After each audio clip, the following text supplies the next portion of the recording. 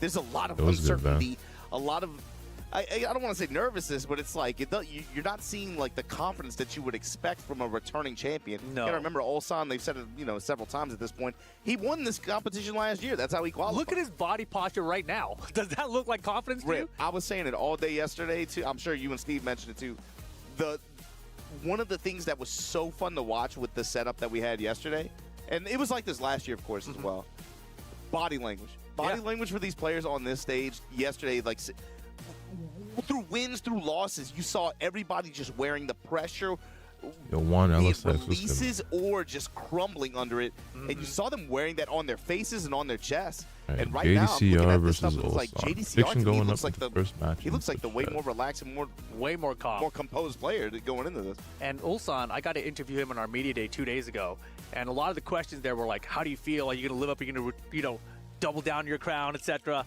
And instead, he was like, "I feel like I got lucky last year. I just happened to have the right character at the right time.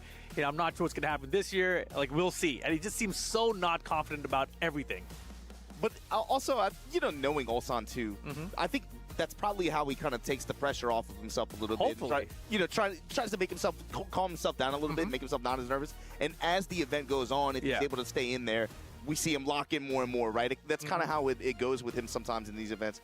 I felt like that last year as well. I remember walking off the setup, I'm like, Atif, there's no way Atif doesn't just destroy this kid. Right. And as each round went on, you saw him get in there more and more. All of a sudden, he's bouncing in his seat. Yep. He's feeling himself, and then he gets the win, right? So in that, you see him kind of, bobbing his head. He's trying to get himself in the game mode.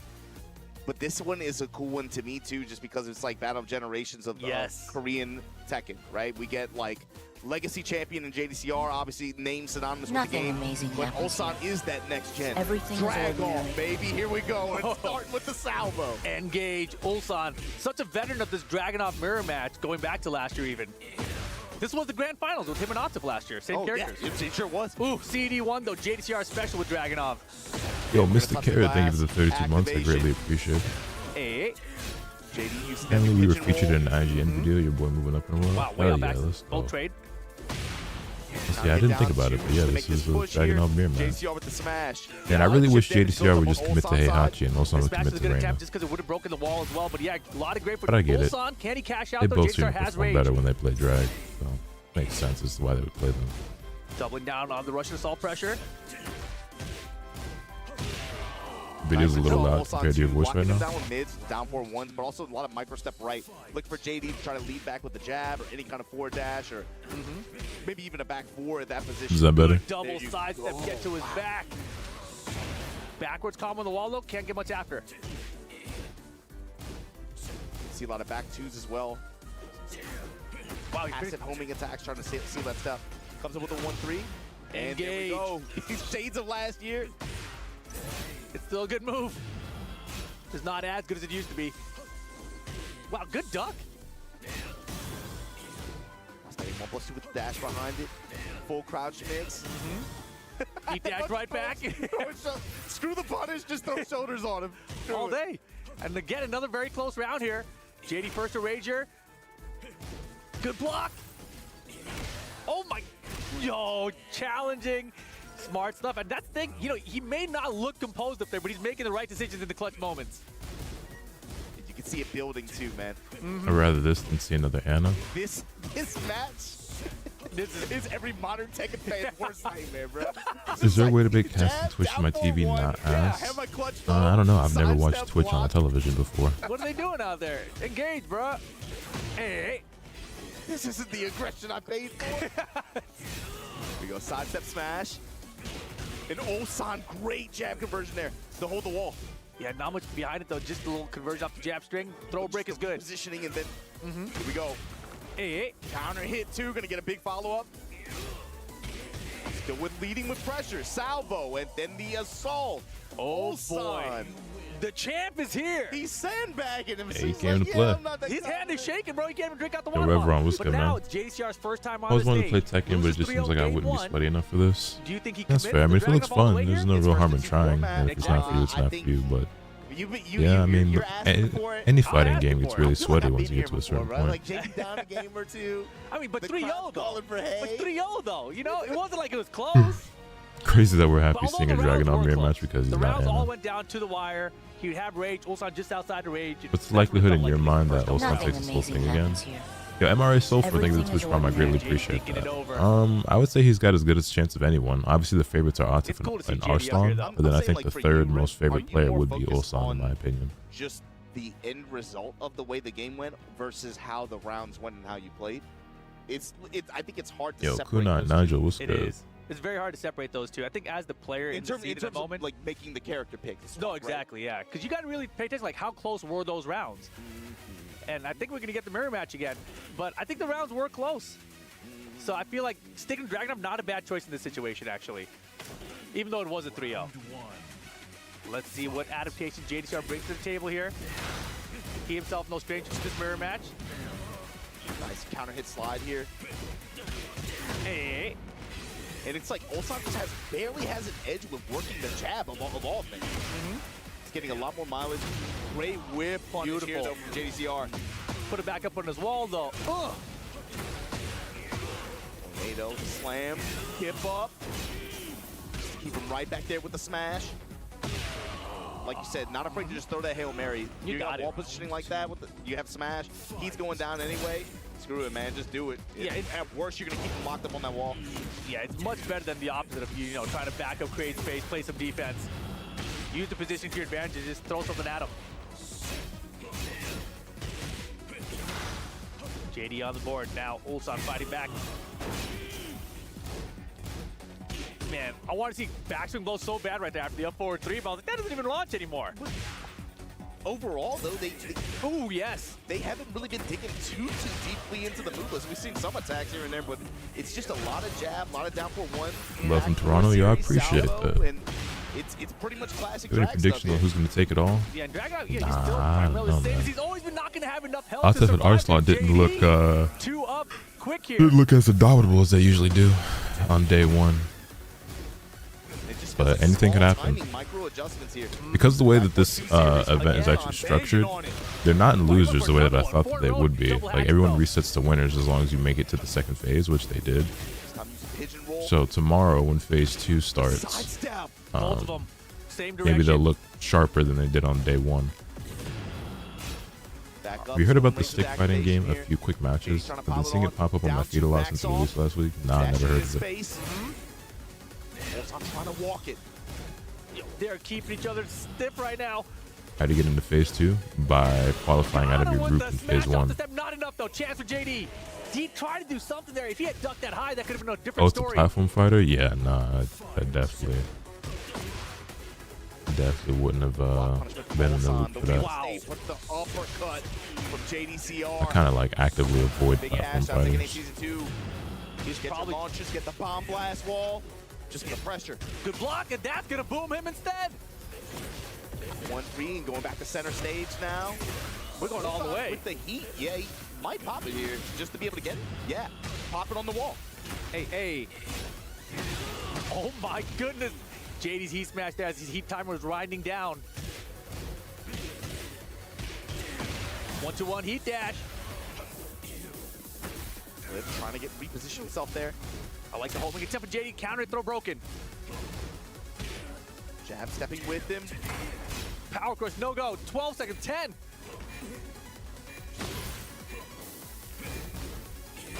Oh, life bars are so close. He got the counter. Not gonna have health for this rage art attempt. Even doesn't matter. JDCR answers back and ties it up. JDCR tying things up 1-1. Let's go. It's based off losses, just not doing well. No, you just have to I don't know. I think with the way it's gone, in the group. I don't even think it would cross his mind, right? The thought of switching. No.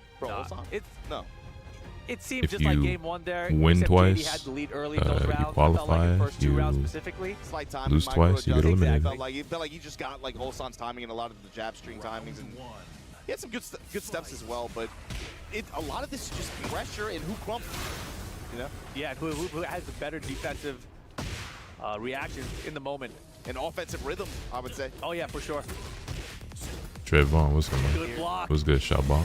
Comes up with the shoulders now, Ulsan. Wow, Russian assault off the side. Reversal Russian assault on hit. What do you do? Backcourt 3, throw the shoulders on him, dash behind it. Another down counter hit Razor. JD activates the heat now. Cancel that. Get off me! Oh, he's gonna make him think about it. With the dash behind it into the rage art. The matches so far, this is the first one. in the lead in the set. Yeah. First match of the day. He expected Ulsan to swing back there after down 2 on hit. Got that wild stand shoulder. I believe it's 12 frame startup in that thing. Yes. Good trade. Get the heat dash.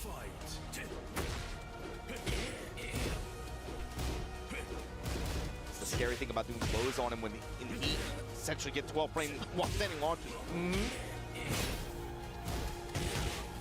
Oh, JD's playing well. Oh, the defense got, the guard got tight. They're playing tight ass Tekken right now. Hold back. Good block. Yo, Ulsan making all the right decisions right now. And that back 2-1 keeps getting JD with the second hit. Good block on the generic 4. JD with the full launch. That changes things. Depending on how this wall pressure works. Smash. Ulsan gotta survive here. Gotta be real careful with his back to the wall.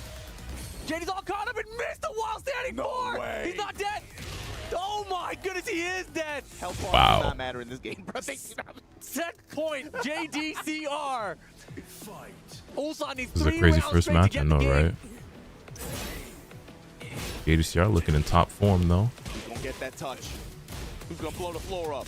Power crush punish. Oh, Sweet. wow. There it is. The sparks. The wall. Yo, get back up on this wall.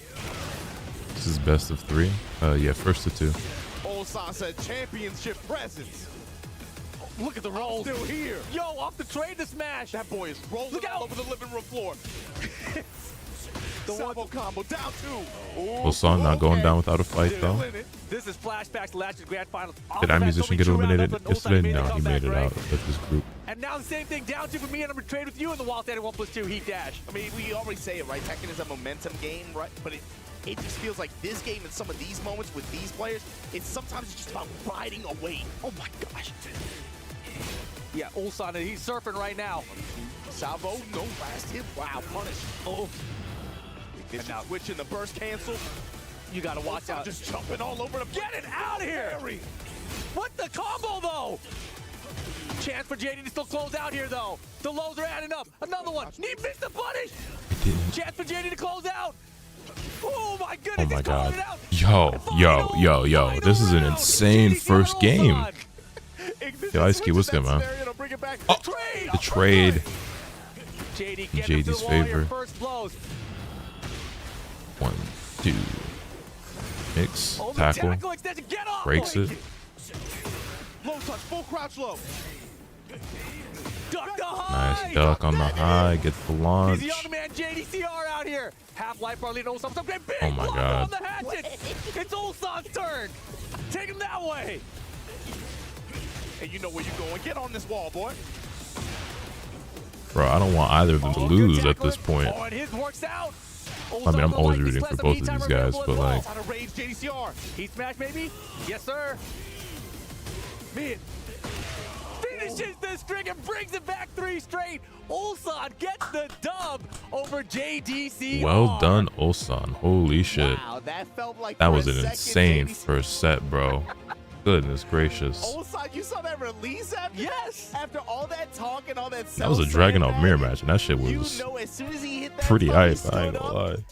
That felt like, okay, the champ is here. Kind It of hella felt like that. He needed to be down in the set too, right? Like, because he didn't believe in himself. Alright, next has to He's be like, no, I have Yagami to versus play now. Rangchu, Now's the time which, to go. as much as I love But, Rangchu, looking back at this game 1, this is very close I really rounds, like right? seeing JDCR's winning Yagami. almost I would all love the to see opponents in the Yagami do last very round. well. Yeah. Damn, bro, I don't want to see JDCR lose, but I really want to see They're Ulsan and playing Yagami this win. similar kind of approach. It's just came down to people getting offensive rhythm started, defense locking up more on these player sides, but it's also timing and sense of timing and Yomi in some of these cases. Oh, for sure, without a doubt. And this one here, Rage was just a huge bet, huge gamble at the end. But he had nothing else to do, right? 1 second, that was it.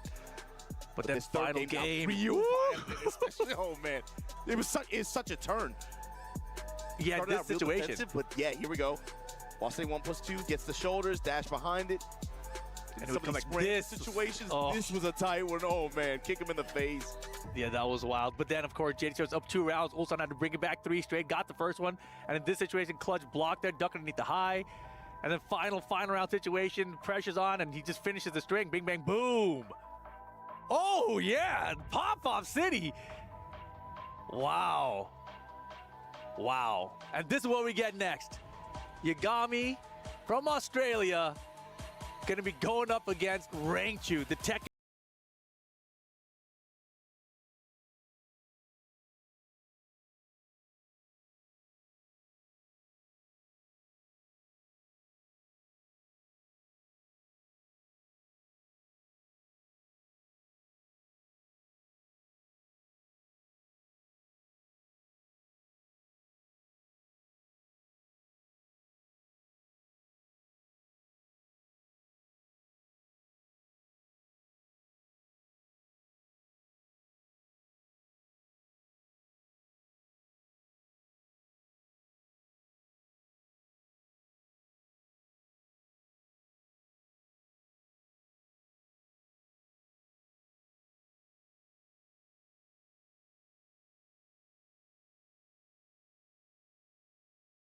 Play a 1st to 5 set.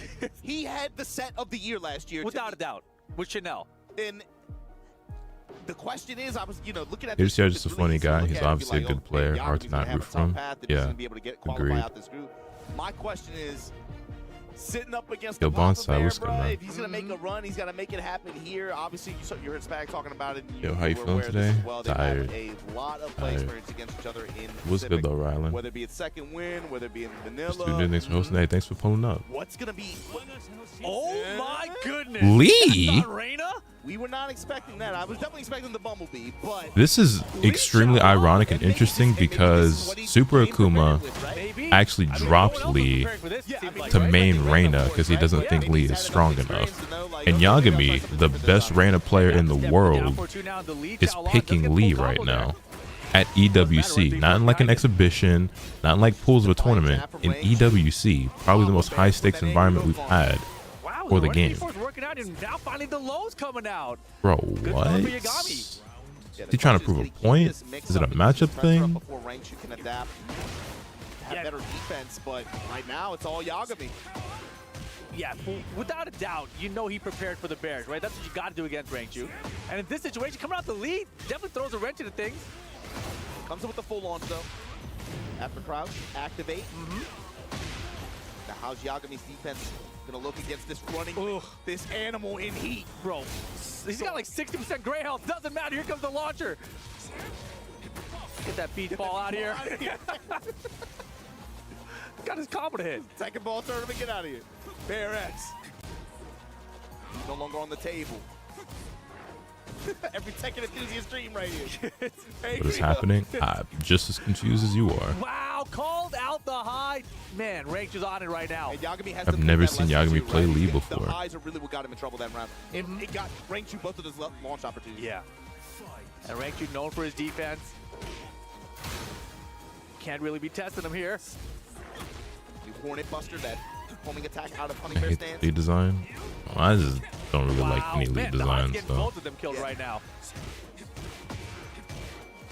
Definitely have more of an impact for Yagami, I think, in the second round, but so far, that's as we know for Rangchu as well. Maybe sticking a little bit more to pressure, never mind. Wow. Eyes wide open on the delay there. That was a beautiful Magic 4 interrupt.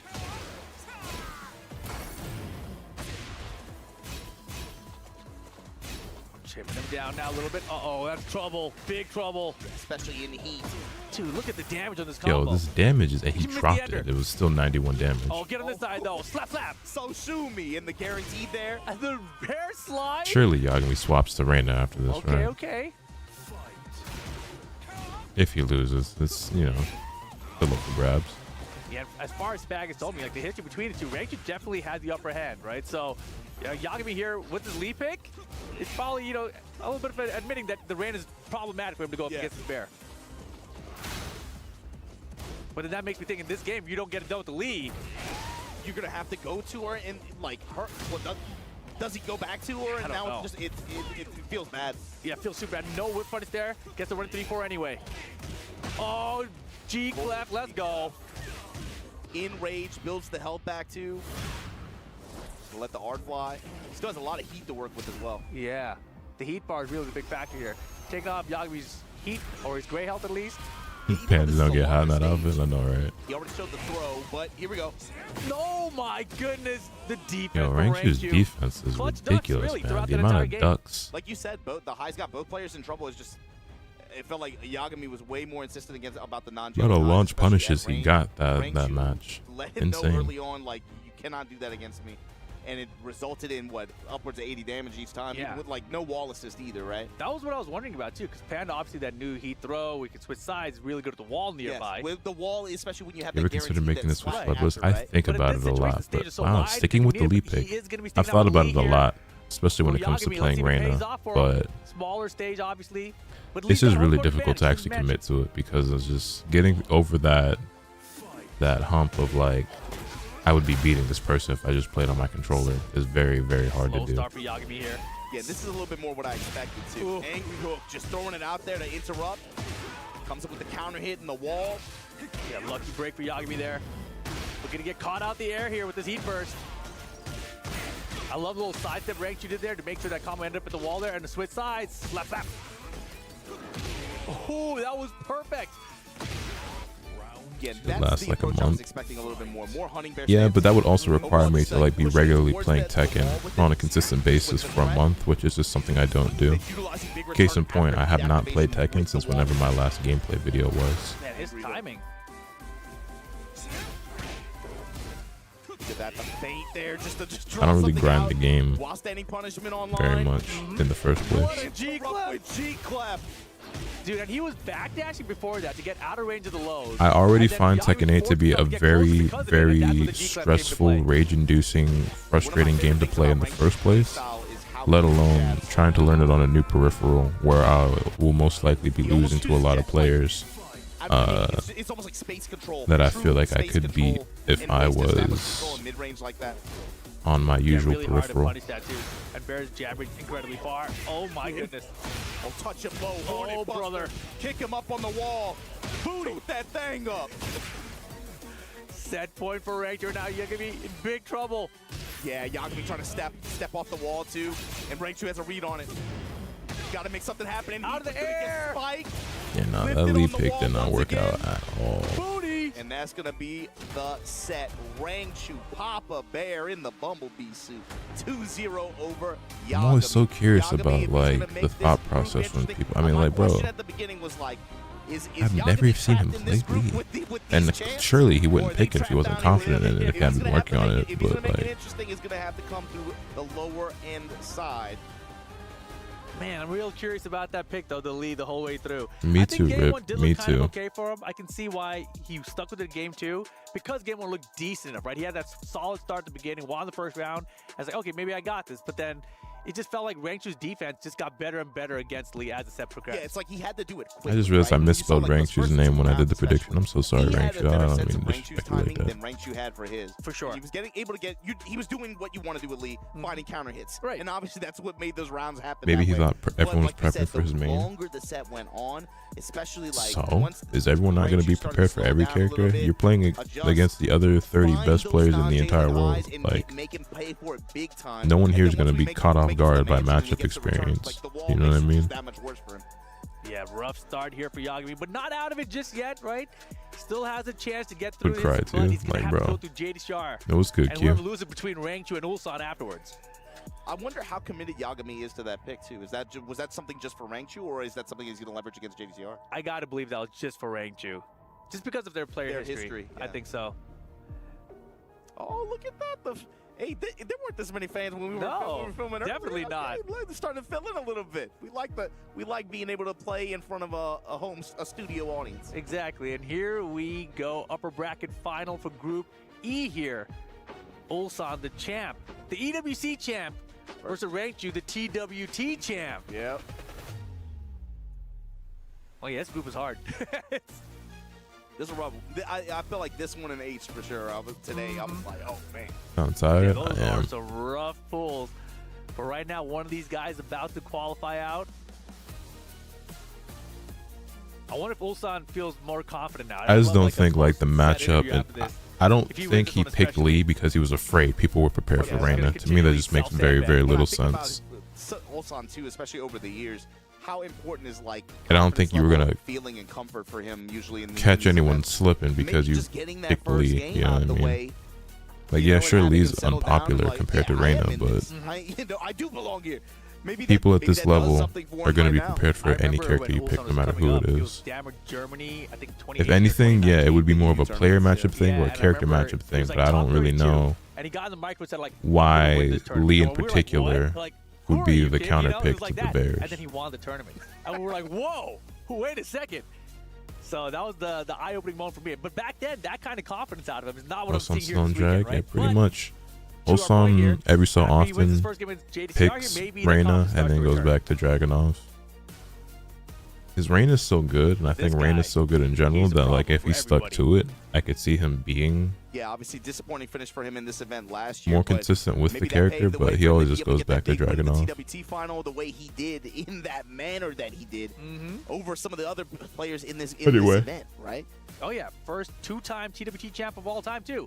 New prediction going up: Ulsan versus Rangchu. I mean, you saw it showcased a little bit against Yagami there. It's just like presence of mind to understand how opponents want to press, and then you leveraging his bracket. I thought it was called winners bracket. Yeah, so we talked about this yesterday. You know, obviously we talked about it for a long time with I him. think because he plays big body characters, normally that's like we were cracking jokes and we had like some serious discussion about it as well. But because of how this event is structured, based on the format, I feel like it actually makes a little bit more sense now why it's called upper bracket and lower bracket. Because when you go down to the lower bracket, you're not really in losers because you still have a chance to make it to phase 2, and in phase 2 everyone's in winners again. Like it resets. There is no like loser side.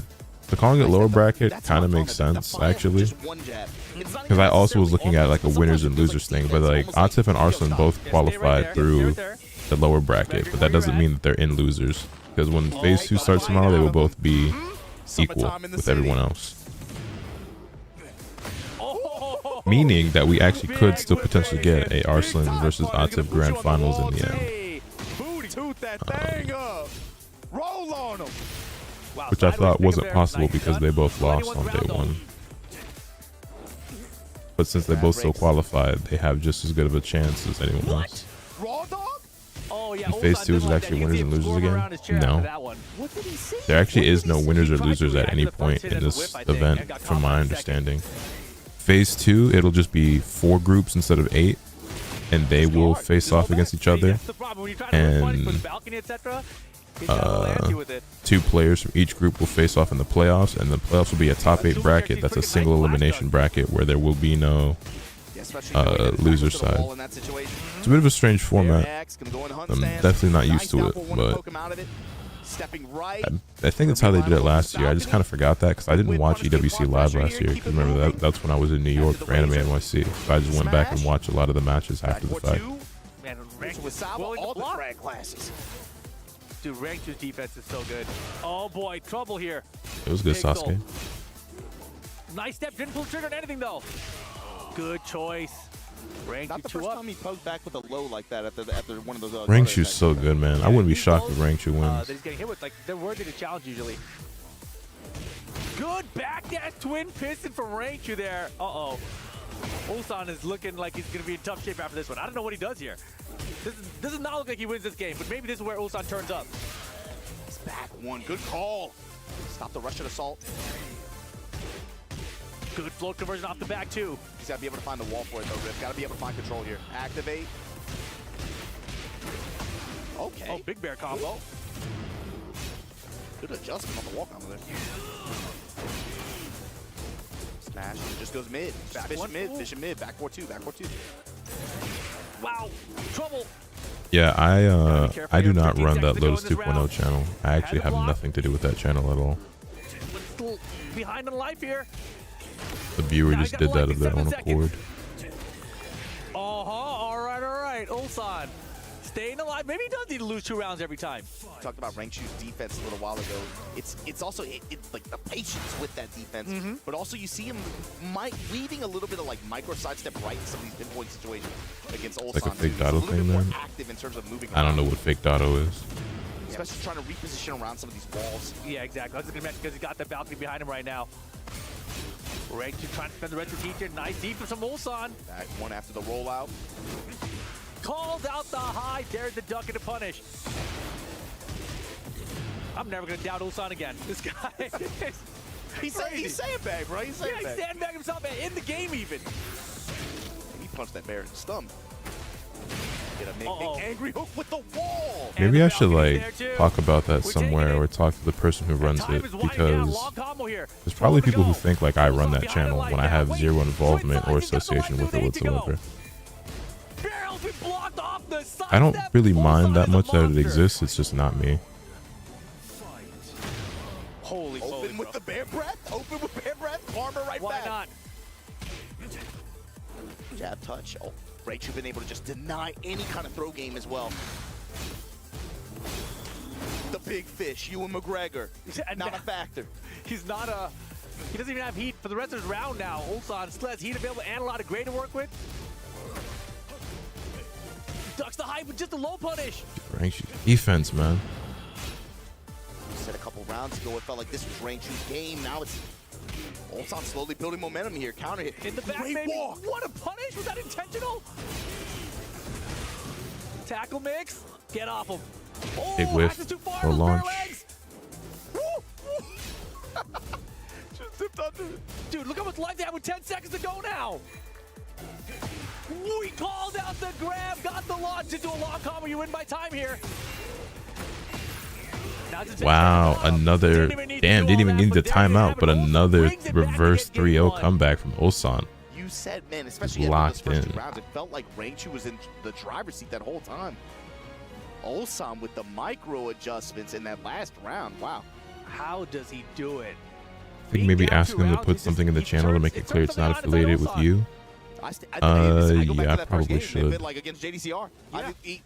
The whole week, it felt like body language, everything he was saying, the way he was walking around, no confidence. And then he comes into today at this group, he's like, no, bro, I'm the champ. But then even when he was sitting down to play JDCR, his head was down on the table and everything. It really took him about to lose to really wake up. And look at this now. Momentum on his side. Yes. Jab to break the armor here, but counter hit down too. Wait, did he just take out a ghost off the wall? Is that what the sound effect comes from? Yeah. Pinky, Blinky, Clyde, down 4-1s, put the mids on him. Oh my Hasn't Ulsan won most of his matchups against Rangchu? I don't have the numbers on that, so I wouldn't be able to answer that for you. Trying to change things up. It wouldn't shock me though. I'm sure Ulsan has a winning matchup percentage against the majority of players. Honey Bear stance gets the lift off. That was good, Young's older. Activate.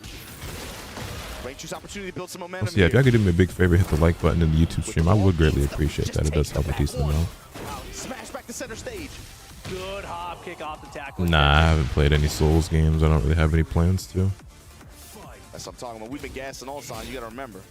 Rangchu with 2-time TWT champ and fighting for something more than himself now too. Oh yeah.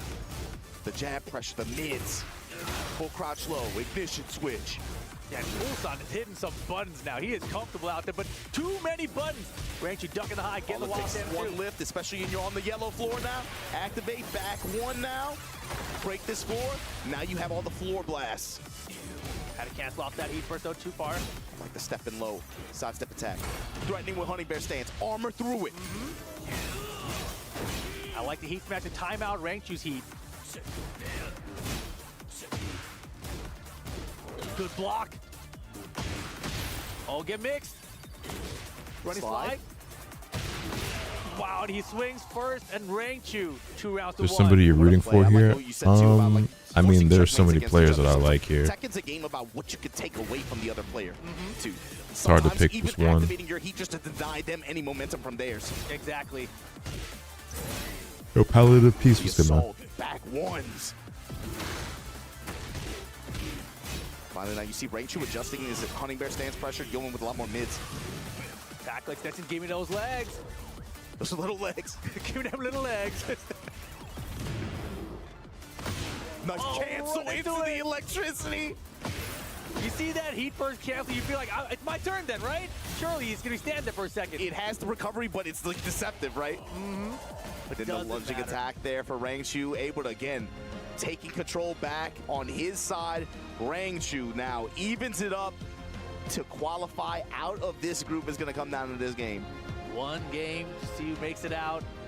No one wants to go down that lower bracket and have to still continue playing to make it out of those groups. You don't want to deal like you're so close. JDCR versus Yagami on the other side. You don't really want to play either one of them at this point.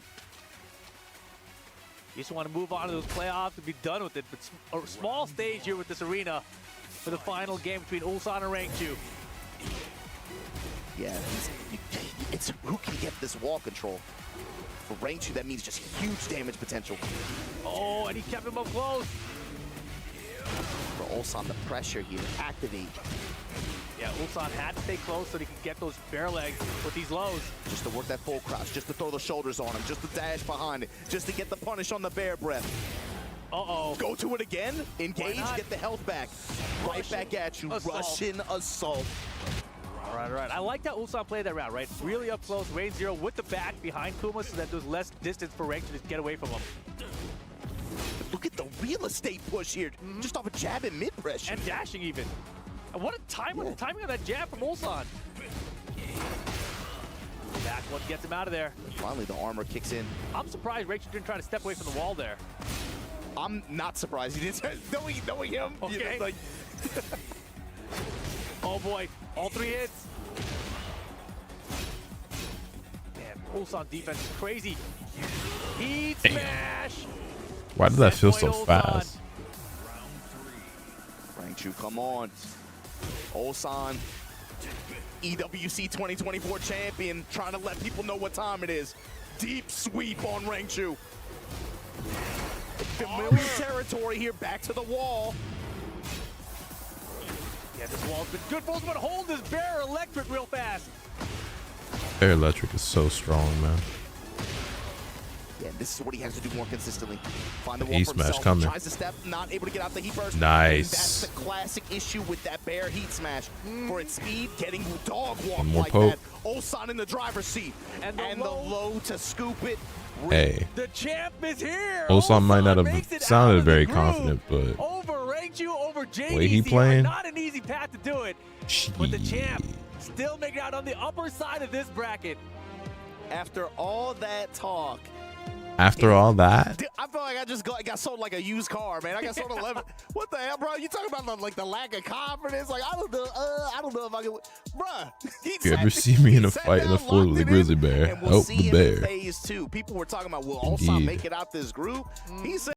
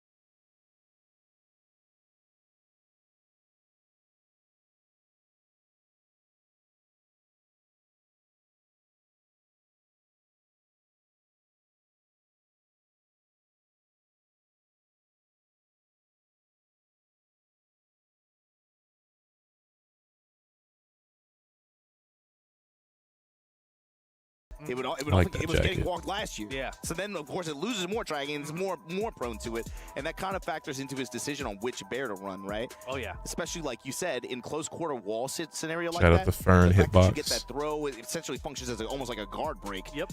Getting you guaranteed wall damage like that, and then you, on top of the other benefits. But yeah, like you said, I think that's probably just like an unfortunate kind of character selection, stage selection. Yeah, just it's like hard. when you're running never that. Really know. Yeah, when you're running a shell like that based on like random select, you know. Revenge for Lee. Y'all think he sticks with the Lee pick here?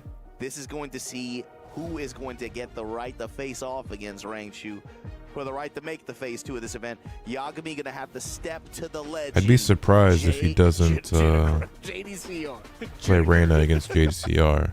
Oh man, Yagami, and you know, But I feel like he has to use the Reyna here. I feel like if you qualify for Esports World Cup, you have. If he goes up against Rangchu again, does he stick with the lead pick, or does he go back to the tried and true? To this table, you're making a mistake. So I feel like I have to see the Reyna for him out of here. Yeah, same. That was the question I had. Is like, is the lead just like, is that a flex pick on Rangchu, or is that something that he wanted to do? You know, run like that for the entire event? I have to imagine the Reyna is we're gonna see Reyna.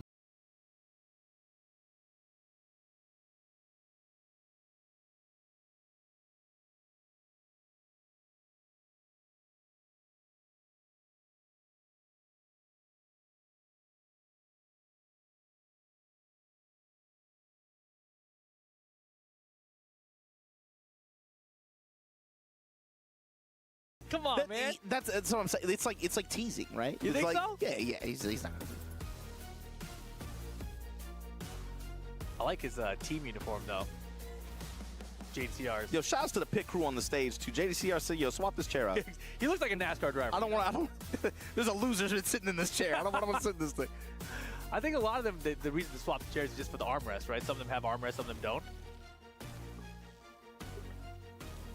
Oh, that's an interesting preference, especially in like head-to-head. That's something you never really think about. Like small preferences in head-to-head setups or side-by-side setups, and the difference that makes for some players when they make choices, right? It's like you said, he didn't run Heihachi last week because that was at Evo and that's played side-by-side. Right. That's something that you don't really think about unless you're like playing at this level or like competing like that. At the highest of levels, right? That's what really matters. And so now there's a chance, but I still feel like... Sorry, I'm like so tired and like lifeless. I'll wake up as the stream goes on, like I did yesterday. Screen that he's going with right now. But the legend JDCR finally here at Esports World Cup. So close. Last year didn't quite make it, but this year definitely an opportunity for him. Would hate to see him go out 0-2 here, but so many top players have to go 0-2 at this event. Yeah, I mean, it sounds corny, but even just playing on a whole Tekken like that, this would be Yagami and JDCR. Literally just globe-trotting, chasing these tickets all over the world. That's sure hard. Honestly, that championship tough too. There's a few people who tried along the way too, you know, and great players at that. But I know Sigmund's waiting for evening at this point to knock out. It sounds cliche, but you do not want to. You want to win, man. I would love. You have to believe that you can. For every player that's been here. To crawl back into bed right now. Not gonna lie. Like we just saw that happen with Ulsan. But now let's see if JDCR can pull something together. If Yagami's going to be the one to keep moving forward here. It looks like he is going with the lead pick. Can we keep an eye on him? Man, if you're Rangchu, that's got to be brutal too. I felt like it looked like he was totally in control from game one of that last set. Yeah, but forgot this is a restream. What do you mean? With the way the format is too, you got to be okay with that too. It's like, man, you played the set out. It's not like there was like a mental guard break or anything like that occurred, right? You just played the set out and didn't go your way. You're still in it. You get out of losers, you're gonna make it to phase 2. So you got to just approach it fresh. Have that sense of like, how important is it for you? You know, you've competed at stages like this. How important is it to have short-term memory loss? Oh yeah, I'm so happy that my memory sucks. You know. There we go. Like what happened? I forgot. There we go. And it's the Reyna versus the Dragunov. Yeah, this is the matchup we were expecting. Oh, yeah. Right away, Yagami putting it out there. Please do not try to step against me like that. Never mind. Counter hit assault. Wow, this is the... They're calling it the lower bracket, but to answer your question, essentially loser side. You know, just lady box, so maybe like... Yeah, maybe. Some combo adjustments you might have to make, especially especially off axis. I think it kicks in. Nice. Good duck punish.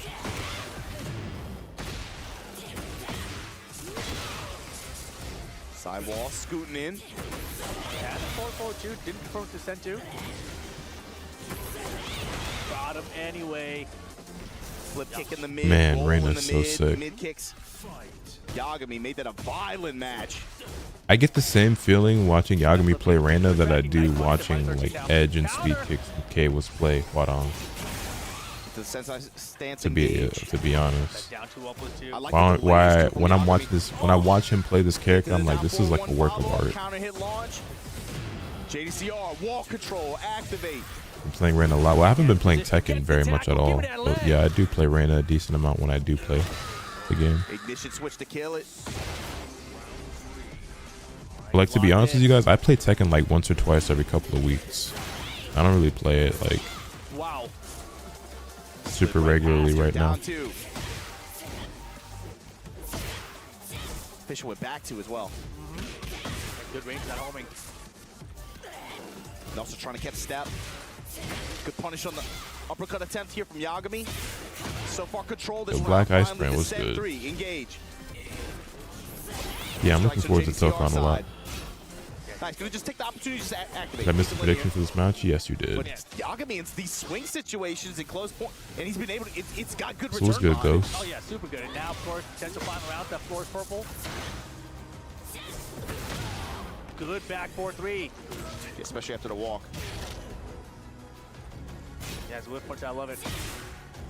Yagami ready to duck after that back two as well there.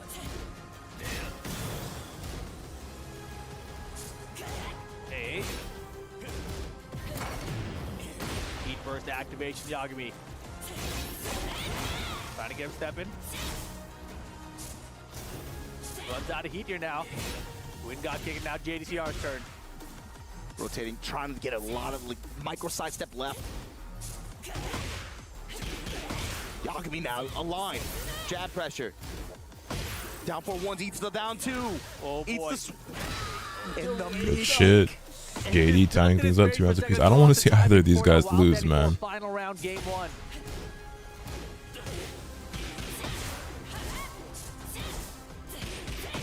JD's so patient right now. 1-2 send mid strikes. I main Lars because he's the closest thing to an anime character I can play. That's the most Lars shit I've ever read. Oh, pressure, laying it on. Give me that floor. Downstairs we go. Combo extension. JD slams heat. Appreciate you guys in this YouTube chat for reminding folks to like the stream. Oh my gosh. I mean, yeah, if I had to pick between the two, I'd rather see Yagami win, but I won't be upset if JDCR wins. That being said, he takes game number 1, looking very good. Is it time for Lee? I don't think so. No, I mean after that, that was a good game. Did I miss Edge? Yeah, he played yesterday. You won't see him on this stream today. Lock in and just play. Yeah, I think you're right. Just lock right back in. Game 2, back to the hangar. Round 1. It's like just a few of those scenarios. If Yagami's a little bit faster, or if his decision or timing changes a little bit, that doesn't go that way, right? Here we go. Now working the lows, the sweep now. Paying a little bit more dividends. Yagami trying to build some momentum. 1-1-2 this time. Goes with that new with the stance low. Yeah, man. The 1-1-2 counter confirming offense. Beautiful. Round 2. JD's face looked like he was shocked. What was that? So that's an annoying low too, just because of the way it just allows her to on hit be able to weave in the stance, continue sensei stance. Pressing out the balcony. Yagami double sidestep out too. The sidestep, huge whip punish opportunity here to break the balcony. Still going, 45 damage at the tornado point. Likely gonna get the wall as a result of the activation here. Not about the damage, but about the pressure after. Break. Position. Choice.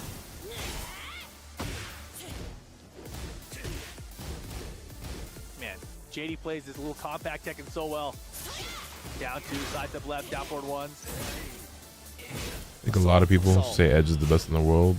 Best player in the world? I don't know about that. Best Hwadong in the world, yeah, for sure. Down, long combo, burn the clock. Don't get caught by Rage Guard, you're good here. Nice. Against the health. Great movement by JD. That whole round 2 felt like JDCR just teaching you so many little concepts and just applying it at Okay, so you don't need electrics for Reyna? Not to play. I mean, like, I don't do electrics when I play Reyna. So, I mean, if you want to play at this level, yeah, you need them. If you want to play at my level or lower, nah, you don't need them. They'll help you out a lot if you can learn them. A very, very, very powerful tool, but not essential to play her at an intermediate level. Good fortune, especially trying to run counters and stuff like that. It was good, Jones. Hop kick. Pretty deeply for it, but here we go. Wild hop kick. Gonna work out. Big time Dan. After the activate, no. Gonna go for first cancel. And sliding in set point JDCR. Set point for JDCR. Yagami on the verge of elimination. EWC 2025. Got 5th place last year at EWC, but is on the brink of getting eliminated in the first round. Yagami, who had an awesome performance last year, mispunish there. I don't want to see JDCR get eliminated either. Pushing to the wall, pushing the chip damage down 4-1. Headbanger's ball, tornado at the wall. Yo, Lightning all kicks around the plus chip damage. The pressure, bro. Testing with the jabs. Low strikes Good in the shit. armor, gonna beat it. Not enough health for it. Final round situation. Yagami fighting for his tournament life. Down to double up, nice block. Guaranteed And he's gonna Sentai get the 3. engage at this time. Down 2, 1+2, pressure, plus frames. Evans Rav. Chipping away. He looked just like me for real. Keep that heat dash too. 4-4, the follow-up. Yo, everything is hidden right now. JDCR, small bit of Come on, gray. bro. He That's has not range hype. available. Can Seeing you Reina make get a played comeback, like that. Oh. You wanted to counter off that rush assault by the way he timed it. Wait a second. Hey, JDCR said, I'm down, not out. He's gonna go for it though. He's got a breakable wall. It ain't over till it's over. We blasted, we blasted. Put him back up there.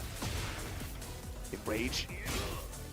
Should be a crazy comeback. Oh, still surviving. No more gray now.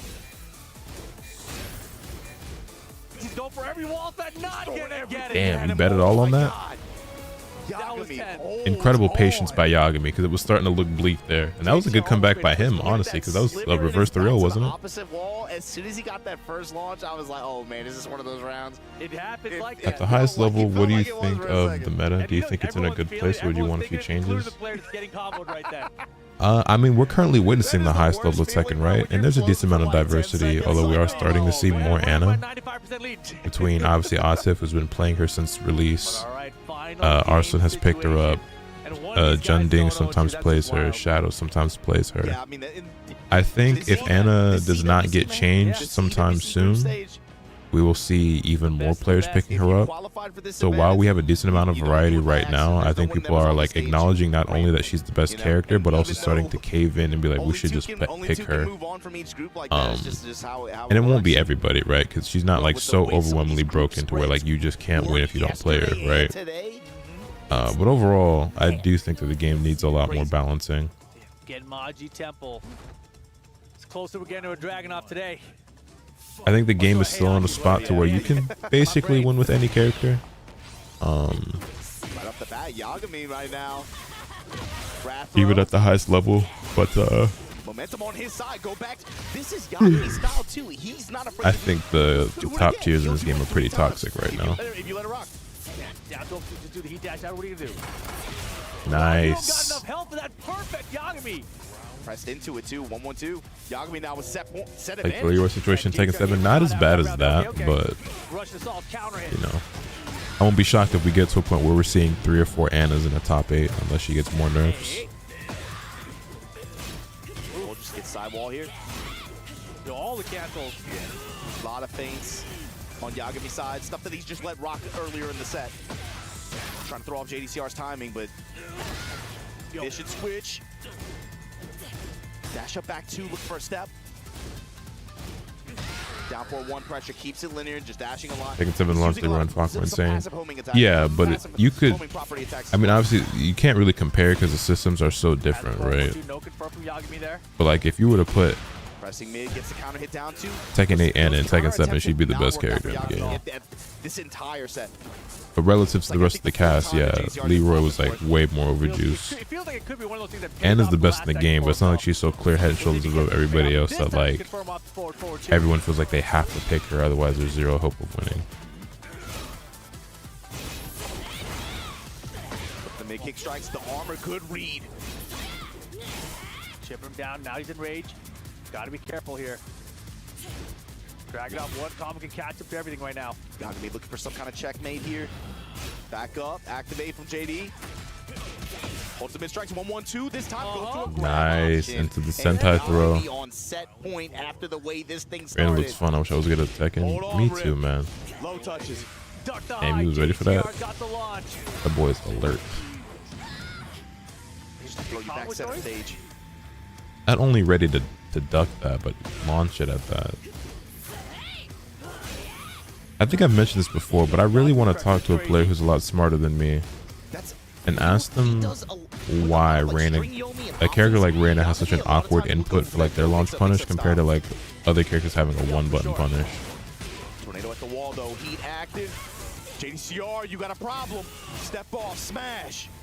JD, lot of gray health here. Can he get something to pay off? Here's the heat dash from Yagami. Called it out. Hard duck. Oh, we got the wall. What do you mean?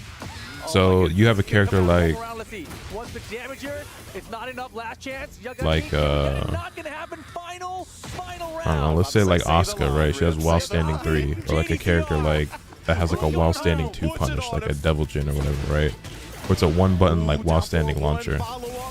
But then the characters I play like Hwoarang and Reyna, let's say Reyna for example, you have to block, right? Obviously, which you do with down back, and then her punish is full crouch down forward 4 to get the launch punish, which is a lot weirder to do than me just hitting like, oh, like down 2 or like while standing 2 or whatever, or while standing 1, like if you're Victor or Clive, or you know what I mean? And I wonder what like the reasoning behind that is. To face Rangchu for the right to make it the phase 2. Yagami stays alive EWC. and did it with Reyna. It was not looking good for him in game 1, right? No adjustments, and I think like offensive rhythm. That boy Yagami, nice with his facts. JDCR, he was able to find a lot of wall sequences. Make some if you ever find out, you should let us know, because I'm also curious. To back him up. But Yagami adjusted his timing. Went not just Reyna, King, see if I also. Yeah, I know it's not just Reyna. I'm just saying I'm acknowledging her because she's the one on screen. Also, I play the character, but like, yeah, generally speaking, like, what is the? Because like, let's say for example, there are characters that have a safe down forward 2, and there's characters whose down forward 2 are punishable. So for example, Hwoarang has a safe down forward 2. It is a safe launcher, a safe normal hit launcher, but it doesn't launch crouchers. Dragunov, his down forward 2 does launch crouchers, so his is unsafe on block. But you have a character like Reyna, who has a down forward 2, and hers doesn't launch crouchers, but it's also punishable on block because Reyna has other tools and is a Mishima, and like typically they wouldn't have some shit like that, and so the trade-off there is like an exchange, you know what I'm saying? So like I understand that. So there's just, like, shit is intentionally designed that way, and like I understand. It's just when it comes to something like that, I just haven't figured out what like the reasoning or the balance or the like the decision making is there to make the input that way. Like why, and it might be something simple. I don't know. Pretty blank, smiling with childlike wonder as he destroys JDCR's tournament dream. His heart broke his heart. Yagami still in this, still has another match play against this man. Farrell's Rangchu, who sent Yagami down to this lower bracket. Hey, Rangchu said, "Put your dukes up." We're the same thing, but I do kind of like that Reyna and Heihachi both have to do full crouch to launch. I'm not a fan of it personally. Now, do you think Yagami runs the Reyna? Just because I think it's weird, but I'm sure there's a reason. I just don't know what the reason is. What are her while standing options? Reyna, she has while standing 4-4, which you can then transition into Heaven's Wrath stance. She has full crouch. Well, I guess it's not while standing, but like her full crouch down forward 4 is how you like you launch, punish, things that you duck. She has while standing 1, which you can then go into Sentai, and you get a guaranteed Sentai 3 on counter hit. And then you can obviously go into any other Sentai follow-ups for mix-ups.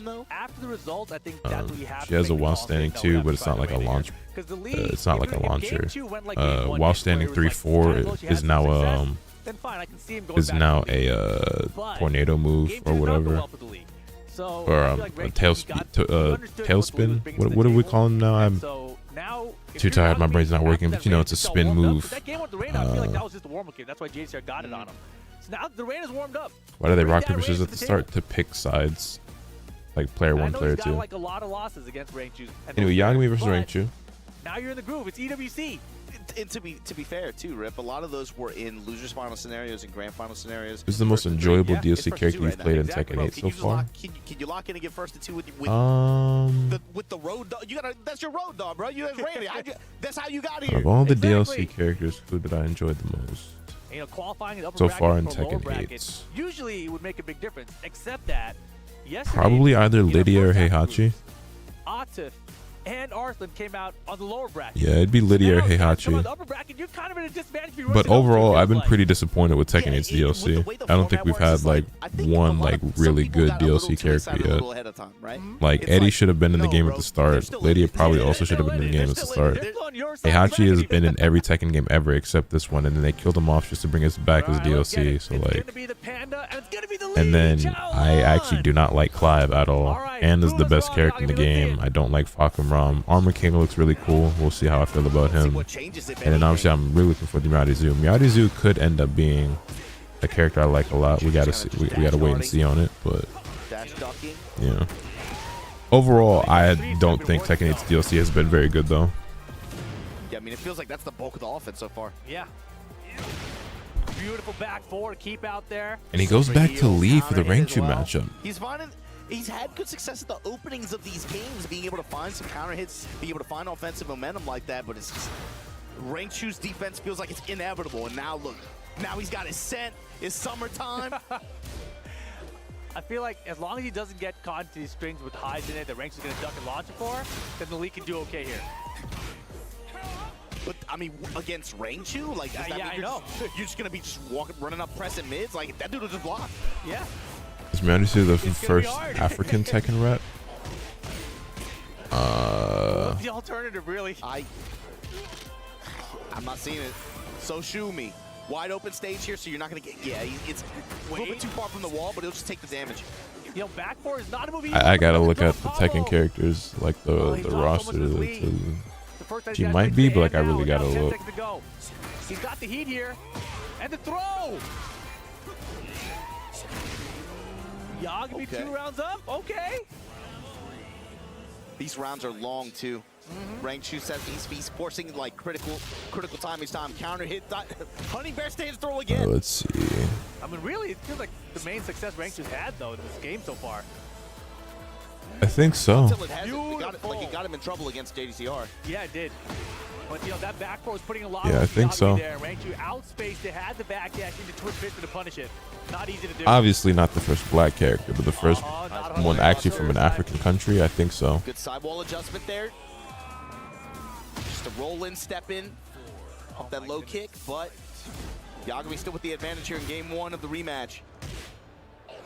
Run up low swipes. Hunting Bear stands mid, interrupted with the down 4-1. Yagami trying to shut down the pressure. He's gonna get again. Wild Animal has your set now. Activate. Low swipes. Charge attacks become faster. First good Panda I'm seeing. Rangchu is somebody who has always played Panda and has always been the best Panda. All right, Yagami. Rage and heat. Make something happen. More heat back. Rangchu is a 2-time Tekken World Tour champion, playing the Bears actually. Running 3-4. Yo, Spare, what's good? I'm doing pretty good. Just really tired is all. And Yagami getting the first game, sticking to his guns with the lead pick. Okay, he knows something we don't. I mean, obviously, right? He's a world-class player. You got to think about how many times Rangchu gave him Hunting Bear stance throw. Love the content with the squad. I greatly appreciate that. We've been working really hard on it. I played Streets of Rage 3. No, I have not. Yagami call for a judge there. Is Zafina from Egypt or am I tripping? Seems like maybe headset or. I'm gonna be honest. I don't know where Zafina is from. I want that Bumblebee costume band. He's telling him, yo, tell him to pick Zafina. that Bumblebee. Don't switch to that Kuma right now. Her origin is not officially known. It is assumed she's from Egypt, but I don't think we have official statements confirming that. And if she is in fact from Egypt, yes, that would count. But I don't think we have official confirmation that that is where she's from. Let's go to fans and their live studio audience. Different kind of scenario than what these guys qualified for this year. That Peak View was hilarious. Yeah, it was really well done. Whether it was a combo. Shout out to our editor Eboil on that one. I didn't edit that one myself. Pretty live in those venues too, I guess. It's hard regardless. I feel like. Call me biased, but I think a Nigerian character would be hella cool. They could practice either Dambe, northern one-handed boxing style, or Igbo, southwestern wrestling style. Not familiar with the fighting styles myself, but I take your word for it. You don't feel anything, but it's just like they're used to feeling that way. I remember at the TWT finals in Japan, where it was like the first 2 days, it was like really quiet inside the studio. And so you didn't have that crowd interaction. And the players are like, oh man, we're playing for so much right now, but it feels awkward, you know, because you don't have any feedback. But all it's right. just like dudes on staff and just wearing headphones. Yeah, and then exactly. we get to that third day where it's like, oh my, we're in a venue with people yelling and stuff. Exactly. And for some of the players, comfortable with that. For some of the players that probably weren't more well-traveled, that was probably like a little bit of culture shock in that situation. That doesn't apply here, of course, but yeah. Rangchu early Is on it hard here, for King Mains to make it to finals? I wish Lil Majin would compete again. Lil Majin doesn't compete because I think they are content with being a content creator. Also, traveling and competing is very expensive, and Lil Majin is not sponsored. After the activation, it's not a matter of like it's difficult for King Mains. It's just there just aren't that many of them. And Lil Majin, as great as he is, I don't think is on the level of some of these guys. Now, if he were to compete and play full time, maybe he could be. And we've obviously seen him on the big stage at EVO. Like, we'll never forget that run in Tekken 7. Yeah, there are reasons why you don't see Lil Majin compete much, and it's not just because like King isn't good enough. And the only other like really notable King player would be the John, who probably doesn't travel as much because Pakistan players have a lot of visa issues, so it's difficult for them to travel a lot. Back to the angry hook. He's got to be careful. I don't know what and then there's just Sandy, I suppose, from America. Trying to think, who are the other King players? Like, I wonder if Rangchu sees the movement and he thinks he's jabbing through the running 3-4 to get clipped by it. He ends up just holding it. It's so weird to me that they brought just Eddie back instead of both him and Chrissy. I don't think it's weird at all. Works out. Bishop with the uppercut too, gets the angry hook. How much good ass Tekken did I miss? You missed some pretty good matches, I ain't gonna lie. But it's still group 1, or like the first group of the day, rather. Right back at you, gonna bang on it again. What between Yagami and JDCR? Yagami did. Or heat time, rather. Hey. Oh, Circus in town? No wall? Bear X and the booty, Rangchu. Feeling a little more comfortable now, I gotta believe. Yeah, compared to previous rounds, though, Rangchu, the way he's using it, he's not really trying to use it that much. It felt like that, like he activated that time just so you get bear breath and just to get the pressure at the wall. But that speaks more, I think, to Yagami's defense right now. Yeah, he's forcing Rangchu to have to press. Good back one. Something we haven't seen much from Rangchu in this set as well. Crouch jab, take it back now. Wow, trade almost. And Rangchu tying things up, one game apiece. A lot more hunting bear stands, able to get that sequence at the end there to tie this thing up. I mean, they barely seem to want Eddie in the game because like Eddie originally was not going to be on Tekken 7's base roster, and he kind of got added in last minute before the game came out. And then in this game, he's a DLC. So like Eddie, who's been around longer than Christy and is more beloved than Christy and is also the original Capoeira character, if they're barely putting him in the game, it doesn't surprise me at all that Christy wouldn't be added into the game. And on top of that, if we keep it in a stack, Christy's titties are the only reason to bring her back anyway. Like she's an attractive Brazilian woman with large breasts. That's the only reason niggas would want her back anyway, which I'm not mad at. But like, that's the only real reason niggas would want her back, is because she's a big titty Brazilian girl. Like, I'm gonna put you on this wall on the same. Which is perfectly fine. Like, I have no issue with that. But it's just like there's not really much other reason to like really want to see her return over like an Eddie or alongside Eddie or anything. I think I'm still chasing nostalgic value because my first Tekken game was Tekken 4. Gotcha. Pick it up. Yeah. Counter hits this I character. already need to shave again, bro. My beard mad itchy. Nice punish. Big time round steal. Man, rare to see Rangchu miss one of those too. Yeah.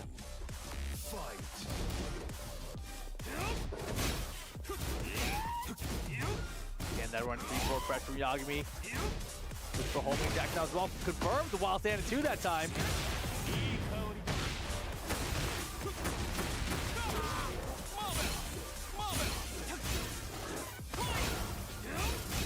He is ripped. He is really chipping Rangchu down, man. I feel like this is like revenge. He probably lost to Rangchu and got chipped down a ton. He's like, no, it's my turn, bro. Like, look at how much chip he ends up with as the rounds go on. This heat activation got him a lot of this back. I will say that I take Christie over Always just, fucking like, Kuma one and touch Panda. away from being right back down here. Look, counter hit. No disrespect to Right back Rangchu. at the wall. Phenomenal player. Nothing but respect. Dropped that magic 4 combo a couple times. But this character, though, Uh-oh. Look at the amount of grades in the Twin Pistons. This Oh could be a my game god. changer here. Rangchu has to end the Rage Art, right? With time expiring. he's got a Rage Art. All in the Rage Art, yeah. It's not going to kill, but it gives him health back. In a Yeah, it timeout gives him some situation. health back, take away Yagami's gray life, gives him the health advantage with only 7 seconds left as well. Plenty of time for the match to be decided either way through an actual knockout, but gets the float, drops it. You got to take a risk, Yagami. You got to take a risk. Oh my god. I thought he was gonna go for the low again. I thought down 3 or something from Lee that would have been good, but 1 round each. Bear X. Not fast enough though. No sir. But the low block punishment there for Rangchu. Nice. Step down 4-2 is good. Great down 4-2. He burst. He puts extend combo. Yagami Bam, got bam, this guy on the bam. wall. Bit of an awkward angle.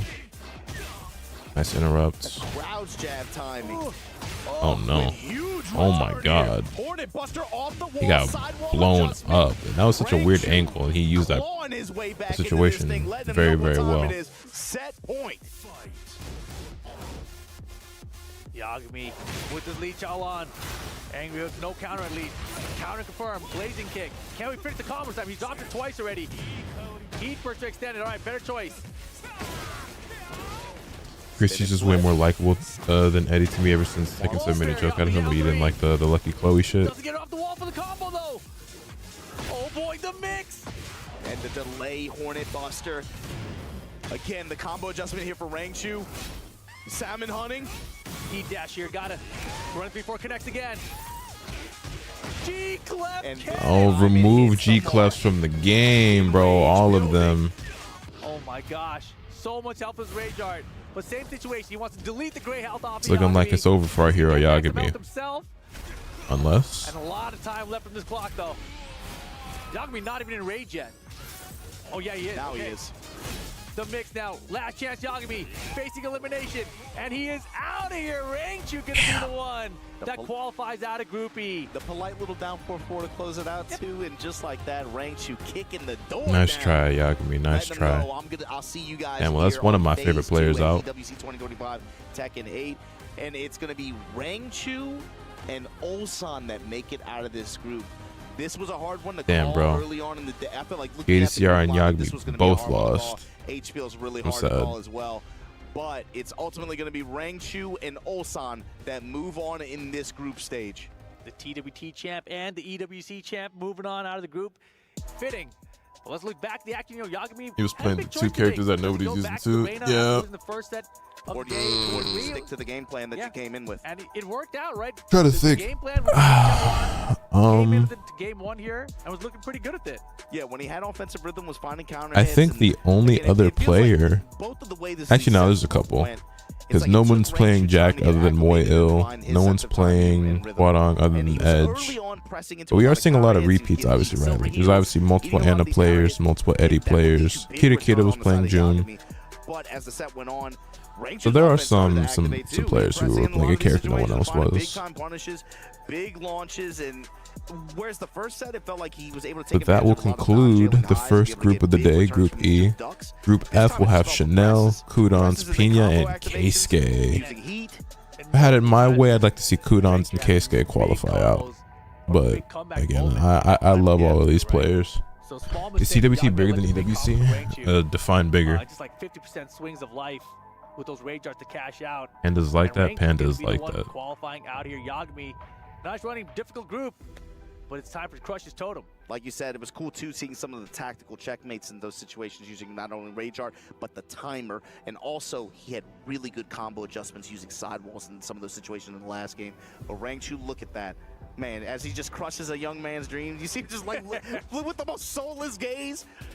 Are you satisfied? Think Faka's tournament good? I don't know. I don't think Tekken 8 has any bad characters, so I'm sure Faka round can be played just fine in a tournament. Rangchu gonna be moving on. We'll see him in phase 2. Prize pool and more players? Well, no, because EWC is an event that you have to alongside Ulsan. not only qualify in, but also has a lot more money in it. Well, I mean, you qualify for TBT. Okay, like the prize pool is bigger in EWC by a lot, like by a lot. As far as players go, 32 players qualify for EWC, and I forget how many qualify for Tekken World Tour Finals off the top of my head, to be completely honest. But I think EWC has more. So I guess in both ways, EWC is the bigger event. What is a G-clef? I hear the term often, but have no idea what it actually means. It's like those three hit strings that start with a jab that characters have, like the Bears 1-1-1, or like Lars and Law with like what is it, 1-2-1 or whatever, or like Dragunov. Like they're oftentimes heat engagers or launchers, or like heat dash launchers. Think of those strings.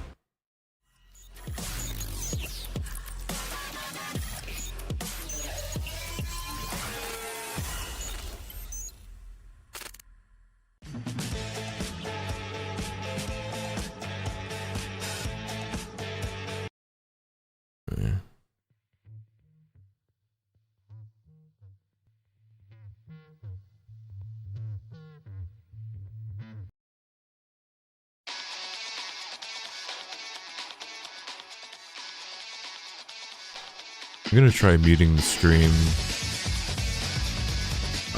I'm gonna try muting the stream during breaks and just playing like whatever random background music to see if that helps me not get demonetized on YouTube, because my VOD from yesterday unfortunately did get demonetized, so I made no money off of yesterday's stream.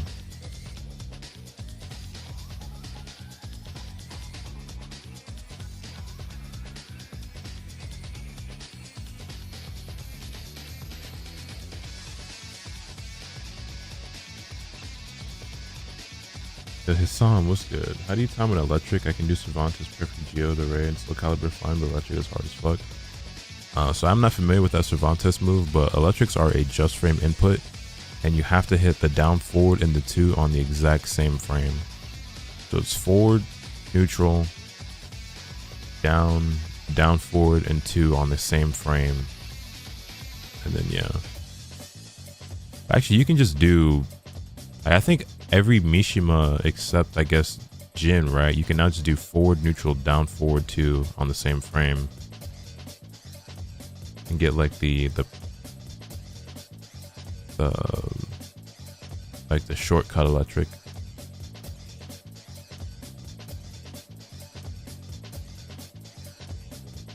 Y'all think Armor King gonna be out here wave dashing? Yeah.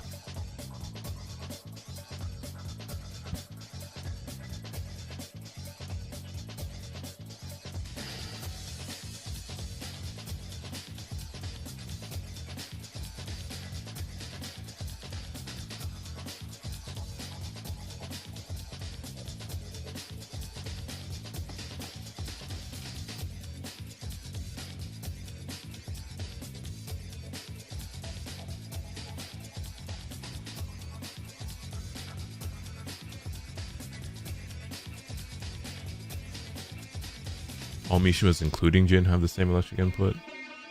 I didn't realize Jin had it too, no. Also, I am extremely hungry, but I don't feel like making anything. I also don't really have anything quick to eat. I kind of want to be lazy and order food, but I've been doing so good about not ordering food.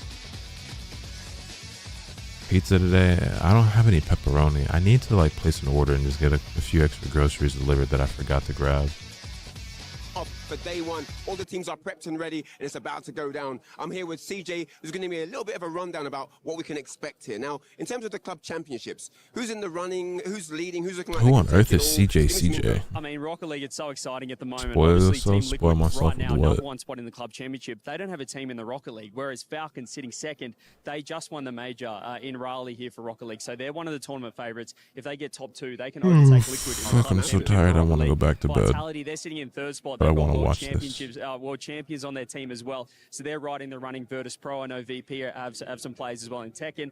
They're in every title at the moment, so they're right in it as well for Rocket League and Twisted Minds as well. So pretty much all of the clubs in the running, apart from Liquid, who are first, are in the Rocket League right now. Wow, that is fascinating. Super, super intense here. All to play for at the Esports World Cup. That's it from us here. Take it away.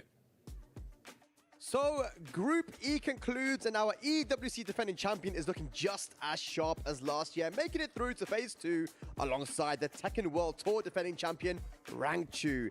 That means we must say goodbye to JDCR and, of course, last year's star, Yagami, Bubsy, Rukang, and MYK to break it all down. Gents, is this what you expected? Yeah, I mean, that's kind of what I expected. The pick from Yagami I wanted to speak about a little bit. The Lee pick, right, against Rangchu. He definitely seems like he came in prepared with a game plan against Yagami. I'm purposely going to learn Armor King because my friend's the King man. Have fun. He was missing a couple of things. Like, I'll see you on the screen. I have no clue who that guy was. Frame Magic 4 to interrupt the charge moves, right? Yep. Very specifically on reaction. But wasn't working out. He missed a couple of acid rain punishes, a couple of panic while standing 3-3s that he paid for. Unfortunate, but yeah. Great try from Yagami. And the usage of the running 3-4, you know, obviously Bears not being able to sidestep because of their big body, that really helped. Lee has always been a pretty good matchup against the Bears, but Rangchu, just his usage of jab bubs, I mean, he's so good at playing that defense with the Bears. I mean, one of the things I really did notice is after, I think he'd done the running 3-4 and he got hit with the G-clef cannon, and after that, it was like Yagami was scared to actually press any kind of pressure. He didn't keep it frame tight, which was a bit... I was a bit like, you're running all these plus frames, but you're not actually activating, you know, being active on it. And then in the end, it ended up being the down forward 4 after he's running 3-4 that got him killed. So you need to keep it a little bit more frame tight. Rukang, is this what you expected as well in terms of the results? Yeah, you know, with Yagami, it felt like the longer the game was going, the more confidence he was gaining. And he started to play really well. You both pointed out so many good points about what he was doing. But in the end, you know, unfortunate that he goes out this way. Well, let's have a look at the bracket. This is how it all went down. And I gotta say, man, JDCR, dude, that game against Ulsan was so crazy, man. It was the match. And JDCR versus Ulsan was an incredible first match of the day. Then again, playing against Yagami, another final round. To lose that way is so sad. But, you know, coming into this, Ulsan, we talked about how he was not feeling confident, but I think Joker was right, man. It doesn't matter if you're not feeling confident. He's just got the fundamentals, right? I think maybe he was playing the fool to catch the wise there, because he fooled everyone. Because he was... I know at the beginning he was looking kind of shaky, but it seemed like once he got down to that 2 rounds down, he just locked straight in. Yeah, and the thing is as well that winners finals of that group as well with JDCR, no, sorry, with Rangchu and Ulsan, that was pretty close as well. I mean, it could have gone either way. A lot of these matches in this group could have gone either way, and that's the crazy thing about it. We've seen some 2-0s already, right? Seen some blowouts, but that one was super close. Yeah, it was really sick to see as well. And Ulsan, the way that he was playing, I guess people were divided because of what he said. You know, he said he wasn't feeling too confident, but when it mattered, you could see there that he really turned up in those clutch situations as well. They were like really pressurized moments, and he still managed to find a way out the group. Well, ladies and lads, you know how much we love JDCR. He's one of the GOATs of the game for sure, and it's so sad to see him go. It's considering both of his games will find a final round, but we do have Brian Hart with JDCR for some closing thoughts. I'm here with JDCR, who had 2 amazing missions that both went down to the wire in absolutely nail-biting fashion. The first one against last year's champion Ulsan, literally last game, last round. Have you had some time to think about things you may have done differently against Ulsan in that very close match? First of all, I was thinking like, I mean, we always practice together in Korea, before EVO, before EWC as well. So I was thinking, I know his style, but also he knows my style. That was the first thing I was thinking about. But also, I think the first match was, I was a little slow in the first match. I think second match, last match was okay. But I think the thing was first match. And then he kind of changed his style. I'm more aggressive in the last match, and I couldn't follow up. That was the thing. Very difficult in a short set when it's just Drop best of 3. Hope you're having a good time. And then, of course, that leads us to our These interviews and medals are just doing too much. I mean, I don't like that they're interviewing the losers. I think they should interview the winners instead, because loser interviews are always just weird. And then the medals thing I think is cool. Is there something you could have changed there, perhaps? I think that I could have changed the thing I remember right now is that the round style. I was doing like too much, you know, try to too much aggressive. And then while he does, I think he realized that he interlooped with the 1-1-2. I think there's a thing that happened last round. So other than that, I was we never played before, so I was a little worried about his game style. But he adapted really fast. That's the thing. JDCR, you're an absolute legend. Always a pleasure to watch you play and play you myself. Man, that's it from us here. JDCR goes home at this point, unfortunately. See you guys later. Thank you, Ryan. As we see right now, the player arrivals for Group F. And this is a very interesting group because we have 2 Koreans, but 2 Japanese. It's Chanel, Keisuke, Pena, and Kudans. Talk to me. I mean, Kudans, this deep hit, right? This guy 20 years ago won a Tekken Tag 1 tournament. He's been at the top of his game for 20 years. Let that sit in. That is real Tekken royalty there. That's what you have to say, Tekken royalty. And man, the way he played that LCQ was incredible as well. He's looking very sharp. But let's talk about the Japanese players for a little bit, man. We've got Keisuke and Pena. What do we think about them, MYK? Yeah, I mean, Pena, especially with Season 2 Raven, I feel like he's been cooking, right? Yeah, A lot of good changes for the character, and he's really pulling a lot out of with the character. But Keisuke, we saw the unfortunate combo drops last year. He said he's feeling a lot more confident now with the combo, so hopefully we can clean that up this year. Because right now we have 6 Koreans. Curious, could they decline the interview if they want to? We got that's a good question. I don't know. And now, we've got just Ulsan and Rangchu. So I kind of want to see some more representation. I was rooting for Yagami there as well, man. Yeah. But the Koreans are looking very, very strong. Rukang, what do you think about this one? Yeah, do you know, I just hope Keisuke doesn't drop any combos. I really do. Like any final round combos or anything. Like, no, don't speak into existence, please. He's an amazing player, and we've seen it. He is the best Kazuya in the world at the moment, and it's super exciting to watch him play. And I'm really looking forward to the next group.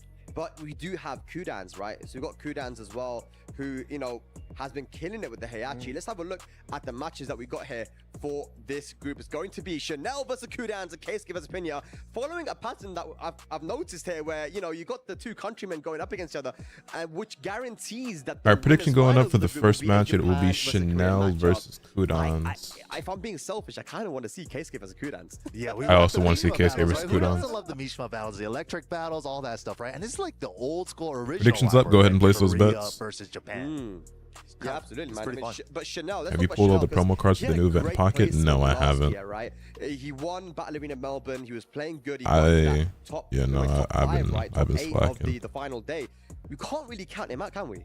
No, definitely not. I don't really feel like we've seen much of him this season. I believe he got married. He's buffed up in the gym a lot. Yeah, he's ripped.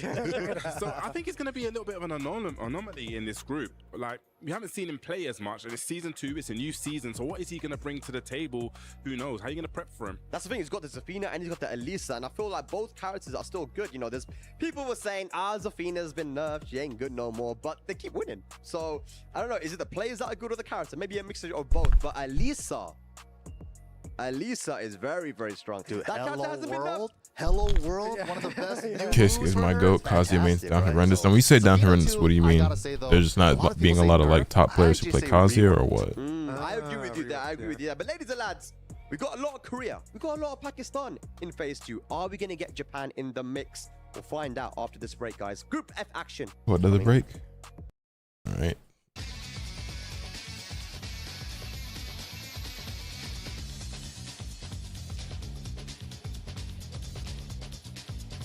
Not a lot of representation.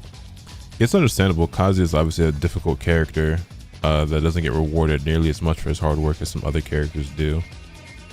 But it doesn't shock me. I really like watching Kazuya at the high levels. Yeah, I also enjoy watching Kazuya. I just wish that a lot of the Kazuya mains online weren't so insufferable. But I also always thought Kazuya was really cool.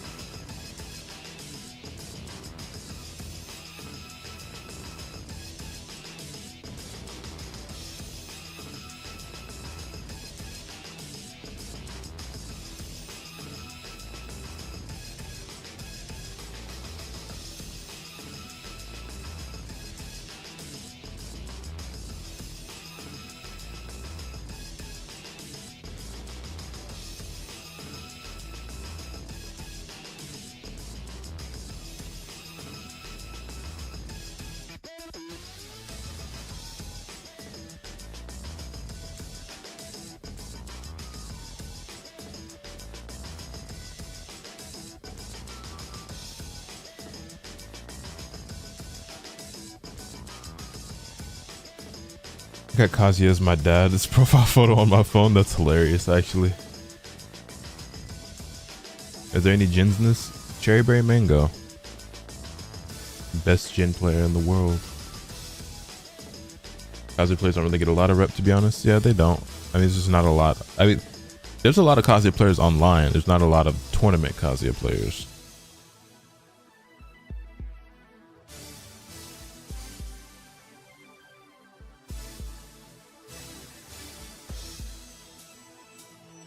We have been cooking up with some Tekken 8. That Group E was absolutely insane. First match of the day, JDCR versus Ulsan. The reigning champ going up against the OG, and it went like that off the dribble. It was incredible. 2-1, down to the wire, back-to-back, just the entire game. And I gotta say, you could tell both were shaking in their boots. JDCR, of course, getting eliminated at the end. Out of the groups, Ulsan, number 1 in the group, but still, you could tell. Shakes until it was done. The job was done. Then he stood up and like, okay, we're on the way. We're getting there. And you know what? What he's on the way to, potentially, ladies and gentlemen, is history. Because he will be the first person that we've seen win EWC back to goddamn back. And if anybody can do it, it is that young man right there. That said, Rangchu, 2-time TWT champion, is showing you that his pedigree, it precedes him. He's bringing that same energy here to EWC as he qualified from the other side of the bracket. Absolutely insane Group E. Maybe even my favorite group up to this point. I'm not gonna lie to you. That said, this next one that we got right here, ladies and gentlemen, oh my goodness. Yeah, Group F heats up. And of course, yesterday we went through A, B, C, D. Today it's, of course, E, F, G, H. There's a lot of players, 32 in total competition. We'll cut that by half for tomorrow. Chanel and Kudans, they're going up against one another. Fun fact, these two have faced one another in Saudi Arabia before 6 years ago in Al-Khubar, right next to Bahrain, just on the crossover before you get to... Yo, Rizetsu, what's good? Welcome to the stream. I missed JDCR versus Ulsan. Yeah, it was a really good match, too. You should definitely go back and watch it whenever you get the chance.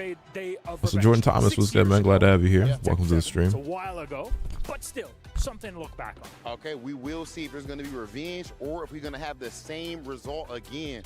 Kudans going head-to-head. Actually, I want to ask you particularly, I'm going to put you on the spot, Milosh. Who do you got in this match, brother? Come on. Chanel or Kudans? Chanel is sure. I don't know, man. Chanel, setup, play, plus the looks, he's got it all. You know what? I think that we don't even have to guess. Go ahead and send it over, brother. I can't even do it right now. It's too much on the line. Rob needs a little nappy nap to get through the next game. We're all going to be locked in, focused up on it. Let's send it down to our commentators.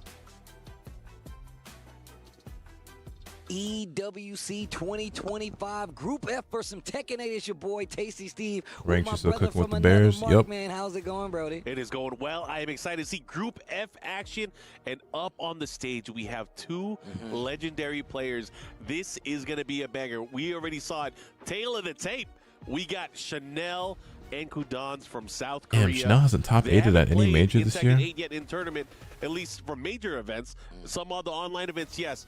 But again, looking at how this it's kind of surprising, actually. Kudans made it in through the LCQ. He had a rough year. He had to switch characters between Season 1 and Season 2.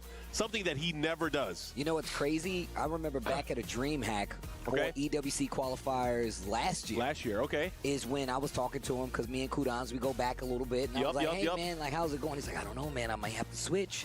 And I was like, what? And I was like, you know what? You're not this angsty devil teen anymore. You're an electric old man. Now he's playing the character that perfectly fits him. And in all honesty, look, Heihachi's really cool. But this character, at least, is actually known to be one of the buff ones out there. And I feel like she needs... Really need to see Kudans versus KSK. Same. I need that Kazuya versus Heihachi match, bro. But let's see what happens. Group F, Game 1, Chanel, Kudans, the Heihachi, the Elisa. Let's go. Okay, let's see how this plays out. You know, I was going to ask you, remember back in 2017 when the TW first started, Kudans joined the tour very late, and he was talking to us in Korea about taking it seriously, and I'm so glad he did because we wouldn't have had that epic year, and we wouldn't see him here right now. I mean, look, and already with a huge life lead. And nice back 2-2 right here to close it out, finishes the string. Yo, Kudans looking sharp. One of the things I feel like Heihachi has in this game is like his damage output. He truly is the old man of the bunch, takes off a lot of damage, just has to score that hit though. Dancing a little bit. And I like how Kudans is definitely respecting the ground game. You see the wave looking real strong. 1-1-2. The old man perks. Okay, big pick up here. Still up around, but the momentum is looking good. The wall is right there. Okay. Now fighting back here. Oh, there's going to be punish there. Could have had a launch. Oh! Wow. Probably looking for a delayed hop kick. Not available, though. Good challenge there from Kudans. I like it here. That does a lot of chip towards the end here. Gets the wall splat. He's the only Machima left that has it. He's the old man that has it, bro. Wow. The sidestep to 3-2. Oh, the second hit not able to land, of course, from the heat dash cancel. Time's a wasted. 5 seconds. Slight life lead for Kudans. Gets a knockdown. Looking to close it out. Keeps them honest. Oh my gosh. Both of them aware that if I had known Chanel was going to play this clanker, I wouldn't have bet on him. Kudans 2 rounds in his first game. I mean, who do you expect Chanel to play? I think Alyssa is the strongest character that Chanel plays. Actually, Chanel plays Anna sometimes, doesn't he? Chanel actually just plays all the waifus. Well, actually, I've never seen Chanel play Lily. It really is. And I feel like that's how the character is now, man. Lots of But they are a waifu player, generally you have to speaking. respect a lot more, and what a big whip. Yo, the armor to get through, Demon Wing to kill it. That was so sick. Not just that, you know, it puts him into a very tricky situation here. Okay. And still has Warrior Instinct. One thing we talked about with Kudans is that he pops Warrior Instinct on that 4th round. Yeah, that's a different character too. That's a different kind of beast, a demon. Different beast, same animal. And the wall can break. The defense is the name of this game, man. And we got to talk about the fact that Korea is known to play some of the cleanest Tekken out there. When we talk about the style clashes, we talk about how Pakistan is super aggro, super antagonistic. They're like, yo, we want you to swing. Korea, more of the clean sidestep blocking offense defense play, Which is interesting because that's like the opposite of Arslan. so you're looking at 2 of the best do it. Like, hey, like Although he has adapted in this game, but Arslan definitely was a much more patient, methodical, like super defensive player. Which is part of the reason why he struggled so much in this game at the start. I say struggled, but like struggled for his standard, you know what I mean? I mean, both of these guys are getting storied legacy champions. I mean, let's talk about Kudans. He's a former That's EVO fair, champion for God. Tekken Tag 1 as well. A former major champion for the Tekken 5 Dark Resurrection days. This guy has won almost everything that's out there. Hey, no, that's facts, man. I think a lot of people forget just how much legacy is still present in Tekken, but even more so, the players that actually hold that legacy. We're going to get into game 2. Chanel in trouble. Kudans up a game already. All right, here we go. Heihachi with the little mini flex. Red, hot-tempered. Headbutt that can stop a meteor. The wave dash is crazy, bro. Okay. I like the sidewalk. Now that Armor King is coming, do you think Marduk is inevitable at this point?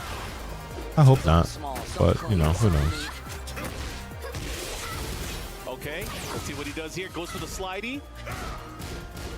Oh, no duck on the second hit. Doesn't matter. He's still continuing onward. Baits out the power crush. I do like him using the 2-back-2, going in the stance cancel, going in for the guard as well. Tries to sidestep again, but gets hit by the second part of the string.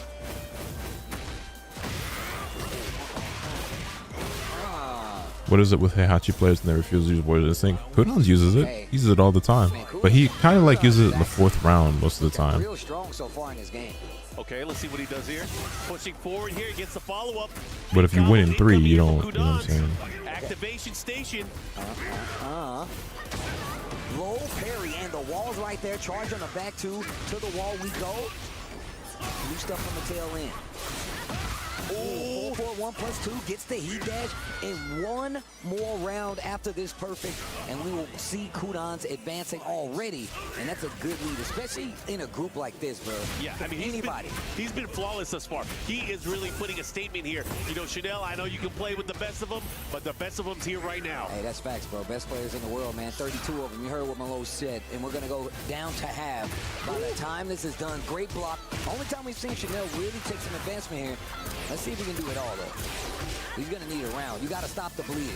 Got to put a Band-Aid on that bad boy. What a backdash. Pick it up. It could have been so much worse. Picking up what I'm putting down.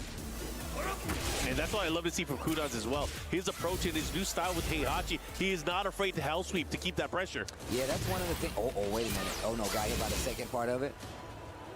Look at that.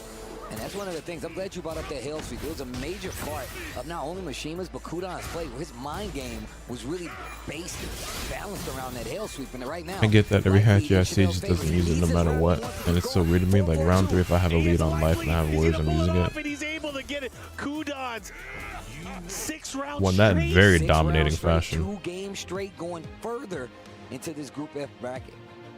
Man, you love to see these old legends from Tekken doing well, and now the upper bracket finals here in Group F. Kudans is going to be waiting and sitting pretty to see who he's going to be facing from this upcoming set that's going to be happening. But let's look at some of the action that we just saw, Steve. You saw early on, they weren't afraid. We're going in.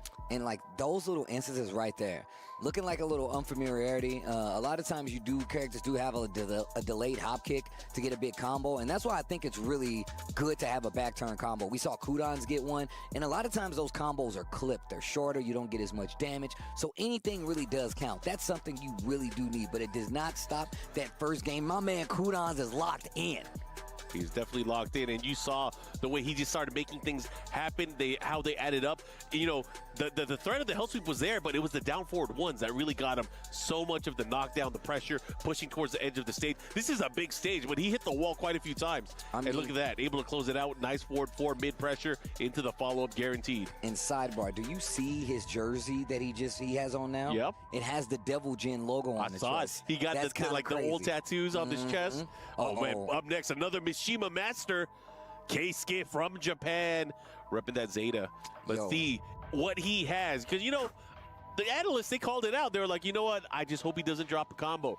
But unfortunately for him, and unfortunately for the country of Japan, it is 2 of Japanese brightest players going up against each other here in Group F. We have Pena going up against Keisuke. It should be Raven versus Kazuya.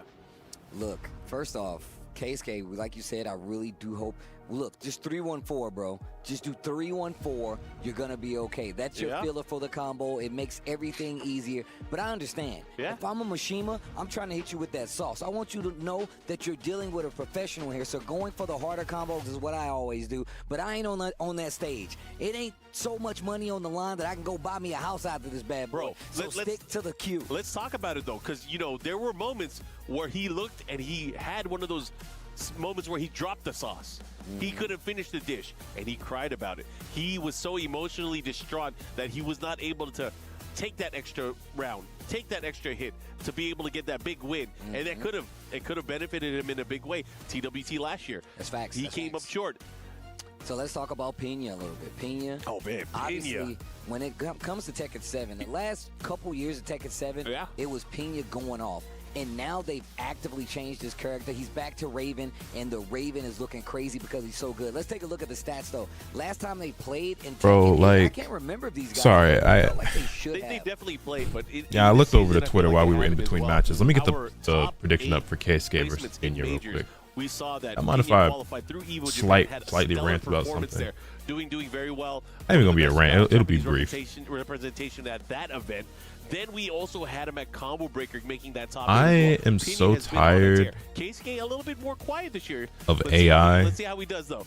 These guys, this should be a mix and of the dumbass subhuman fucking morons who like constantly defend it. There's a tweet. Okay, so I'm seeing a tweet. There's a screenshot within a screenshot within a screenshot, or like a screenshot of a quote tweet of a tweet, right? So somebody a couple of days ago tweeted out, yes, Coinimage excels at following precise rule-breaking instructions. Very few models can do things like a fried egg with a blue yolk. So some guys like, look at how cool this picture is that AI made of like a blue egg yolk. And somebody quoted and said, you can do this in Photoshop in like 30 seconds, which by the way, yeah. Like turning an egg from yellow to blue, I could do that shit in about 10 seconds in Photoshop. Like literally in like 10 seconds, if not faster. Okay, you would literally add one adjustment layer, which would be hue saturation, and just move the slider. It would take literally 10 seconds to do in Photoshop. And then some dickhead quotes it and goes, I'd like to see someone of average casual Photoshop experience do this in under 5 minutes. Nigga, it's actually so unbelievably simple and fast to do it in Photoshop that you look like such a fucking jackass for even making a tweet like that. Like, bro, literally, like, you know, Japan wants their representation as well. There are only 4 Japanese players throughout the weekend out of the 32 have qualified, and 2 of them Let me open Photoshop, bro. against each other. So, Hey, I mean, there's a lot on the line. In the words of one of the eliminated Japanese players, Tekken is a Japanese game. But let's get into it. Shout outs to Nobi. You already know what it is. The fact that DRX is in the building, one of the things I've always loved about EWC We doing is a speed crowd run? participation. The Like, people bro. that are here to represent and show love Like, bro. to the teams that are I just like this is gonna be quick because it literally does not take very long. Like I just like the shit people say when they're trying to like defend or justify. Yeah, it's always the dumbest fucking thing ever. I'd like to see someone of granted, like I'm not an average Photoshop user. Like I am a bit advanced. I've been using it for a long time. I'm pretty adept with the program. But literally anybody can do this.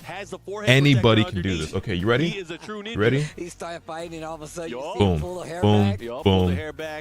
Let's go. Ready for war. Oh wow! Oh my God! I'd like to see somebody who's not adept at Photoshop do that in under 5 minutes. Like we said before, man, the best Tekken players in the world, man. Like shut the fuck up talking to me, dog.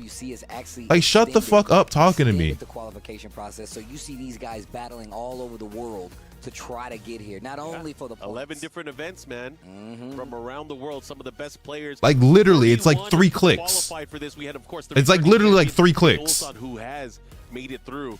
So it's Barely, gonna be that was scary, bro. Barely.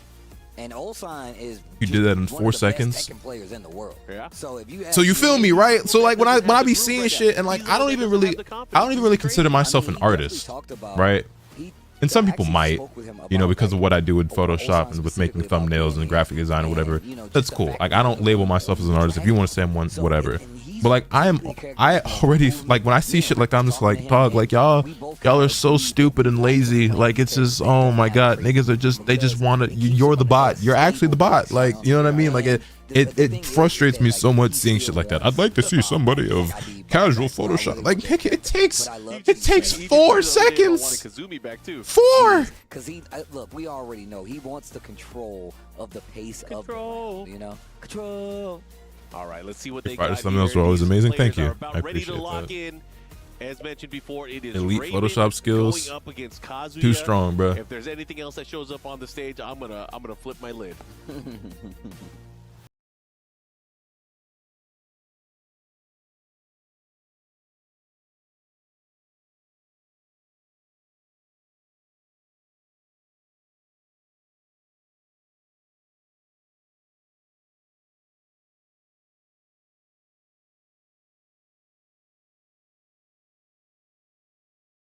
Do it again. Here we go.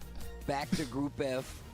All of Lotus's thumbnails early. I'm glad you think so. I appreciate that. I definitely have more than my fair share of thumbnails on my channel that I think are fucking garbage. But like sometimes I just be in a rush and like, or sometimes I just don't have the vision. Start things off. I think making thumbnails is my favorite part about doing YouTube.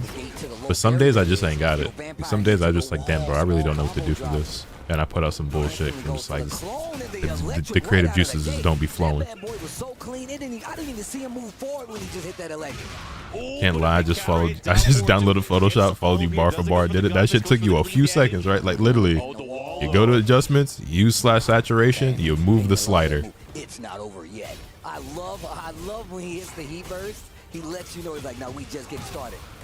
Low heat smash. Niggas will let AI wipe their ass for him if it could. To the right, tsunami kicks. Hold up. Kagebushin not able to come in and help. Like, bro, why would I wipe my own ass? Like my AI can do it for me. Like it saves me time, bro. Like the quicksand, the follow up here, the rush down. Look at the wall positioning. Pena has him right by the edge of the gate here. Oh, nice crouch dash. Making orange green though, I can change any color to any color. I do it all the time. Depending on what it is, it might take more than 4 seconds, like I just did with the egg yolk. But like, I can change something of any color to a different color. The only thing that's like hard to do is like changing something that's like black to white. And even then, like I can do it. It just ain't gonna look as good.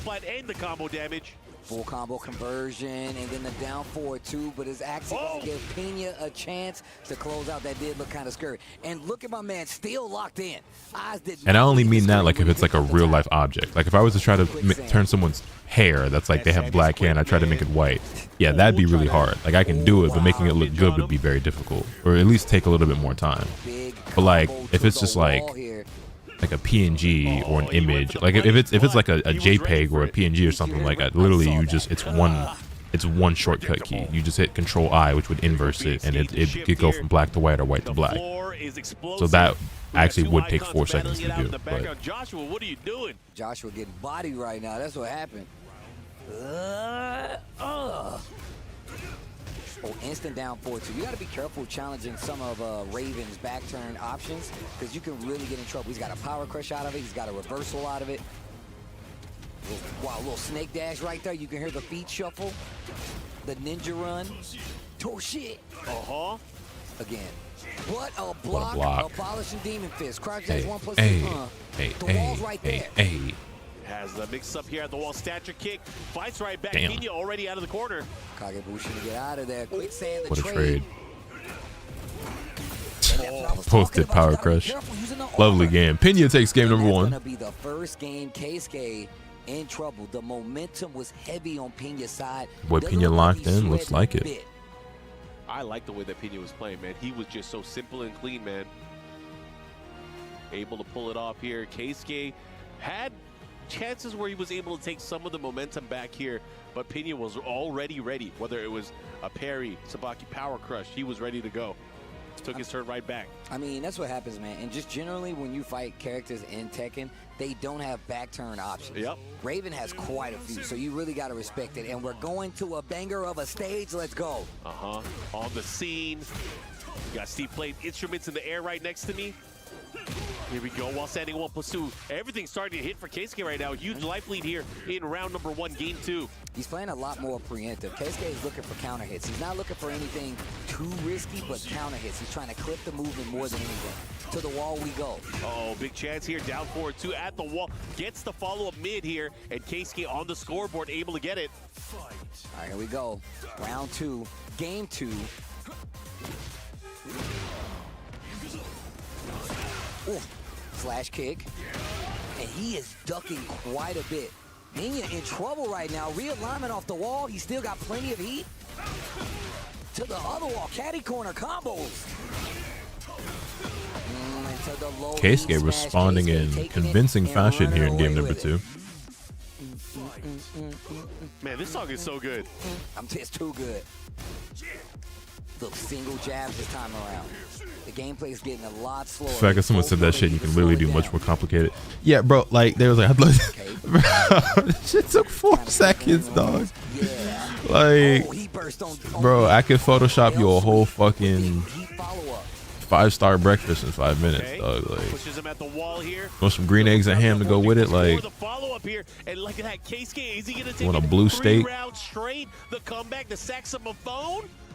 I'm about throwing some pink bananas and a blue strawberry while we at it. Like they cut away from the game and then the music stops. I was in her jamming. We were ready. We were partying back here, man. Miss Master Raven, she was so fine. Turn my headphones. You know, I expected Raven to be a little bit more popular with his return to the game, but he's a bit weird to play. So I guess I understand why he doesn't see as much use. I didn't expect him to be seen a lot like at the high level, but you don't really see him much online either. My man was training. A true anime skip arc. My man skipped the whole game, came back, and he was super powerful. Definitely passed the Chunin exams. Pena's been playing really well as of late. When I think about it, too. Like, Pena's nice. He's had some really strong performances in recent tournaments. They've always been good, but I feel like they've been performing exceptionally well lately. Keisuke with the cursed seal mark. All ready to burst. Heat smash. Oh, there's a smash. No wall blast here, though. Smashing. Watch some ankles. Did Raven have a lot of back turns in previous games? Yeah, it's always been part of Raven's kit. Pena not deterred after losing 3 rounds straight here in the last game. Big counter hit. Oh, but he misses the big combo. We've been talking about this. Not the first time we've seen this, but we've also seen Keisuke be really good at sidestepping quite a bit. Great usage of the heat burst armor. Pena always challenges after heat. He does not want. He's like, no, bro, I don't care what you're doing. Yeah, you stayed right here. Yep. Oh, that was sick. It caught him out of the air. You thought your Kagebushi can save you? Yeah, no shadow. It's the biggest new thing for the character, like all the shadow clone shit. He's about to get it. I think removing heat burst would be good for the game. it's just not something that would ever even happen, so I don't think about it. Yeah, they got That's just like such an unrealistic change that it's not something I ever consider. There's not only up and down and left and right, there's the foreground, the background. Back turn combos. It's not over yet. To the wall we go. Also like the option of a lot of these players now starting to take the ground to hit a lot more rather than waking up. And this could be the round if Pena plays it properly. Explosive ball right there behind him. The realignment to make it so. That's going to do it. 2-0 Pena over Keisuke. And Keisuke was just having such a hard time locking down Pena in the ninja. That is good stuff. Pena going to be moving on. He's been having a stellar year so far. Keisuke now have to go Pena takes it. out, but we know what match we're going to have in the upper bracket finals. We're going to have Pena. Unfortunate for the Kazuya GOAT. Trying to win ya, going up against Kudans. Yeah, and look, we talked about the whole Kudans and playing with hell sweeps, right? Like, same thing was here. I feel like a better question is how should Heat Burst change to make it better? They have changed it multiple times and made it better. At this point, using all the back turn options, even using the parry a couple times, and you saw Keisuke really start to second guess his approach.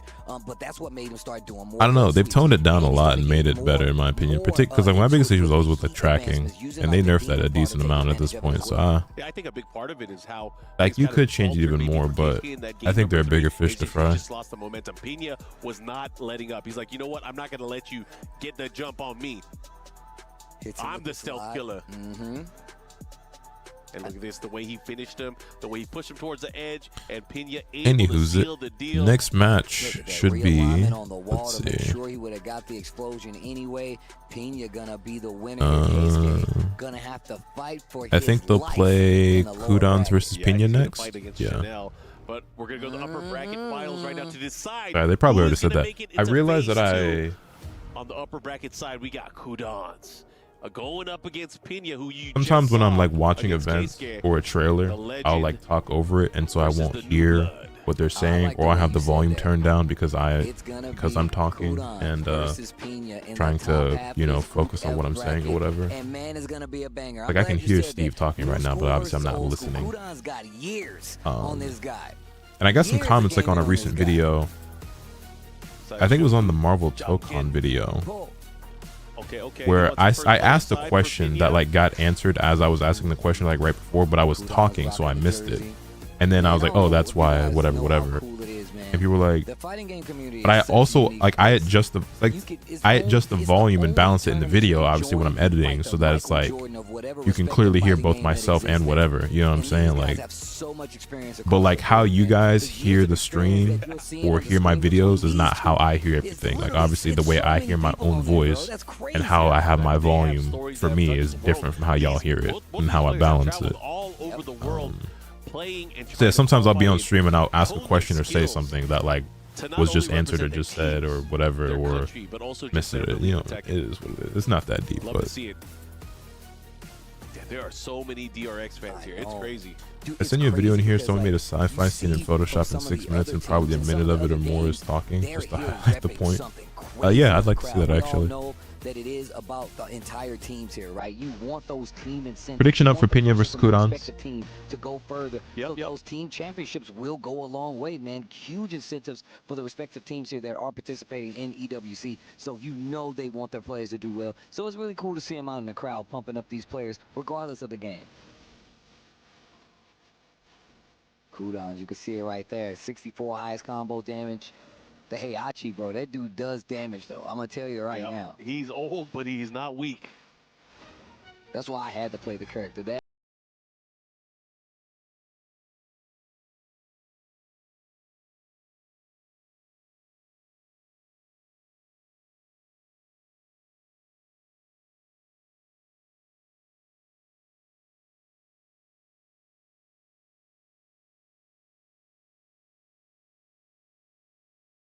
hear their interaction because he was like, yo, he was like, you thought I was dead. He's like, Heihachi Mishima should stay dead. Looks like they're doing a button check real quick here. Let the intros rock. Production, let them intros rock. I want to see it. I want to see the special. I want to hear him talk smack. Yo, he's under the hood right now. What's he doing? He's making some minor adjustments here. I don't like the way I was waving here. Like a Fast and the Furious car, bro. Yeah.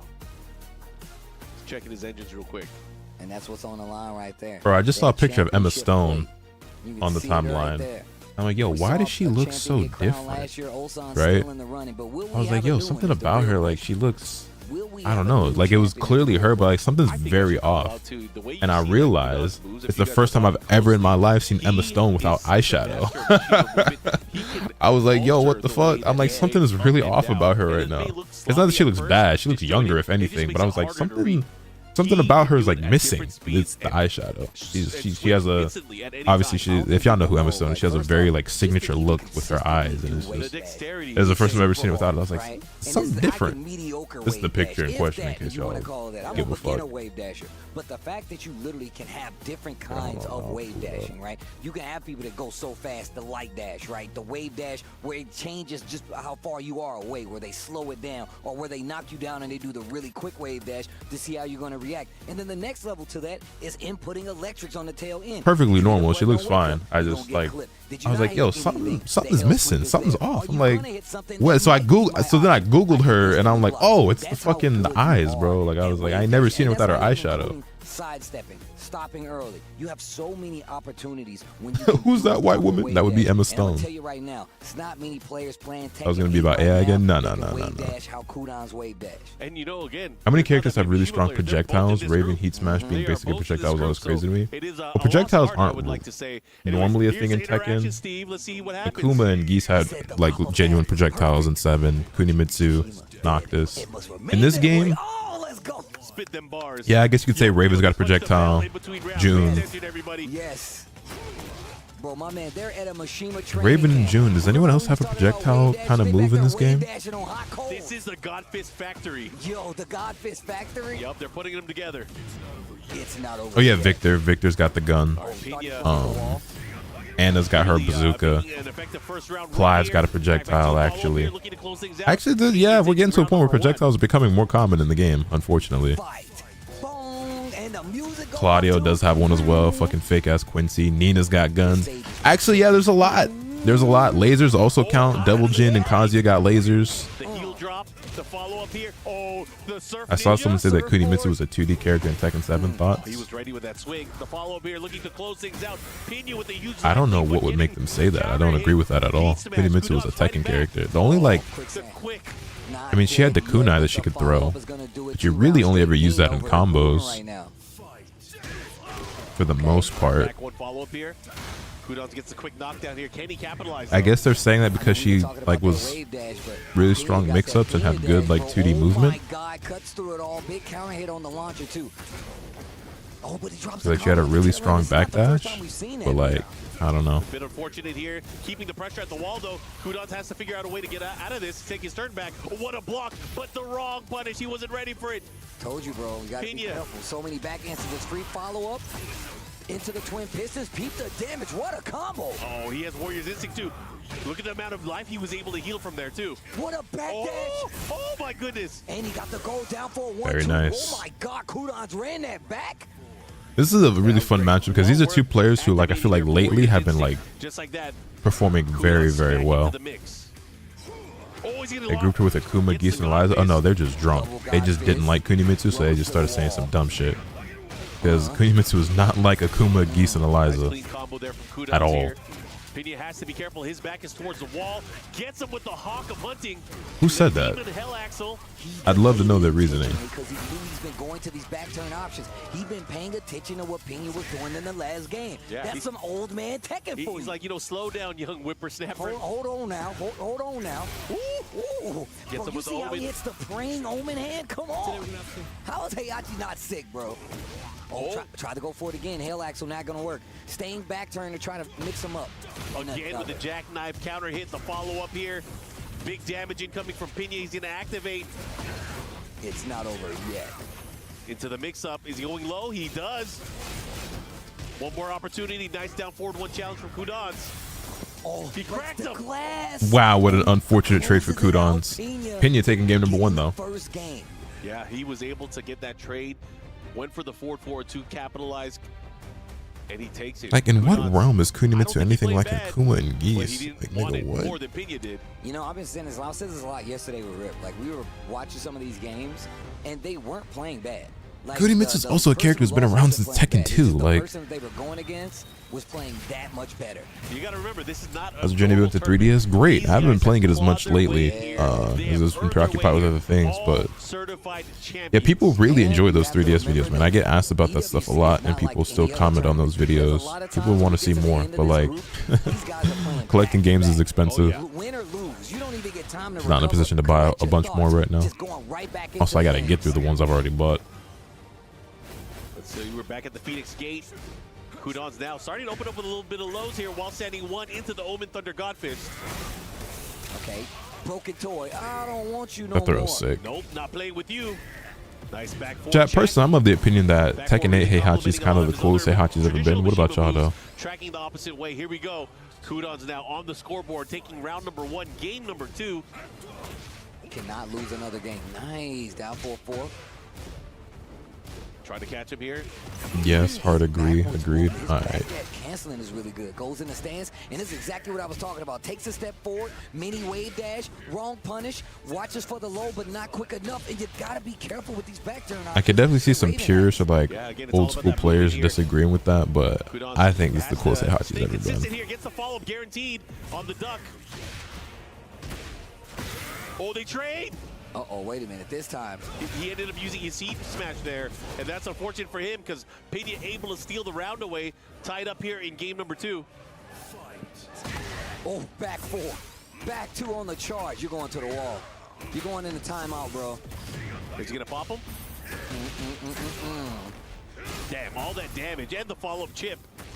The hell sweeps. And look at the gray life. The chip is going crazy right now. He walks all the way around, but the heat burst actually puts him off axis. Damn, that's crazy. Heihachi's like, I'm living a great life. You live in a great life. Take it. Oh, wow. The get-up attack actually stops the clone. Spins the rest of the heat. Fake out. I can't believe he blocked that. Oh, the fall. He has to be careful. Gonna have to watch out for a big low coming in, too. Armor. He's going to have to armor unless he Can you be very aggressive? Walking him down. Wow. Kudans a little bit too patient there. Let things get out of control and end up losing that round after having such an advantage. What is this link? Ifrit, Phoenix battling it out here. A decisive, could be possible final round here. Pena looking really strong. Can he do it? But Kudans sidestep. I'll save this for another time. Oh my gosh, charge back 2, heat burst, and on top of that, the floor explosion. Cool combos of playing. Oh, into the Warrior's instinct. He ain't here to play, he's here to take names. Okay. Oh, tries to go for the goal break. Pena actually taking the guess and ducking. Kudans with the rare round 3 Warrior's instinct, but down 4-1-2. hey, when you're back against the wall, metaphorically that is. Sand is quick. Gonna do it again into more lows. Not gonna get a full combo because of the axis. Okay, axe kick. Nice. No heat burst though. But the thing is, no resources. But he does still gets 78 off of it. A whiff. He wakes up off axis while standing 4. The challenge. What a block, no punish. Headbutt. From Kudans against the backswing blow. Final round here, game number 2. Final round, game number 2. That was crazy. Map is so sick. I don't like it. I hate volcano and lava stages and fighting games. They're always laggy and ugly. Once again, not looking good. Like, I get it. If you like Final Fantasy, it's cool. Seeing the fight in the background, cool. But like, I think certain things are hard to see on this stage. I also just think like lava and volcano stages are always an eyesore and they're always laggy. Such an important round, Steve. Ice stages, I don't know, dog. I think one of the best things about Tekken 8 is that I never have to see Arctic Snowfall ever again. I normally do like ice and snow stages, especially way more than volcano ones. But Arctic Snowfall might be the worst stage in Tekken history, bro. I'm so glad I never have to see that shit ever again. He's still alive. You don't say. I gotta tell you, one of the things that I've noticed, particularly in the matchup, is his placement and his use of the down forward 1, able to confirm and just put us. Why that shit was ugly. It looked terrible. It made the characters look terrible. I also don't like infinite stages. Like, you know what? You're not gonna get me. Dang, they got the same stage. Like it fucked with characters like colors and skin tones and shit. Game. Engage. No duck. I really like FF16 sub-side for this. I really enjoyed FF16 when I was playing it. Unfortunately, I did not finish because I streamed it, which y'all know how that goes. Me streaming a playthrough, that game's never getting beat. Walls right better there. kill him. I don't like Infinite Azor. I like Infinite Azor, but I'd like it more if it wasn't an Infinite stage, probably. But it's the only Infinite stage I like. That one actually looks really good. I don't like playing on Infinite stages, but like obviously that one looks really nice. Infinite Azor too, especially. He's gonna have 50% off of his life bar because of that. Added chip as well. Back three. I love Infinite stages because that's just pure skill at that point. I disagree with that notion. The lows they're coming out. Try to get a punish there. See what he does. It's not over yet. The sidestep, God fist. He's looking to close things out. Can he do it though? Yes, it was enough. The Demon's Breath at the very end, able to take it from the wall combo. Steve, we got a banger here. Tied up 1-1 on rounds right now. The approach here from Kudans, starting off with the Demon Axle. Oh, and the confirmation there with the back one. Slide. Oh, he's about to step. The down 4-1 has been so good. Oh, yeah. Oh, but if a counter hit, the sweet chin music popped him into the air. Shawn Michaels will be There's proud. a stage in 5, I think, Nighttime, White Flowers and Moonlight Wilderness. Goes to the low option. Also one of my favorite songs in all of Tekken. They're both in heat here. Big hit here. Top one stage in the franchise, I feel. Like, yeah, one of the best stages, and like might be like, Bro, that happened in slow motion. that might just be the best stage in all of Tekken, honestly. Like, a really beautiful stage and one of the best songs ever as well. Like, when you combine both the stage and the song, that might be #1. Oh my God. This is huge, not only for Kudans, but also for Pena. If he can fight back here, he can secure a spot for Japan to get into phase 2. What's going to happen? The lighting, the colors, that's just such a good stage. And Pena cannot lose another round. Starts off with an early sidestep. Kudans starting to get wind of these lows and blocking them a lot more. You know what stage I miss? Dragon's Nest. Pressure. Wake up electric to make sure you know you can't get away with that. And he still got the floor explosion after this big combo. Not just that, he's going to pop. He's going to put the instinct on. Instinct here we go. A 4-4-1+2. He didn't use it yet, and he's giving Pena an opportunity. Uh-oh, Pena's fighting back. This is huge. Oh, he went for the big power crunch. Yo, the Demon Wing. He's going to have to watch out for the low. Oh, my God, it's only a matter of time. Kudans. Walks up and puts him in the lightning. Oh, look how he walks Kudans has been looking so, bro, ever since he locked in with the Heihachi pick, he's just been doing better and better and better at events. was good for my skin.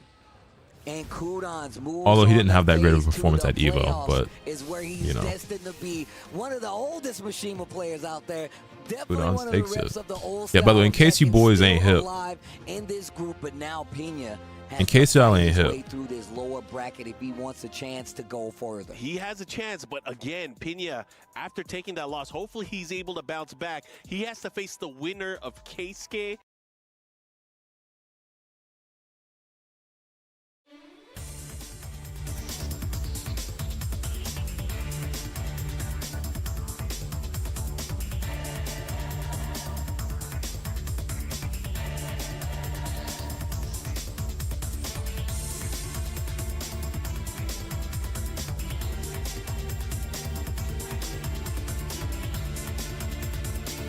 this was from Moonlit Wilderness in Tekken 5.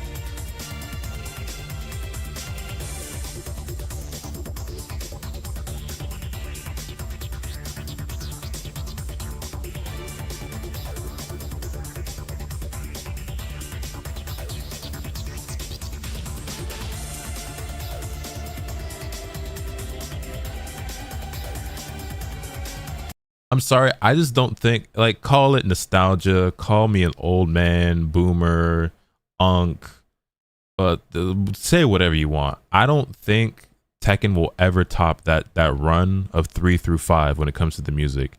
Tekken 3, 4, and 5, the music in those games is so much better than 1 and 2, and so much better than anything that came after 5. Like, man, look, even Tekken Tag 1. Tekken Tag 1 has some fucking bangers as well. Like, hold on. Tag 1 also has some really good songs.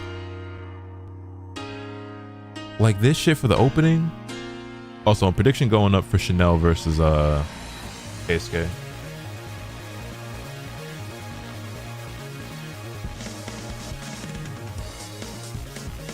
Prediction up in the Twitch chat for Chanel versus Keisuke. Or like this joint right here. Hold on, where is it at?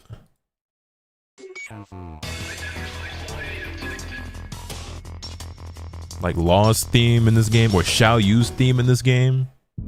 I love Xiao Yu's theme in this game so much. Come on, bro. They dead ass do not make them like this no more. Hey. Y'all probably hear this song in my videos from time to time. I use this one a lot.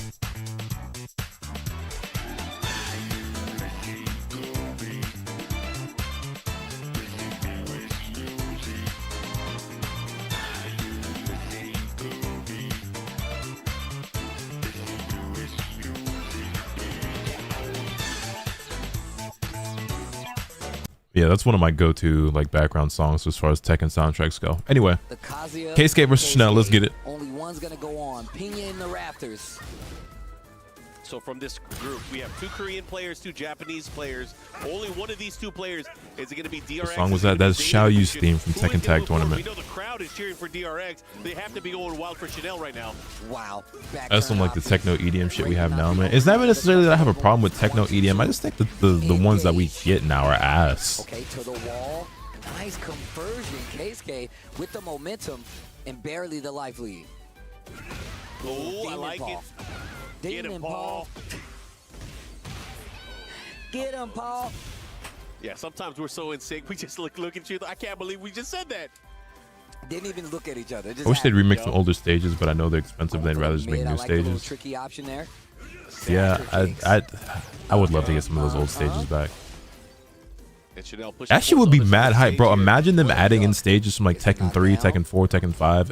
Like, you could get people to buy those as DLC. That shit would be mad hype. Like, they don't really add new stages often, but like, I think people would get dummy hype if you added like some Tekken 4 stages into this game. Is gonna definitely get the wall here. Gets the follow up, down forward 2, mix up into the hell sweep, bruh. I get it. Tekken 4 is a weird one because it had like, you know, like uneven ground and shit in some of those stages and like, you know, obstacles that could get in the way. But Chanel has not won a round yet at all. bro, if they added King's stage from Tekken 3, would that not be hype as fuck? Wouldn't that shit be sick as fuck? Getting King's stage from Tekken 3 is like a DLC stage. I don't think people know that, bro. I'm glad you said Read above. Heat first. Y'all fuck with the Tekken 7 menu music? Yeah, well, they changed it a couple of times, but like the initial song, I don't remember, but I know when they changed it, I liked it a lot more. It starts with 1. Here we go. Trying to go for a statue kick. He's not letting him. That was a counter hit electric. Big damage on the table. I like that. Cashing out now. Oh, he on missed the breakable wall, and he drops the combo. Oh, he was able to thread the needle. What's your guys' favorite stage in Tekken 8, if you even have one? Now what? The glass is close to breaking there. Solitude? What song is that again? I don't remember. What you gonna do? I don't remember most Tekken 7 songs by name. He has rage as well. Doesn't get the clean hit.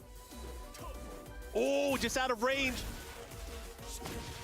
Statue kick again, and you see those side steps. We've seen him kind of gauge it. I think Genmaji Temple is probably my favorite stage in this game. In Tekken 7, it was Vermilion Gates, I think is what it was called. Kunimitsu stage.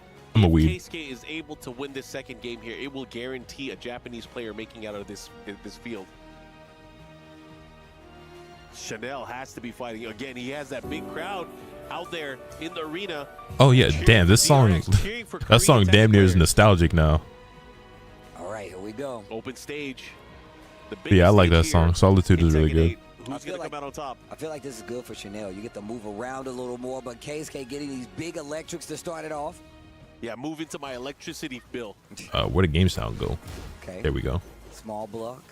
Little punish here. Ooh. Yo, he's on point with those God fists. Yo, speaking of threatening. Anji Temple or the Pac-Man stage. The Pac-Man stage is really cool. Yo, you see the little wave dash? Is cheating in fighting games a thing? Absolutely. Hold on. Yo, Keisuke trying to run away with this. Yeah, Rebel Hanger. You might be the only person to say that. His opening loss, I don't mind Rebel Hanger though. like the farm. A lot of people hate the farm, but I like. You talk about Ortiz as a center stage. I actually like it a lot. Wow, look at that movement from Elise. You gotta be careful. How like macros? Yeah. Well, online niggas have all types of shit. They cheat a ton. Offline, modded controllers and stuff like that. Macros, yeah. It's not as common offline, but it does happen. Coaching is cheating in a lot of people's opinion. Big damage on the board too. But online, niggas have all types of macros and scripts and like modded controllers, and yeah, cheating is actually extremely common in this game. No heat though. Oh, but he eats the axe kick, and that should be it. Keisuke, 1 round away from eliminating Chanel. Not like this, Chanel. Chanel cannot lose another round. Cannot lose another round. Engage. Keisuke doesn't care. There you go, armor through. Yeah, good stuff, good option there. The sprinkler. Fishing for an opportunity right now. Life lead with Chanel, but Chanel has to be careful. Oh, okay, here we go. Chanel looking alive. Cleans the plate look here. Alive, look alive. Okay. The challenge. Fuck. Oh, shoot him. No. Oh, man, Still, I thought that was a drop. all right. That was weird, but. Oh, again. A down forward 2 to stop any approach that Elisa is doing. She does so much damage. Man, I really thought that Elisa combo was going to drop. That's crazy. I mean, it's a huge call out on the timing, too. The fact that he's got so many counter hit down forward 2 in the set, it's huge. Oh, Chanel, where's the follow-up? Uh-oh. Don't give him another chance. Okay. Is that not free? Is that not free anymore? Not in that situation. What's going to happen here? Chanel needs one more hit. 14 seconds. Chanel 2. No, locking in. Board. And the 2x KO vids during the first Alpha Lab didn't do too hot. Do you think they'll do better this time around since more people have access to the game? I hope so.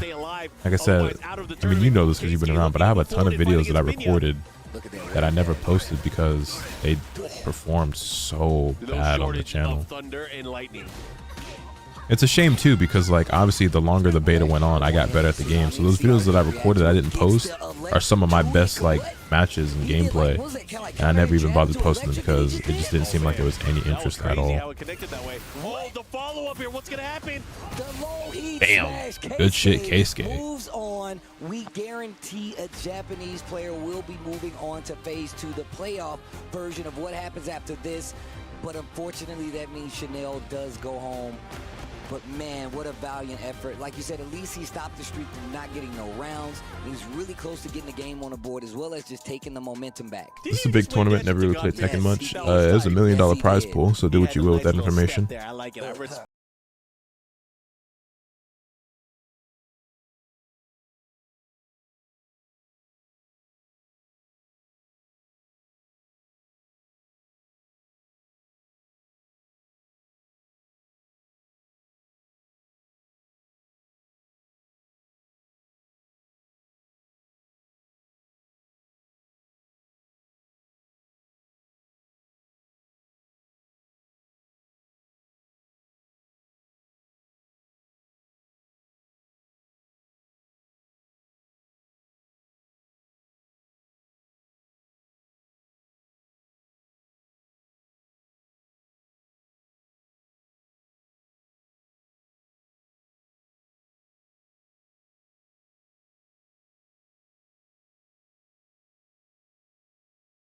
Two things really. It covers if you're not going to poke right, I'm gonna get you with this counter hit. If you're not going to move right, I'm gonna catch you on the sidestep.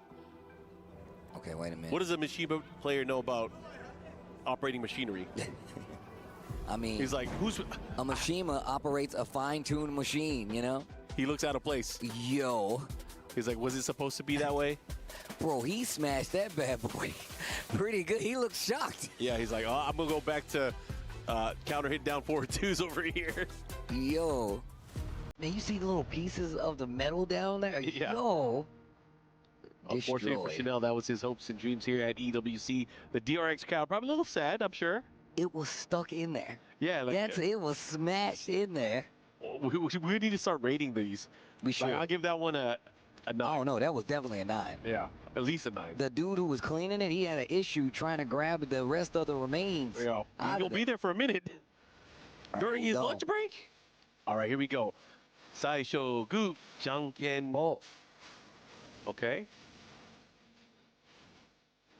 Oh man, and he's gonna get 2 P sides. So Keisuke wanting second player side, which is kind of natural for stick Mishima players. That's definitely natural for a Mishima player. As we get Yeah, when a player gets eliminated from the group, their emblem gets crushed in the hydraulic press. Pena had this pretty confident going into this, but you know, after playing for a minute, after getting I mean, Mishima players have to do this usually, is they got to get their engine running for a little bit, right? They got to be in good condition. All right, Pena versus Keisuke. Predictions going up. Go ahead and place those be all bets. warmed up. Yep. Well, now one of these players will be going home. What kind of engine are you? What kind of engine? Well, joke's on you, bro. I'm an electric. Bro, you see him though. You see the ninja pose? That was sick. I missed it. Were they in the crowd? I wasn't even looking. Yo, that was sick. He had the ninja pose with the dagger.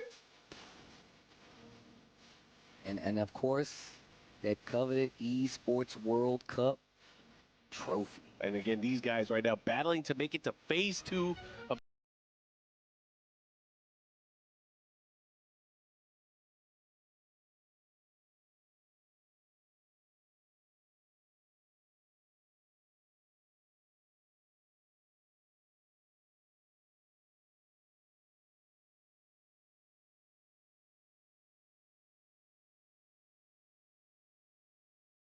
Man, yo, Keisuke looks real scary when he started hitting them electrics every time he wanted to. I know that.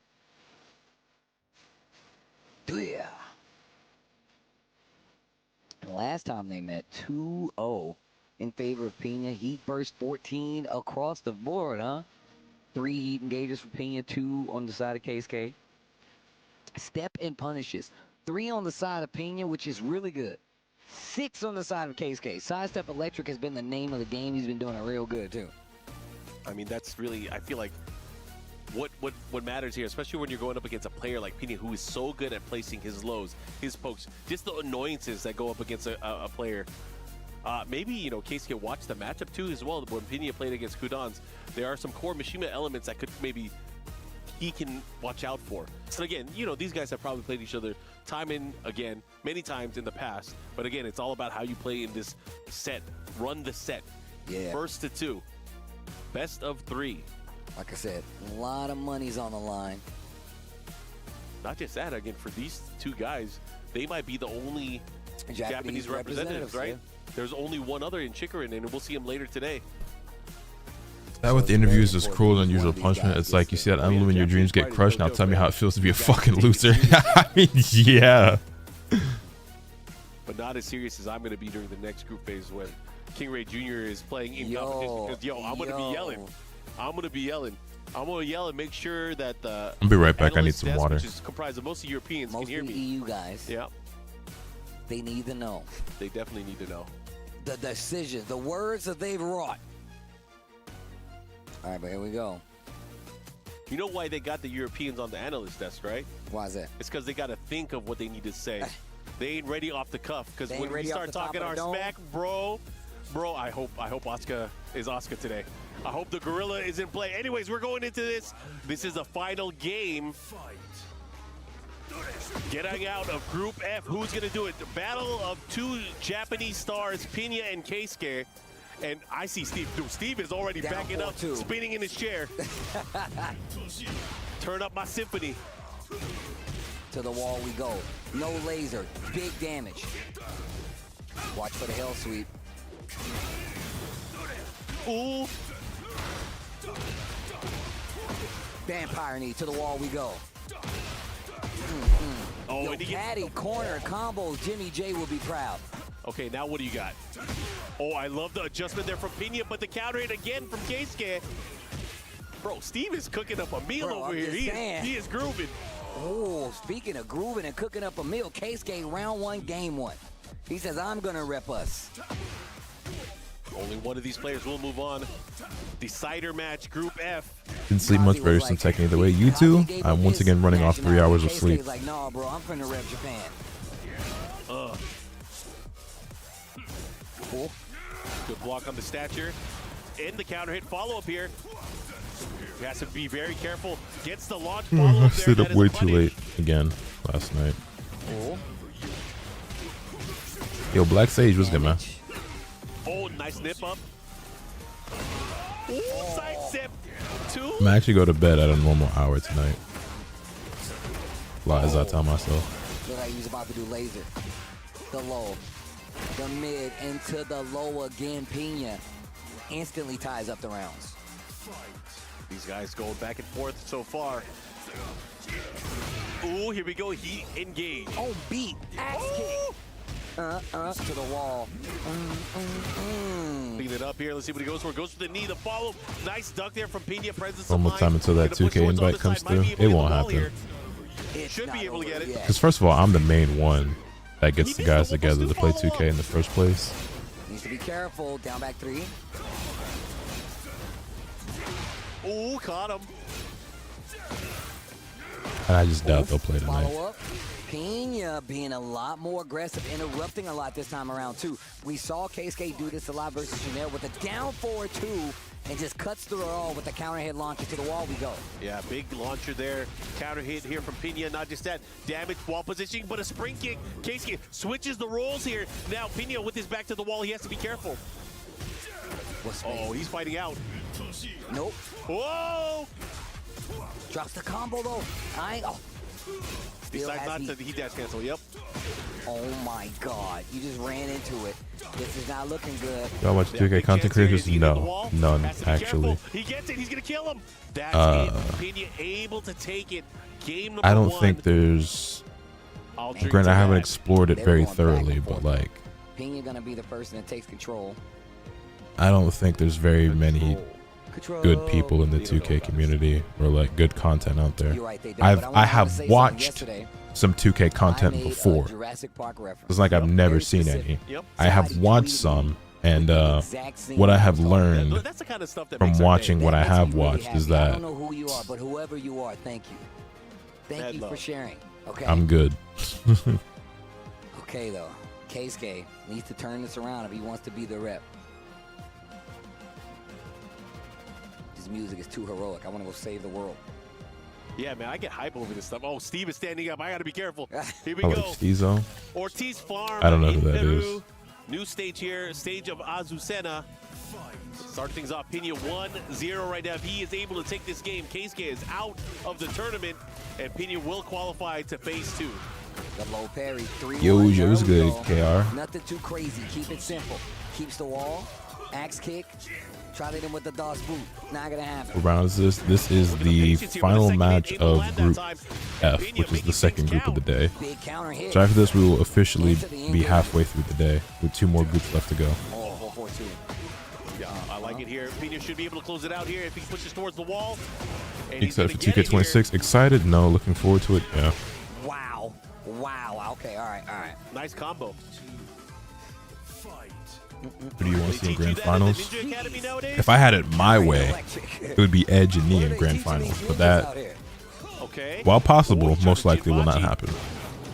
Low parry.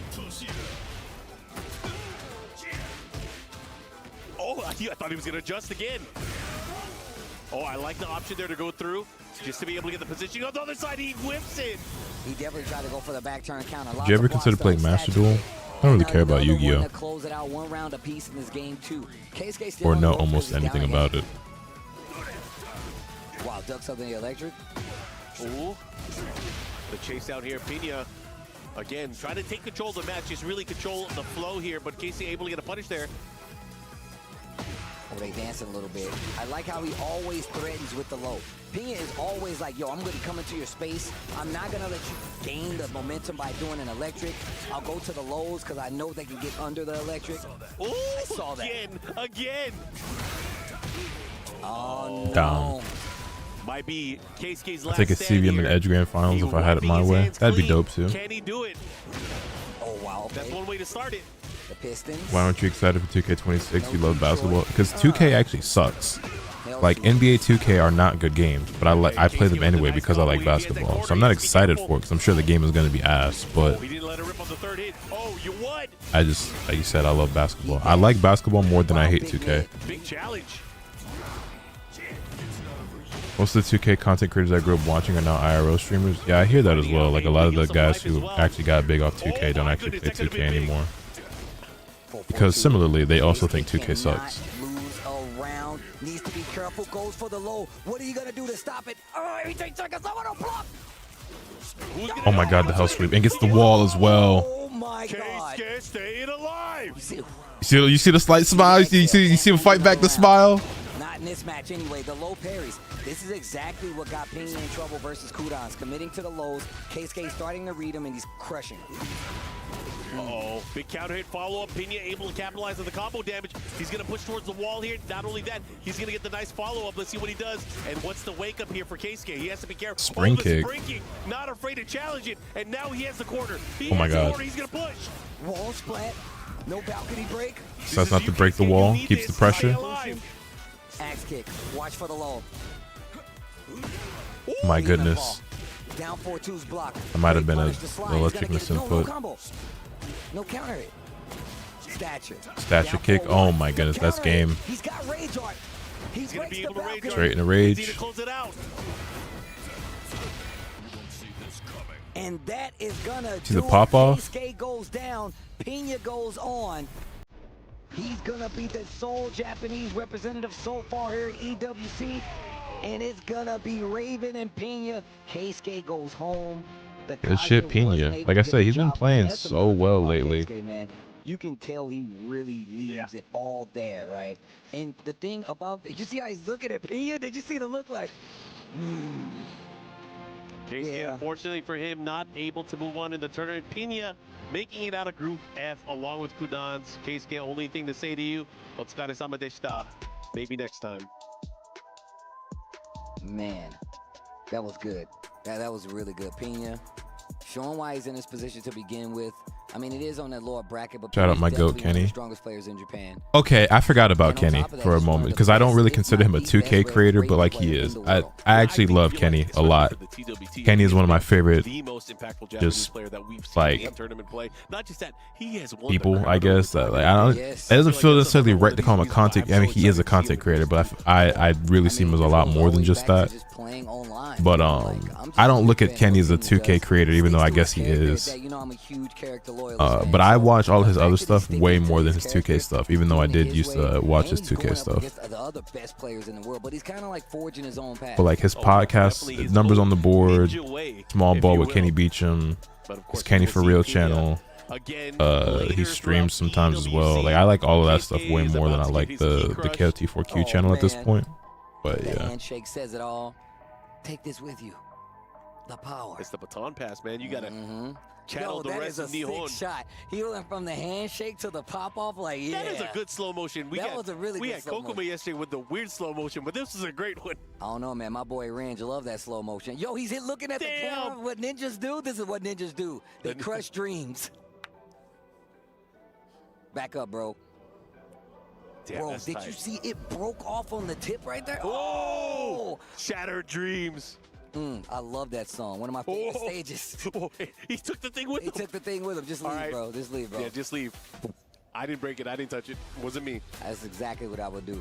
But now you see how Group F played out. Chanel. You say 2K26. Did you see 2K26 now has max plus 2 badges? Yeah, that shit sounds insane. By season like 4 or 5 of that game, it's gonna be nothing but demigods running around. Like the builds are gonna be ridiculous. Lower bracket after the Chanel Keisuke matchup, and then it's Pena Keisuke. Start my days with 520 and Numbers on the board. Yeah, 520 podcast. I like it a lot. Them boys is obviously hilarious. I fucks with Jeff Teague, but like every once in a while, Jeff Teague say some bullshit where I'm like, do he really believe that, or he kind of farming? You feel me? Because I get it. Sometimes you gotta farm a little bit in this business, but like sometimes he be saying shit. I'm like, it's no way you actually believe that. But I will say he also does get clipped out of context a lot, and niggas be taking shit out of, like blowing it out of proportion when he really ain't mean it for real or like that seriously. You know what I'm saying?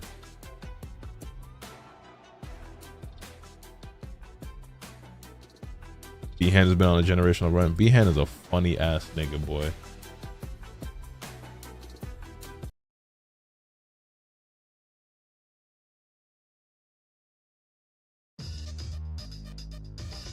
All-timer right here, bro.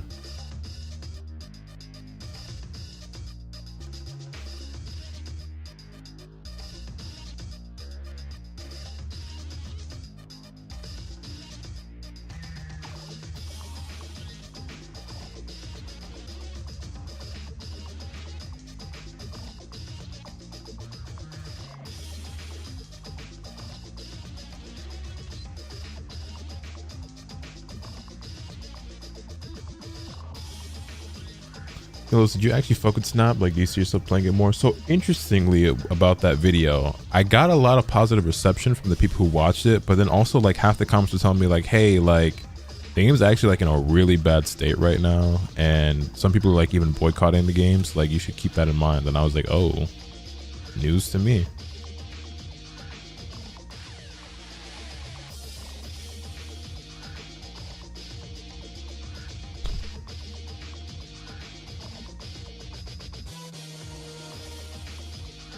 What game? Marvel Snap.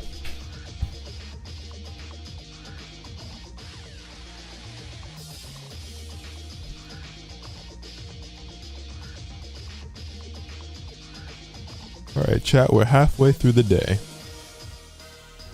The next group is Group G with CBM, King Ray Jr., Tibetano, and Lowhigh.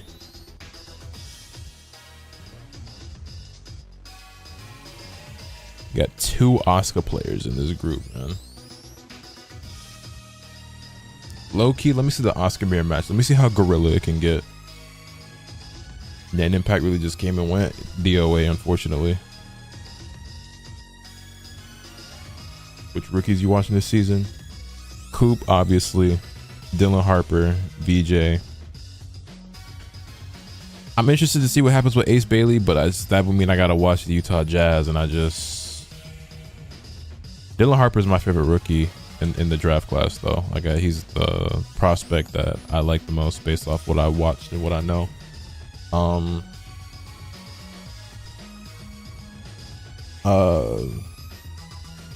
And also Carter Bryant, because the Spurs drafted him as well, and I feel like they got a steal on that. Nikola Topic is actually one that I'm really interested in because he'll finally be playing his rookie season, because he didn't get to play last year because of injury. And he was a player that I thought was interesting because at one point he was considered a potential #1 overall pick of the draft.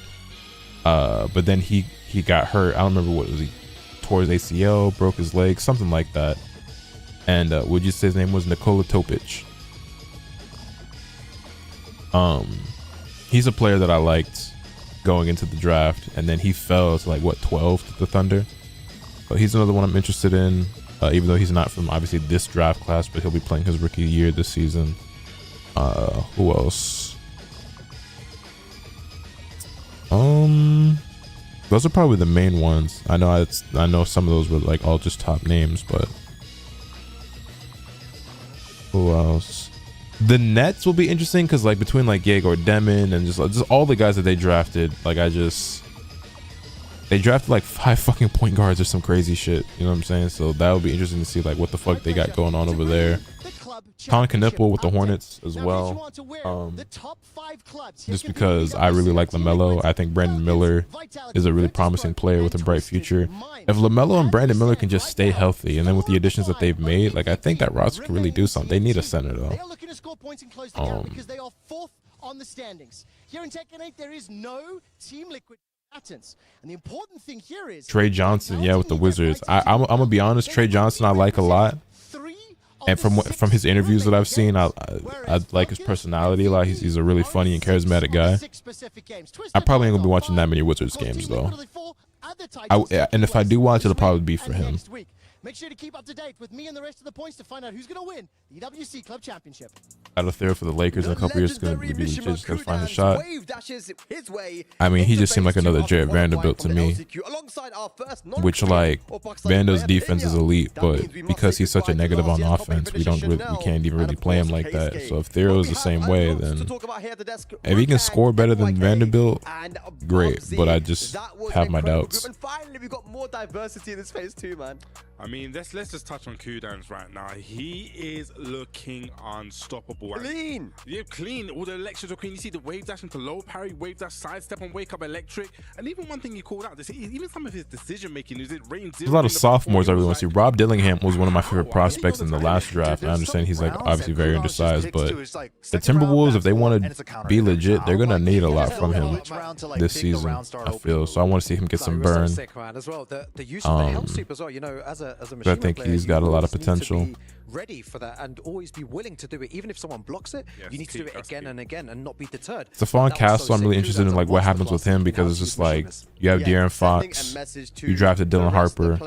I think both of those players are better than Stephon Castle. I know he was Rookie of the Year and all, but it was, you know, a weak draft class. So it's like Chanel, because Chanel, I mean, that match versus Kudans was not really a competition at all. And then in his lower bracket match with Keisuke, I feel like it was winnable. There was so many moments where his movement was so they have a good, player like Tejan Salam where I'm just like, yeah, is he even gonna make it in the NBA? Because like he it don't look good with him, bro. He was using back 4-4 earlier, but it just seemed like you're sleeping on Castle. No, don't misunderstand. Don't misunderstand. I like Stephon Castle. I think he's a good player, but like he's supposed to be a point guard, and he's already playing behind De'Aaron Fox. And I think Dylan Harper is going to usurp him as well. But I think Dylan Harper is a more promising and talented prospect than Stephon Castle, where he has better scoring, more athleticism. Stephon Castle is actually very athletic. We won't even make the argument about the athleticism point, because it's comparable, and you could even say that Stephon Castle is more athletic. But like, I think he has better passing, better scoring, is a bigger prospect as well. Well, actually, Stephon Castle's not small. He's like 6'5" himself, isn't he?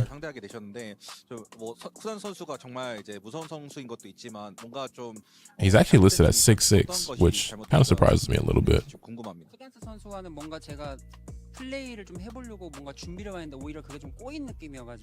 But yeah, anyway, I like Stephon Castle. Don't get me wrong. I like him a lot, actually. Like, I really enjoyed watching him play. And I think also he would have won the dunk contest if it was anyone other than Mac McClung in that bitch, because he has some really impressive ones. But what I'm saying is that like I'm trying to see where he fits in, because they extended De'Aaron Fox, so they clearly plan on keeping him there for a while. And Dylan Harper is probably not going to start over Stephon Castle or anything like that. But I think eventually, like, he'll probably show that he's just as good, if not better, of a player with higher potential. So it's like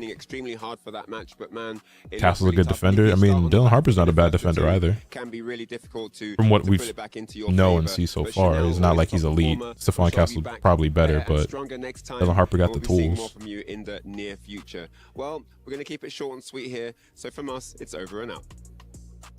Thank you, Ryan, and Chanel, of course. Yeah, Stephon Castle seemed to me like the odd man out, and still feels that way, but we'll see how it goes, because obviously there's no guarantee that Dylan Harper is going to be this superstar or anything like that. To me, I think Dylan Harper was probably the second best player in college basketball last year after Cooper Flag. I was very, very impressed with everything I saw from him. I said it as somebody who's an extremely casual college ball watcher. I do not watch a lot of college ball at all. It is very, very hard. Yeah, that's what he was doing a lot. So my opinion don't mean shit. But from what I did watch, that nigga is cold. He's putting you 50-50, 50-50, 50-50. It's really difficult as a player and stressful in these situations. Can we just say that we got some player arrivals happening right now? Our next group is like Dylan Harper would have like extremely easily been the #1 pick in this draft if Cooper wasn't there, or if Cooper was in his actual draft class like he's supposed to be next year, or if Dylan Harper was in like last year's draft class, he would have been #1. You know what I'm saying? Like, he's a strong second overall pick to me. Let's talk about this one. I'm gonna start with you, MYK. I mean, we got to talk about it, man. I think Harper goes #1 in a lot of draft classes. Yeah, that's what I'm saying. Like, Coop is like, he reclassified. So Cooper Flag should have actually been in the 2026 draft class. And if he was, Dylan Harper would have obviously been the unanimous #1 pick. Also, if Dylan Harper would have been in the 2024 draft class, he would have been the #1 overall pick.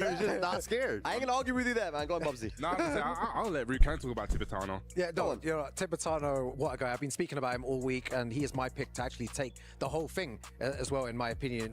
He drew a little game plan, which I showed you as well, which I'm not going to say right now because I know people are watching, and I don't want to reveal his strategies right here. But you saw what he drew on that board, and he has a game plan going in. Yeah, no, he definitely has a game plan going in.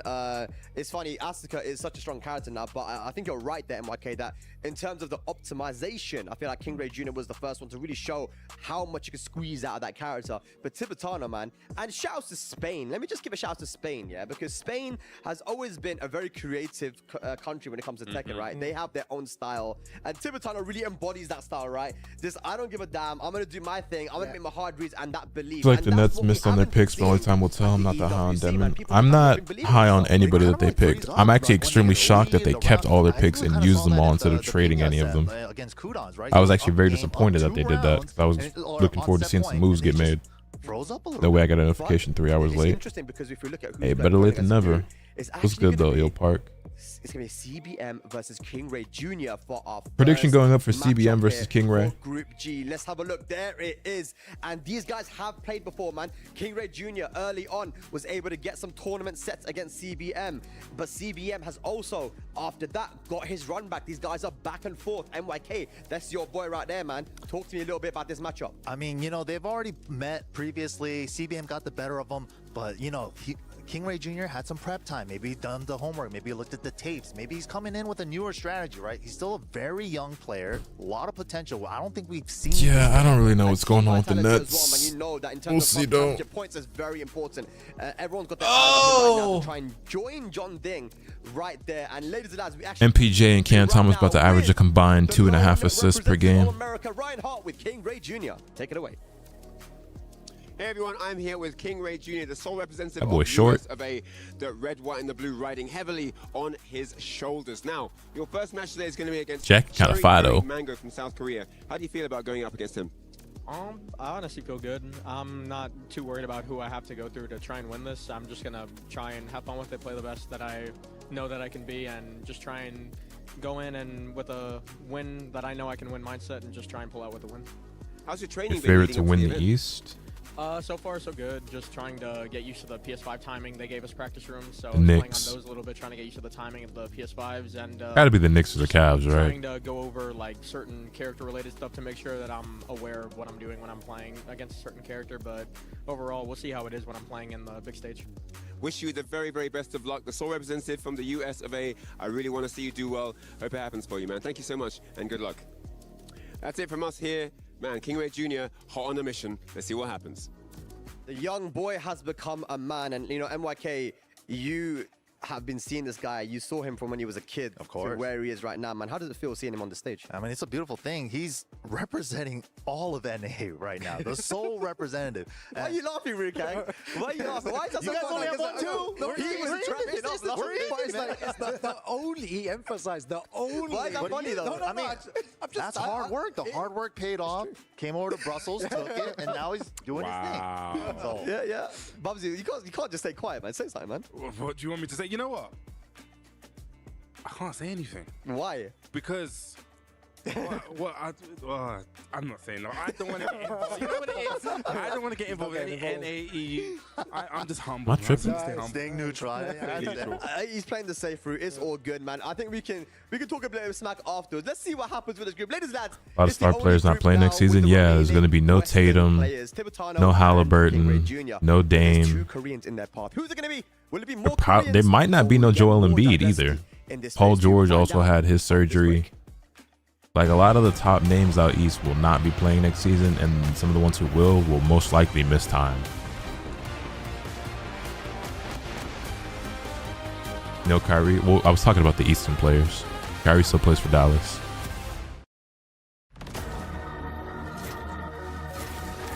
God forbid anything happens to like Giannis or Brunson or Donovan Mitchell.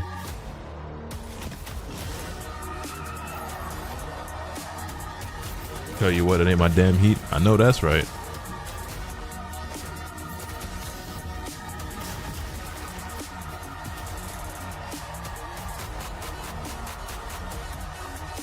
I've been feeling, bro, we're cooked. Hey, but like, y'all got a lot of, the thing is, like, y'all, it might be cooked for y'all right now, but I think the future is bright in Philly. Between VJ Edgecombe, Tyrese Maxey, Jared McCain, y'all got a bright young core there that, like, I think is really good at, and that I believe in. I like all those guys a lot.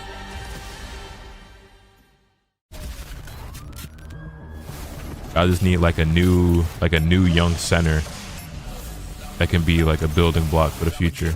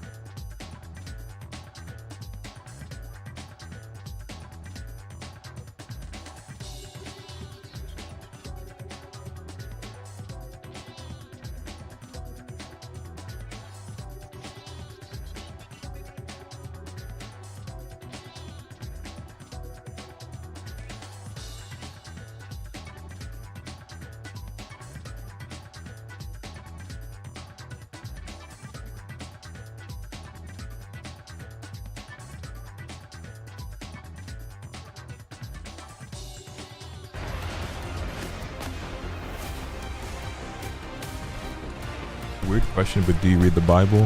No, I am not a frequent reader of the Bible.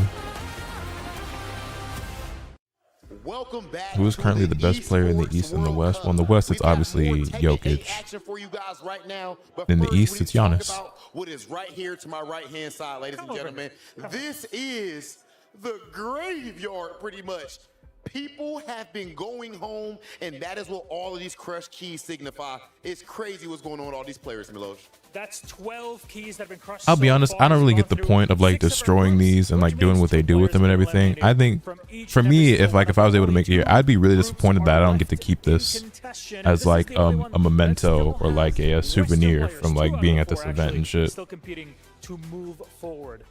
Unless maybe they get like a replacement one or something, like I don't know.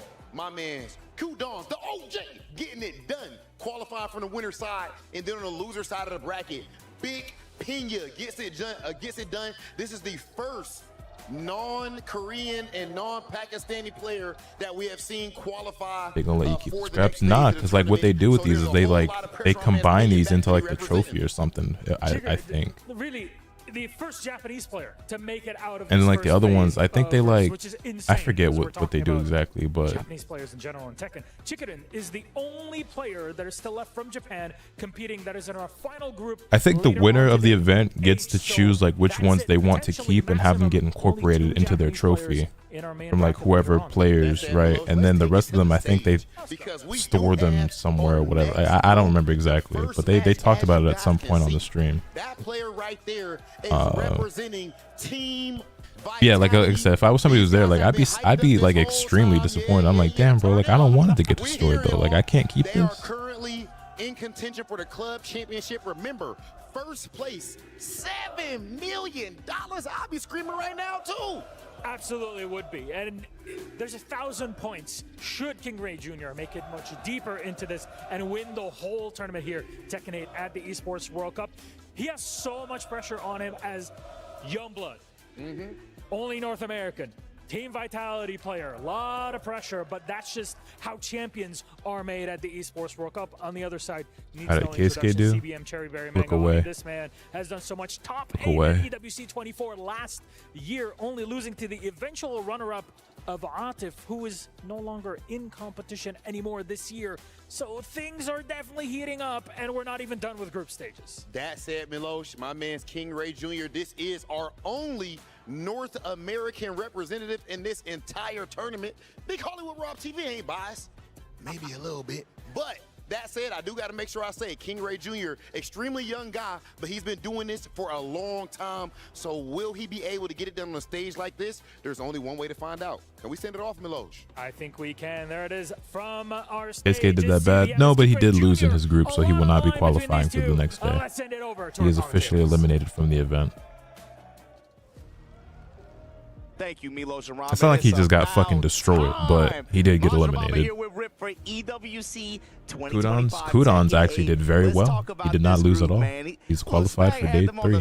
They was Phase 2. MYK, talking about no bias, you know, trying to be polite. Look, man, I got on my headband, I got the flag crossed. You see out. that Static Shock and Batman Beyond are getting a comic together? You know I'm trying to see King Ray Jr. do some damage. Guys, I think I know the first comic I want to read. Nigga, what did you just say to me? This year, King Ray Jr. did it in Europe and now has to go up against CBM. And CBM, he has been a monster. I think Day 3 tomorrow, He's yes. one of my favorites. I thought he was going to play really well there. Obviously fell a little bit short, but now, here on the big stage, this is the one you want to do well in, right? So let's see how he gets it done. I believe that they're Static Shock and Batman Beyond? Nigga, that's about to be the greatest comic of all time. What? They look dope. You get a link? I need to see that. I feel like he comes and goes in waves. Oscar versus Clive. It's got to be, right? Oh. Wait, no, this is the real CBM. All right, bro. All right, game on. Oh, this was unexpected. 1+2. Sidestep on the down 1+2. CBM right now. He's going back to his Final Fantasy route. That's what I'm saying. You had the real CBM. It threw me off for a second. Bro, he was cheating on Jin towards the end of the last game. Yeah. That was bad. Now is the time. He saw Chick when he got inspired. Bro, this is crazy. He's on to a huge lead. This your goat, Bugs? Instant smash off the table now. 91 Gusto, no longer active. Get off. That nigga Bugs said he want to see Clive in grand finals. Yeah, all right, bro. That nigga don't even like Tekken for real. Got it. CBM, I like it. First round with that Clive pick. Hey. Nah, this is gas. The presence and threat of parry as well. When is this coming out? That's a good point. It's not coming out till November. Full crouch pressure. Some of these tools that I was like, tell me this shit about to drop like real soon. I promise this will be the first comic I read. If it's not coming out till November, then that cover is ridiculous though. Beautiful side steps, full launch punishes, full combo conversion. Clive is looking perfect for him. Down back 2 with the follow-up at the wall. Oh my Instant goodness. smash on the armor. Damn. Around. CBM. Pulling a fast one and it's working. I didn't think that was gonna kill. I'm still in disbelief that it's the Clive. I thought for sure this was gonna be a button check. You gotta finish Final Fantasy 16. It's fire. I think at this point it's been so long I'd have to start that game over from the beginning, which isn't necessarily a bad thing, but it's just been that long. Oh my goodness. This is beat down for King Ray Jr. right now. That was early tornado. Just pops his heat, takes the wall. Phoenix shift. That time going with the double kicks. Still has a heat step good. Oh my goodness. That's it. 3 rounds straight for the Clive from CBM. King Ray Jr. got wall. I was dominant from CBM. That was 3 straight rounds, and it felt like there were 6 huge sidewalks that resulted in, I mean, damage, wall, guess for game. That was ridiculous. It caught me way off guard. I was talking about how CBM was improving leading up to EVO, how he's playing so good, but that was all Jin. I didn't see any Clive in any of that. This stage in this game is funny. People definitely have been hiding stuff, keeping stuff in the suitcase and then bringing it out just for this event. This is the place to do it. Priceless top 5? No, I wouldn't say so. First to 2 situation. I think the upper brackets, you have 2 chances, of course, to qualify to phase 2. Let's see if King Ray Jr. has some adaptations for this Clive. How does he adjust here? Because CBM was just walking in right side the entire time. Yeah. I mean, the full crouch makes it help it a little bit right now, but the Phoenix transitions are still all hitting him. Good. Oh, yeah, okay, much slower approach now. Poke for poke, I like this. Oh, an armor after the back, too, for Phoenix. I like that idea. There's that walk again, though. Good return. Still has a lot of ways to go, but great adjustment there. Oh, big bet. But you're right, still just the sidewalks all day. But the first round for King Ray Jr. on the board. Hey, King Ray looking alive. He was able to get in a little bit more on his terms this game so far compared to the first game. They confirmed NG4 at Gamescom next week. I mean, good before. What's NG4? These other tools that he has down back 2 this time. Pop him with a whiff punish. Yeah, that lovely staying grounded there. Nice attempt that forward to Tooth Fairy. Didn't get it though. Oh, Ninja Gaiden. He first cancels to nothing. Nice 1-2 punish there. Full crouch low. 1+2 with the dash behind it. CBM right back in there. Yeah, flame bash, especially out the gate, had to step into flame bash to get that heat activation early too. Ducks the high, all right. King Ray Jr., he's locked in, let's go. Yeah, he's got to be able to get good return and good positioning from this. Likely going to end in stock if I had to imagine. Yes.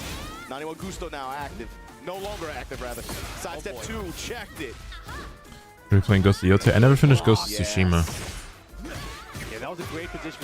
When did I become a ghost? Hey. No, no, no, no. That 2-step, not deep enough. First, able to connect, but King Ray Jr. fighting the center stage here. 4-2. Yeah, King Ray Jr. delaying his timing to get up off the ground, paying off so far. I'm glad he kept pressing that string too. Used up all the timer for CBM to be able to get maybe leverage a heat smash at the last second like that. Took it away. Homing attack, not able to get another conversion. Got the low this time though, there. He blocked one down, but he's not going to Story games are you excited for? I got a bunch of games to play that I still haven't. Because of what's at stake here for Team Vitality. Like Expedition and Metaphor and the games that I started but haven't finished, like Ghost of Tsushima. Flame bash engage. Good down for 1 check. Back to connect. Phoenix. Deep Cuddy reference. Is Ghost really that deep of a reference? Step in low. Step this time is I feel like that's a very like well-known mainstream song. If I was thinking like a deeper reference, I think something like Ottoman couch, how handsome your furniture, lovelier now, but dressed for a funeral, begging you to sit for a portrait on the wall, to hang in the dark of the parliamentary hall. Stay home a lot, no TV, just thoughts and a heap of good weed. Same jeans, same old Converse, baked cheese in the Wally, so work. I'm cool, some niggas mad at it. Looking in from the outside, fantastic. Can't keep the negative alive, they be on my dick. Give Kid Cudi die, don't cry, hater. I forgive, so go and get my album and get off my dick. I smile and I'm pleasant, the weed is the essence. So when I'm in the club, we gon' tear shit up. I'm talking about shots, ridiculous amounts. If you're in my fault, anyway. I think he was actually hiding it all year. Anyway, good shit, CBM. I didn't like the Clive pick, but it worked. You know what I'm saying? I don't know. That's from a few years ago, too. But CBM with the Clive. The gaming backlog is going like afros. I have almost 30 games in my backlog, so yeah. Sidewalk right. Like, I think he got like 8 of them? It was at least like 7 What's or 8. another like Like throwback 6 song? or 7 at least in the first game. Yeah, so many It's like a steps deep into Cuddy full cut. launch punishes. Like a lot of times so far in this tournament, we've seen a lot of side steps and just jab punishes or down forward 1 check sort of thing, but these are full launch punishes off the step. Oh, which I know about The second game where King Ray Jr. was able to bring the fight to him on his terms a little bit. Try to tell the friends, but they as dumb as her. Birds of the feather, I guess, but see, that makes it worse. CBM was still kind of like just. I either need to quit smoking my weed or make sure at least you got a GED. I only mad about a week ago, and yeah, what's that joint called? That's wasting my minutes. And that level 5 meter built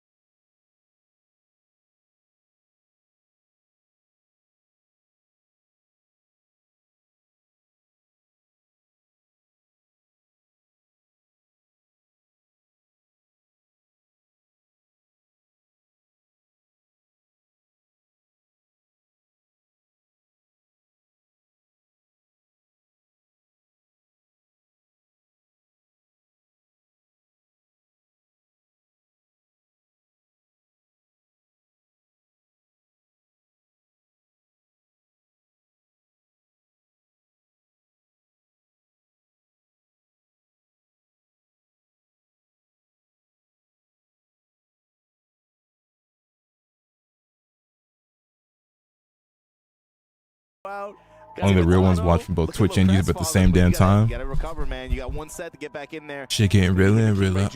I came up on this. Wait, what? How the song go? Shit getting realer and realer. And that brother can dance. Damn, what's the next? Y'all know the song Realer and Realer by Juice WRLD and Future? I actually don't remember how the hook go. Were you a judge or were you the bouncer? No, I was an extra, but I was highly amused. Oh man, but this should be fun. Korea versus. I gotta look up that shit gonna bother me. But who's it gonna be? Will it be DRX or will it be DN Freaks? And if you're CBM and low high too, even in the event that you lose this, you have to be feeling pretty comfortable. You're like, man, after what just happened, Chicken Realer and Realer. Came up on a couple million. Okay, it is what I thought. I just couldn't figure out like the actual like verbiage. Rip. They broke both. I understand some business. And look at my money and shit, but hey, shit getting really, really. Hey, I was my bro to the system. I was my bro to a pistol. They tried to take me with them, and I can't go for that. No, I stay with killers every day. Keep a 40 years hungry. I turn your block to a buffet. Yeah, I spend a lot, Balenciaga jacket, Dior shades. I got a lean stain on it. I'm gonna give it to my maid. RIP Juice WRLD, man. Yeah, it's some of the production team from out there at. Thank you, Twitch chat, for the hype train. I greatly appreciate that. If I'm not mistaken. Yeah. They were present. Yo, Flash was good. Pakistan versus Korea exhibition earlier this year. I went over there, had a good time. And you know, depending on how this group shakes out. DJU dance was crazy. Yeah, the taunt dances is just my shit. Just tap dancing on niggas. Especially if you have Hafiz Denver. Man, it's probably my favorite Juice WRLD song. It's a good one. The next group is gonna be sick. The next few days of this event are gonna be crazy. Oh yeah. But here we go. Here's the tail of the tape. CBM 2-0 over Low Yo, Jay Castano, welcome to the stream. So many heat bursts out of Low High. I guess he doesn't find many heat engages with Brian. He really likes to activate burst and then combo. In combo, especially with the wall to back him up, and then from there, like I feel like him and Nee go to smash a lot. They really like the plus frames on that, and I mean for a smash too, it's really good in terms of how he gets in the air. Is that and really Chanel? Active too. Chanel in the crowd already. Just adds to that pressure, able to get the advantage there. Yeah, the other stat they showed was heat engagers. None for Low High so far. 4 for CBM, and all of that came off of Flame Bash. But I wonder, oh, that's based on the last set that they just played. I see. It's their stats in EWC so far. Yeah, so it's 1+2. He bashed quite off. Whip punish and just a mid range. Yeah, obviously so good. Fast Whip, there it is. Boom, there's my engager. But here we go. Sanctum for game 1 qualification set. Round 1 for phase 2. Fight. This time the matchup we expected. Brian versus Jin. Yeah, okay, so the climb was just for an Oscar. Taunt being unblockable is a cheat code. Like, yeah, taunt is really good, but like that shit's hard to do. Oh no. Save it for later. Ouch. CBM back home playing Jin. With the wall break. That did so much damage too. Parallel to the wall here as well. Rondo. Perfect. Lift with the back 2, and then here. Hey. Savage sword. Nothing amazing. Yo, Ghost Picavelli, thank you for the 6 months, homie. I got tripping him down now. Low High stuck, but behind the back 4, no follow. Stance pressure, and then dive kick. Vulcan punches now. Low High trying to buy himself some real estate. Hatchet gets a walk, and CBM able to take the round on a whip punish. And 2-1 of the late strip. Nicely done there. First round CBM. And we're going down to the bottom floor already.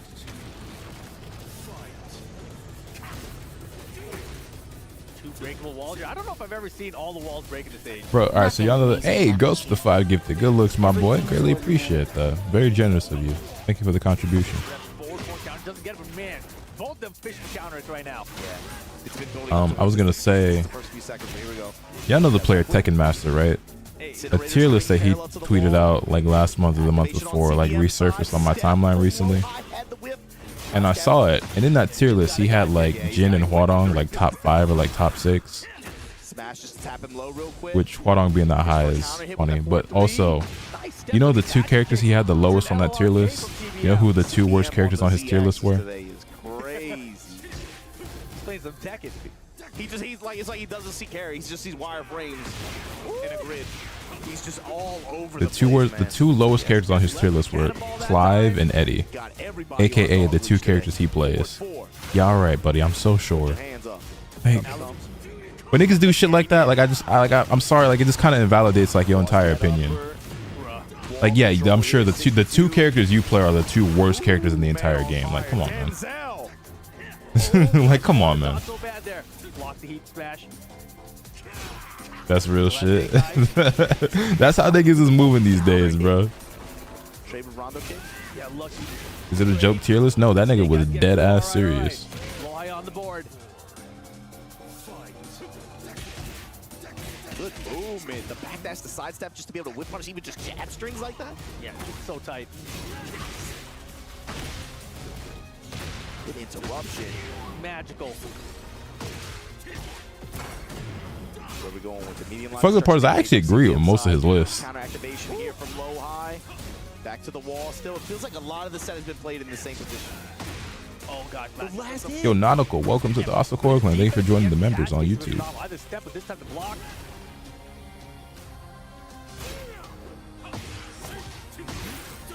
Hey, the low chop. It's a homing attack. Just a little bit too late on the 4-3 whip. Right. Still gotta be careful with that rage art. Oh no, not the right option at all there. Should have been a mock punch, went for jet upper, and CBM gets game 1. I like what you said too, though, man. CBM's defense. His movement incredible, but then even when the movement isn't deep enough, here's the blocks. And the thing is too, he was going side step left for the cannonball straight, but he's also calling out with hard ducks. So the mix up between the cannonball straight and the rec game. I did it from YouTube because they needed help. Damn, right now, bro. It hasn't phased him yet, so far so good. He kind of laid YouTube it just on keep getting called broke. round pretty big, but CBM was able to deal with it really well. And ultimately, like the wall. I think this Jin costume is really, really good. Like I think the pants and the gauntlets are actually fire as fuck. But like his default costume is also really, really good. It's a shame you don't really get to see it much. Everything's been well played for CBM. Again, now going to the right, not just the left. And now the counter hits, man. Down 2. Going with the big hit. No, sir. That was not a great orbital. Man, Lohi looks sure. When they gonna add Tekken 4 Jin? The white fit, the white karate outfit. Like, I don't know, man. Yeah, back 2 in mid-range. Good call out in the hook fit. You know where you're going to. Wall. Call the bird.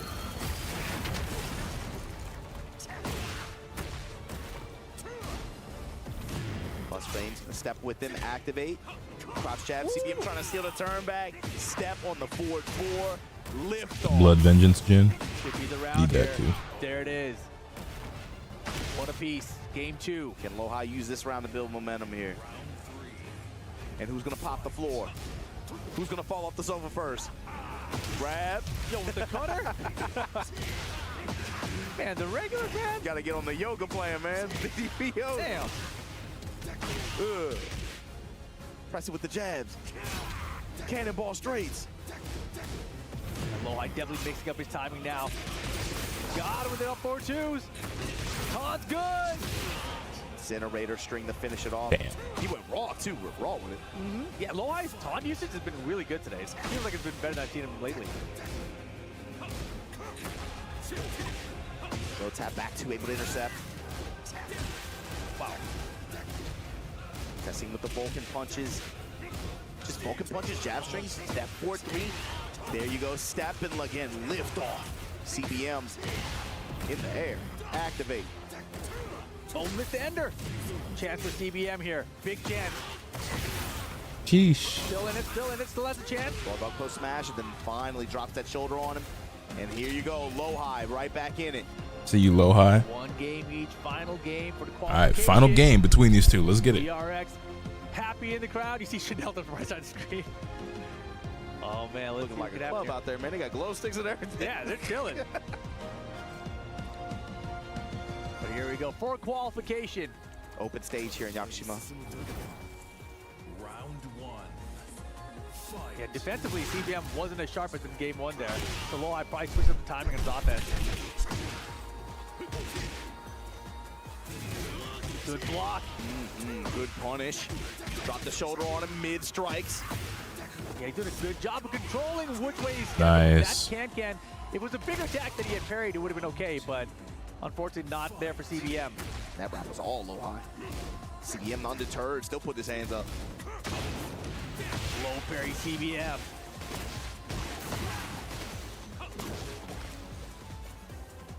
Close slide. Feels like that's the first hatchet we've seen make connect the whole time. Downward 1-4 to 4 part got him. Stepping, but not deep enough. Counter it, hatchet. Good block and punish. Even running out of heat, depends on the dash.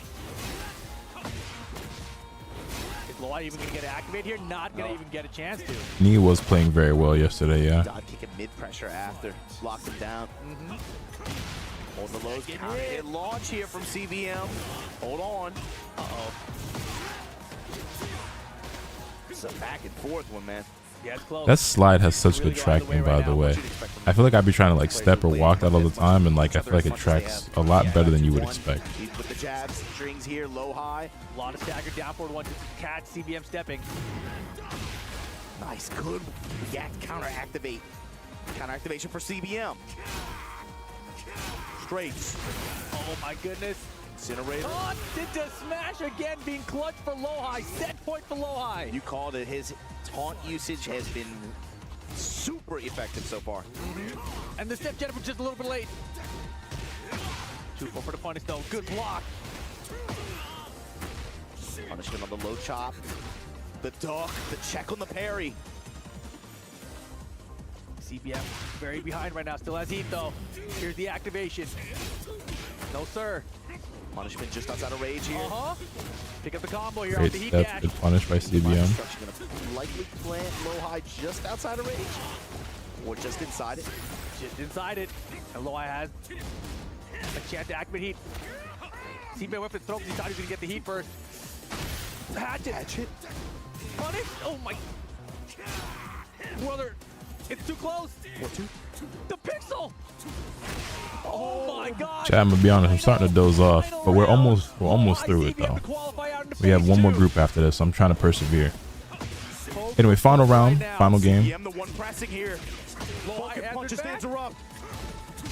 Block the hatchet. This is on me for being irresponsible and staying up late every night. Block the down back 4.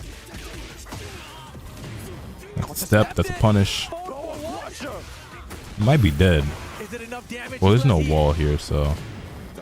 It's gonna be real close. Guess for game.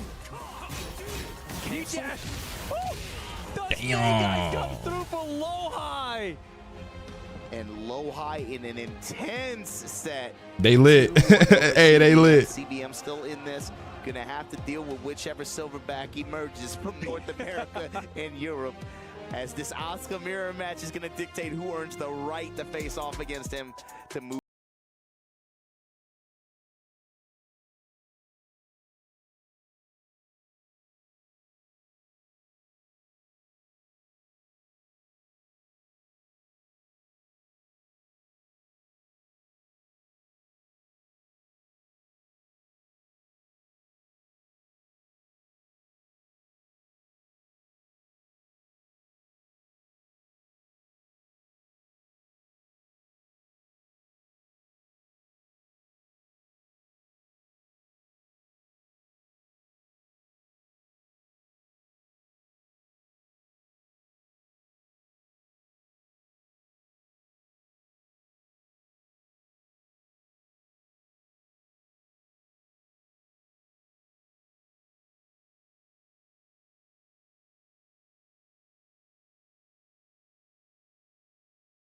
With some taunt action at the wall in the previous game as well. But like you said, the block punishment on both sides was really, really solid. Yeah, very Tibetana. Qualifying out into phase 2 with that one. But as you mentioned, that does mean CBM still has one more chance. He gets to try to be the zookeeper. Oh my God, a DualShock 4. I miss mine so much. King Ray Jr., of course, one of the younger. No, CBM's not eliminated. He's just in the lower part of the bracket. The winner of this next match will have to play CBM to see if they can qualify. What is your sleep schedule? Schedule? I got schedules? I'd be winging it. Did you even eat anything yet? I have not eaten anything yet today. No, I have not. Yeah, that sounds about right. I'm actually quite hungry. Against the Spanish phenom Tibetana, who has had an incredible year as well. Oh, that's King Ray Jr. right there on his phone. Yeah, that's the throwback. The baby version. When he's only up to Chanel's waist. Oh, man. All right, all right. That's the thing, man. And that's what's cool about it, too. You can remember even not that long ago, man. I guess by now it's been like, what, 7 or 8 years ago. You can remember. I can remember watching him in tournaments and watching him in 7 early on. And just the way he would talk about the game, you could tell he was in the thick of it. It's so cool to see him mature over the course of the past like 10 years or so into the competitor that he is on this stage right now. Yeah, he had a tweet that went out today just talking about how grateful he is for all the experience he's having at this event. You know, being part of these interviews even, you know, getting the little gift packages that the players get, and now getting to play on this sort of a stage. It's going to be the Asuka mirror match, North America versus EU. Asuka v. Asuka. All right, let's get it. Tibetano. Guerrilla warfare. Guerrilla warfare. Might not be the NA versus EU they There you go. Eat. You got some food for me? But it's the one you got. Which one do they want? You said. This is our top, bro. Both sides. Maybe it's somebody in the YouTube chat. Give a nigga a super chat. I could afford to eat. Nah, I'm fucking with y'all. I'm playing. Good start for Tibetano there. Who do you like in this one? Well, I mean, what you guys were saying, and especially what they were saying on the analyst desk too, right? King Ray Jr. feels like he's been pushing Asuka pretty much since jump. Like Can't afford that. I know. They just like me for real. Broke as hell. We're cheering for America. I mean, yeah, but between the two, we obviously root for King Ray. He gets in there and he's not afraid to get violent. Oscar mirror match in EWC. Who'd have thunk it, man? No, Tibetano definitely is a player that plays by feel, I think, much more so than by the book, right? He just knows when it's time to do the right thing. But here we go, King Ray Jr. Little combo conversion here. Spins the right speed. No, doesn't get a chance to. Hey, bro, y'all don't even know. It's like a 9-1 matchup, bro. The Oscar mirror match, bro. It's like a 9-1 matchup, bro. 2 rounds up to none. I'm bullshit, and I have no idea. Steering this thing. It's the opening. Look at the engager. Just ducking it. I got. No, 4-2, okay. That could have been even scarier. I have half a fish sandwich and a monster, bro. I'll share. I'm not gonna lie. I'd rather starve than have that be my lunch for each day on. Jab low. Tibetano momentum on his side right now. Oh my goodness. Hey, that's the good thing about losing the first match. If you gain My fault. in this first set on the loser side and roll that into your next match, that could be a real big game changer in Tekken 8. I was hoping for CBM to win the whole thing. He still could. John Ding in the crowd rooting him on.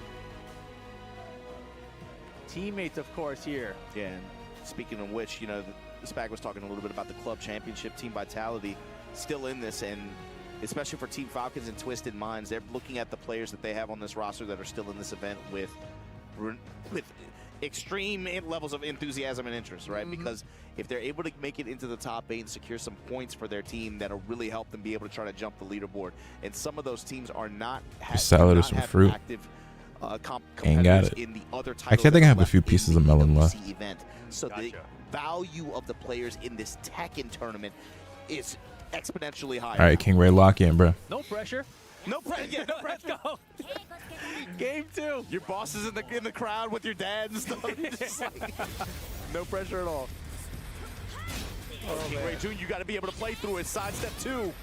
You can see King Ray Jr. Nice. Like, just trying to slow his breathing out there, but he got the blocks.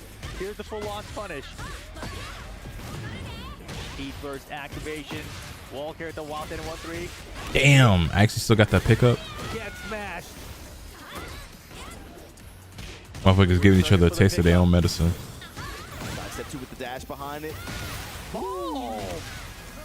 And good adjustment off the walls here. Yo, both walls and the combo. And there you go. Full crowd down for 2 against King Ray Jr. How do you like it? Face Count ass. the kid out. Oh my god. Ah. Tibetana has his step. He has the side to right, just like we've seen into while standing 3. Buff the movement out of neck. Now, if you saw the tweet Harada put out recently about Miyagi Zoo, in the caption he says that they're working on tweaking like certain values and stuff. And you know, everyone looked at him like, oh shit, like they're changing Miyagi Zoo, like shit is better. But he specifically mentioned Asuka, and from my interpretation, he meant like they're gonna fix her neck. Especially when she has that glowing green orb You want Chick-fil-A? I would love some fucking Chick-fil-A right now. I haven't had Chick-fil-A in several months. Just like that, what, wheel kick? And Tibetano now trying to cook this third round. Overhead smash, push towards the wall. Whiff on the sidestep 2. Not a good whip there either. Down on his own, but here's some armor. Dash up, down, forward to Tibetano. On the board here in game 2. This is how they communicate. Oscar really has 0 neck cut. Now, bro, she's built like they just beat on their chest and throw armor at each other. All right, King Ranger's got down for two of his own. And a well-placed uppercut there. Gonna try to create some wall offense here. Looking for the full crouch mix of his own. Nice. Give it to him, but he gives him a whip. And Oh my god, this combo. Oh my god. Oh my goodness. Oh my goodness. Oh my goodness. That's just good adjustment. That's just fantastic. Awareness. And now for the win here. What's the mix? Smash goes mid-ender. The smash you'll trade on to King Ray Jr. ties it up. Oh my goodness. NAEU couldn't be closer. One apiece. Bruh, they made Congo, what, 30 years ago? I feel like I'm watching the sequel. And I've been waiting all this time for a remake. Oh my goodness. This is how they communicate. Okay. Oh man. Point them out. Game. Let's get it. Point them out. You going back to the zoo. If King Ray takes my rank points and my channel points, I'm gonna be sick. King Ray Jr. And the activation from Tibetana. Is this enough for a burrito, homie? Yo, SSB's 101 AMV. Thank you for the super chat, homie. I greatly appreciate that. That's actually not enough for burritos. The funny, well, I guess technically if you talk about me making a homemade one with ingredients I already have, like, and you add up like how much it costs per, you know what I'm saying? Yeah, but to go like buy a burrito from a place, nah, that's not enough. But it is enough for me to be very grateful and very appreciative of you and to thank you kindly for the generous contribution to the stream. Burritos, like, food is mad expensive, man. Like, I went and spent, I was just at Target 2 days ago. I spent $200. I have no food in the house. Like, I don't know where it all goes. I say I have no food in the house. I have like a few bags of like frozen chicken breast in the freezer right now. But obviously that's not thought out. And you know, I got like some rice and some other stuff and shit. But like, tip big or keep your money low, bro. No, no, no, no, no. Whether it's $1 or $100, I will gladly take it. It's not looking good for King Ray. Somehow able to wrap around there. The pressure's on right now. The Isaac smashes. Locking him down. Can't get misses. What I say about Oscar and June players when they back us to the wall. Last chance, King Ray Jr. He blocked but no punish. King Ray goes 0-2. Does not make it to Group 2. Nerf Oscar. That was perfectly timed. Perfectly timed. Tibetano's still in it. No shot, bro. Is actually buying groceries at Target. Okay, I feel like Target has this reputation of being like extremely expensive, and it's just not true. Like, I have shopped at a dozen different grocery stores, and Target is actually cheaper than the vast majority of them. Like, I don't know where y'all are shopping to where like your groceries is just like way cheaper, but I go to Costco, I go to Publix, I've tried Walmart, I've been to Aldi, I've been like everywhere, bro. Target is not like the absolute cheapest, but it's definitely the best value for everywhere that I've gone. And if that doesn't work, I can see the cloud becoming an option. Yeah, I was gonna say, or if, like you said, I can see a different character pick. And this is how the community. Inflation is crazy now. Inflation is definitely fucking insane. Aldi's get me right. My Aldi must just suck because my better than Kroger. I haven't tried Kroger. My Aldi, their selection first of all is extremely ass. Like, you're not buying produce from Aldi. Frankly, I don't like their meat that much either. So really, you just get all like the extra stuff. But like, Aldi ain't even that cheap. Like, even Aldi is like more expensive because I went to Aldi recently thinking like, you know what, man, maybe I just been shopping too much at like Target and shit like that, or like Publix and like this other grocery store that I have here that I won't name because it a little too close to home and shit. But like, so I went to Aldi and I was like, damn, most of the shit that they have here I don't want to buy because obviously Aldi quality stuff, like their produce and their shit, it's either of lower quality or it expires in 3 fucking days. It's like you can't buy in bulk there also because everything expires 48 hours after you buy it. But also they shit is not that much cheaper. Like, I did the comparison. Like, I did not save that much money compared to Target, if at all. It was like he was trying to hide it a little bit. And then like you still got to go somewhere else anyway because the main shit that you want to get, I can't get there. Not the one I want anyway. Enjoy the tariffs, kids. Oh my goodness. And CVM right now coming back up. That's crazy. I buy $80 worth of stuff and it lasts me a month or more. I'm doing something wrong, bro. I spend a few $100s what feels like every couple of weeks. then does Tibetana play into that? I spend $400 a month on groceries. I probably spend more than that. I really do feel like I spend $200 to $300 like every 2 weeks. Even though Tibetana went up on groceries. Low high, right? He went up against low high in this. Yeah. Now, granted, I'm also like very similar providing for myself and for my girl, but like even still. You have to imagine Tibetana has that in the back of his mind for this. Ooh, and Tibetana wins the RPS. What are you buying? Bro, all I eat is chicken breast and rice 80% of the time, and I'm still spending a shit ton of money. Qualification match inbound for Esports World Cup. Here, we can go through it. We can go through it. These are like regular items that I buy on a very consistent basis when I go grocery shopping.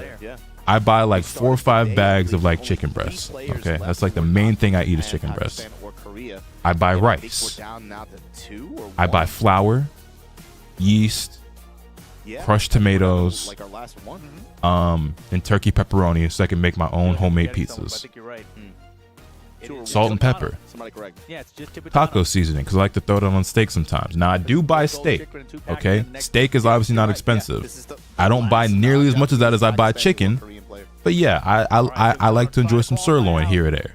And by here or there, I mean like a couple times a week, like maybe once or twice a week, I'll probably have some sirloin. You know what I'm saying? But even that, like, it's... You know what I'm saying? That's not the reason why I'm... You know what I'm saying? Why my grocery bill is skyrocketing. It ain't like I'm just buying T-bones and filet mignons every day. Like I buy a pack of sirloin every once in a while. You know what I'm saying? I mean, I'm thinking if by sirloin here means Wagyu. No, I like sirloin more than I like Wagyu, to be honest. On her back, really. What else do I normally buy at the grocery store? I buy water. I buy lots of water. Bro, y'all remember when I used to drink Fiji? I don't even drink Fiji no more. I buy the Target brand Good and Gather. The big 32 pack for like $4. You know what I'm saying? Right now I got a little bit of Mio in here just because I just wanted a little bit of flavor. But and you can see that the last stat to me, that's the one that stands out. Step and punishes. CBM. I don't even buy juices or sodas or nothing. Partially because I'm dieting, partially because that stuff's expensive. I almost never even buy cereal anymore. You know what I mean? Like, the engagers, like you said, I don't buy nothing crazy. Wouldn't it be cheaper to get like a water dispenser? A water dispenser? What do you mean? But will it be the Clive again? I was actually surprised to see him go to Jin versus Lohi. I thought it was gonna be a Clive kind of day. Might actually just be the brands you buying. I buy mostly off-brand shit. Everyone's got the glow sticks, man. I'm a little jealous. How much rice are you getting? So lately I've been buying these smaller bags of like Nishiki rice that are like $3 a bag from Target.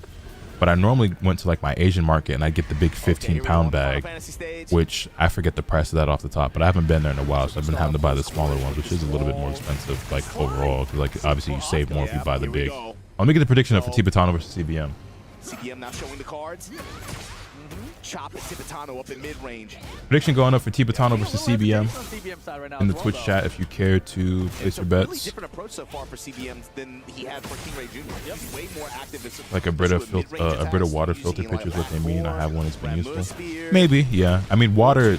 Listen, of all the things on the list I buy, water is really not the one that's adding up. Like, I mean, yeah. If you're really trying to scrimp and pinch and save money on the margins, yeah, maybe long term that would be a worthwhile investment.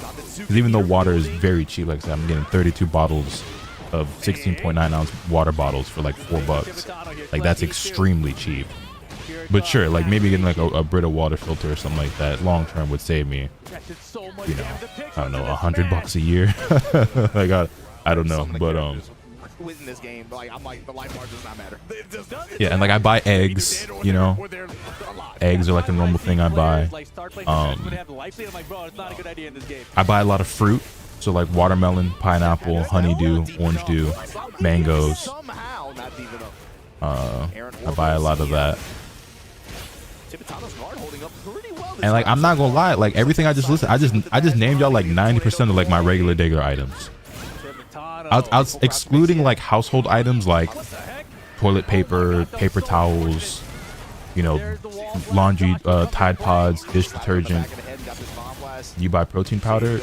I have 2 tubs of protein powder that I've bought once each. Like I have bought protein powder, but that's only something I just recently got into. So like it's not like a regular expense for me. seen a Tibetana Rayguard so far, and there Have you considered buying chicken whole versus buying breasts? That's important. No, but that's like so much more work, and then also like I'd really just want to eat chicken breast. Like, I don't want the rest of the chicken.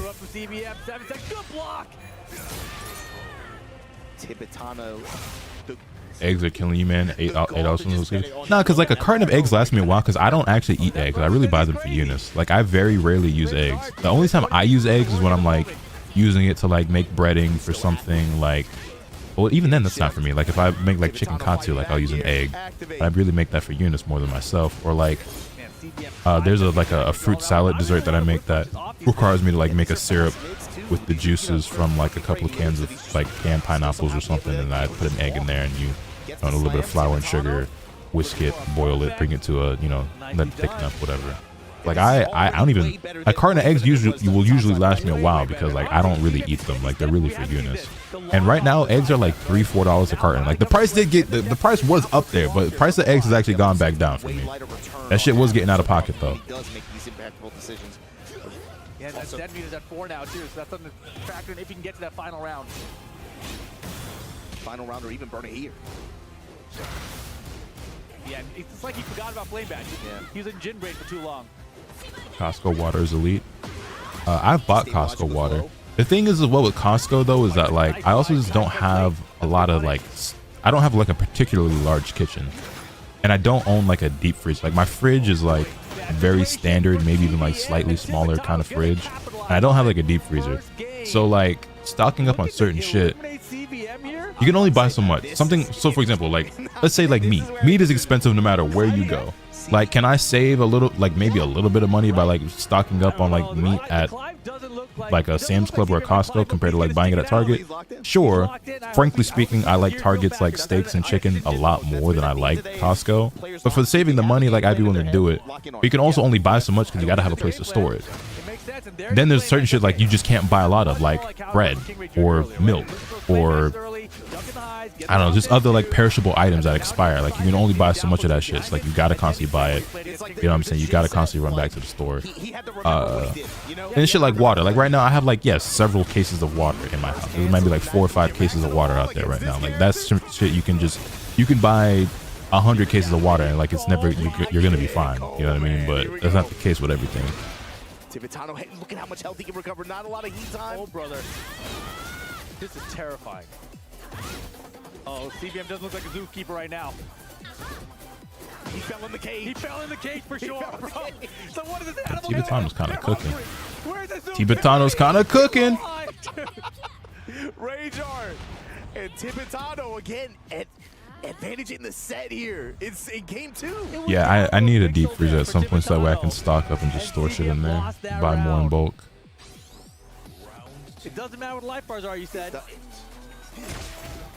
This is a killing game. You have to, if it's not finished, it's not over. Oh man, Tibetana first. Yeah, another thing that like I don't eat like a ton of pork, but like I do eat pork. I'm not one of those people who don't eat pork. But like say for example, like when I go to Costco, I'll buy like the really long like pork loins, and I'll slice that up into pork chops myself. Definitely get good value out of that. But again, you can only buy so much of it at once. And then also like pork is not like my go-to protein, so like I really only usually just buy the one. And like yeah, I'll get like, I don't know the number, like 15-20 pork chops out of that. It's probably closer to 20, like maybe 20 or more pork chops out of that. So like it's, you know, worth it. But you know, I'd be trying not to overdo it on pork. Looking the grab, burning the timer a little bit. Watch out for Tibetana Rage on this situation too. With 4 seconds to go. Combo's really gauging how old everybody is. So the thing as well is that like, you know, shit is priced differently depending on where you live. You know what I'm saying? It's not. I might just live in a more expensive area than some of y'all as well. It could be contributing to why my expenses are higher. But I know it's people who like they shouldn't even, because like where I live, it's a hell of a lot cheaper than living in California. I tell you that, or fucking New York. But it's more expensive than living in like Kansas or Texas. 60s peasant lord off the core. I just said, alright, bro. Alright, bro.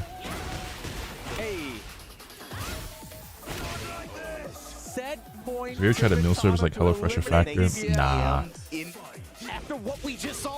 I get emailed by them a lot for like potential sponsors, but I like never do them. This is what he needs, but honestly, he's not getting a lot. Would you ever move to Hawaii? Probably not. I'd like to visit Hawaii though. A grocery outlet? Is grocery outlet the name of the store, or is that like a type of store? Yeah. And he gets into situations like this. Double step, gets the wall splat. Oh boy, big cover for CBM. Oh my god. You need this, CBM. This is huge. 92 damage. Nice. Clutch up. Grocery outlet is the name? Nah, I never heard of it. Yeah, I would imagine it's like Aldi, but I've never heard of that before. Yeah, I have shopped at Target, Walmart, Sam's Club, Costco, Publix.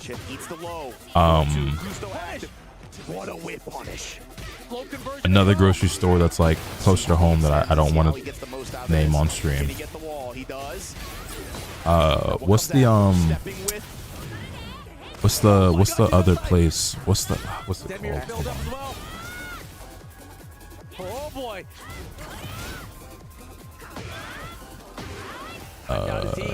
Give me a second. I'm trying to find the name. Whole Foods.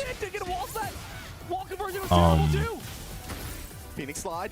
12 seconds. 10. Tibetana in rage though. Goes for the sweep. There's another grocery store that like I want to that I don't think I want to name because I think it's also a place that's like more local to me.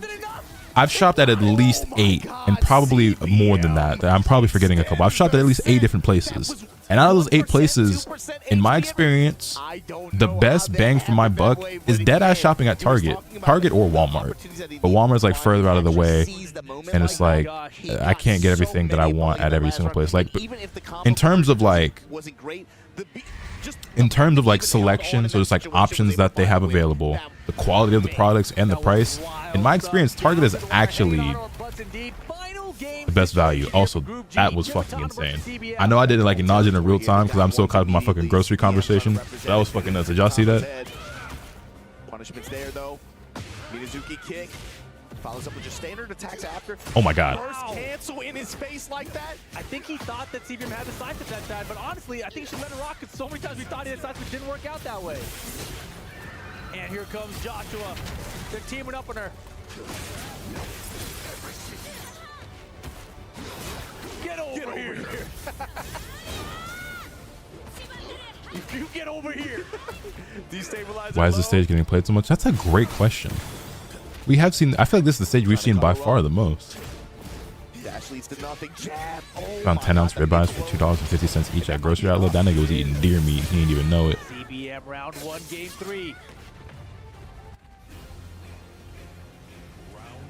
All right. Let's get together, Tibetano. Flame bash. Actually, I'm thinking about it. I got 9. So I thought of 2 more. I've shopped at least 10 different grocery stores, including another one that I'd forgotten about, and then also including my international market, like my Asian market that I go to. Oh yeah, for sure. Hashtag ad, that's why it's getting played. Oh yeah, this is EWC, it's not TWT, so like they might just be picking it. After this activation. Yep, just go with the overhead smash, get the bomb blast. Like I was under the assumption that everyone's just picking random, but like I don't know. And they deadass might just be picking this stage. Interrupting attack there. Oh man, all day. I don't have an H Mart local to me, but I have shopped at H Mart before when I'm in California. Like you visit each once a month? No, at 10 different stores, as in like I've tried shopping at all these different stores to like compare and contrast like their selection and their prices. I don't go to like 10 different stores every month. My go-to is really Target. I have like 2 or 3, including Target, that like I consistently go to on a regular basis. Good adjustment, just keep it going. 88. Wait, flame bash, anti-air flame bash, activate. Spring kick. Oh my god, they switch position off of it. That's unfortunate for CBM. Set point, Tibetano. Tibetano once again on set point. Step down for 2. Strength. Mixed with the down. 1+2. Strength again, right back to it. Yep. Tibetano. He burst. Bam. And the kick. meteor, half a life bar gone. Big whiff, huge punish. That's what you're looking for right there. Activate, this time a little bit off axis. Still able to get great return here post-tornado. Meter building, look for him to cash out maybe next time. Big whiff. Prominent into the heat dash.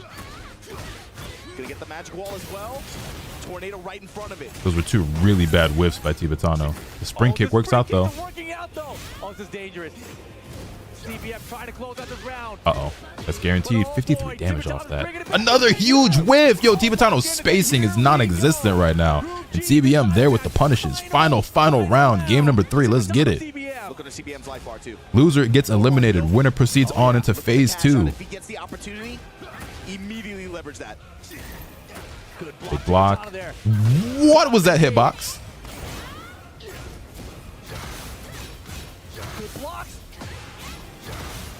He's trying desperately to hit that 1+2. Get over here. Starts with a while standing forward. Starts with a block. I think Tibetano's locked in. Finally finds his mark. Here comes the heat engager though. Uh-oh. Walking him down. Walking him down. Walking him down. They're all hitting. Big whiff, and that's game. Barring a catastrophic combo drop here. Wow. 2-1 in a really close set against Tibetano.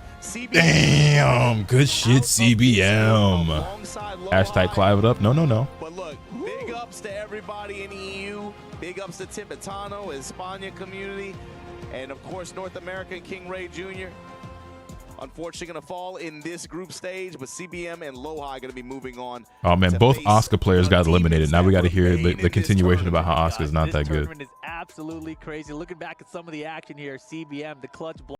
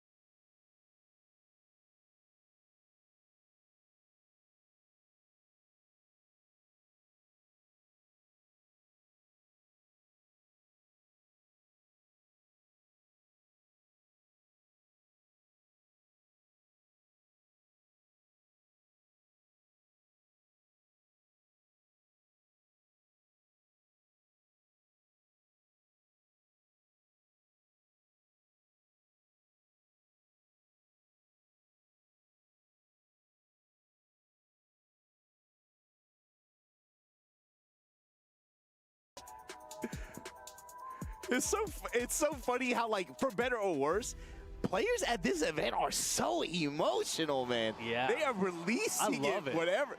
It's like it's like whether it's frustration, whether it's pride, happiness, whatever, man. They are feeling it. He's crushing Tibetano's soul right now.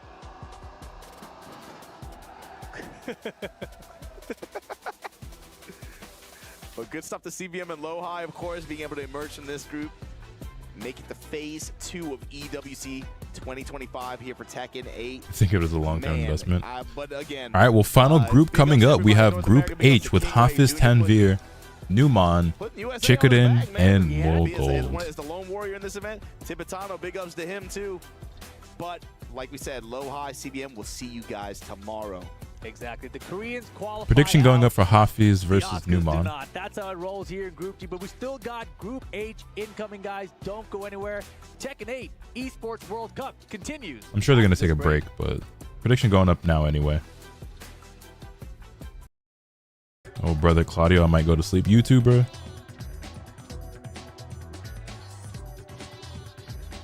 They don't make them like this no more, man. Tekken 3 soundtrack so goated.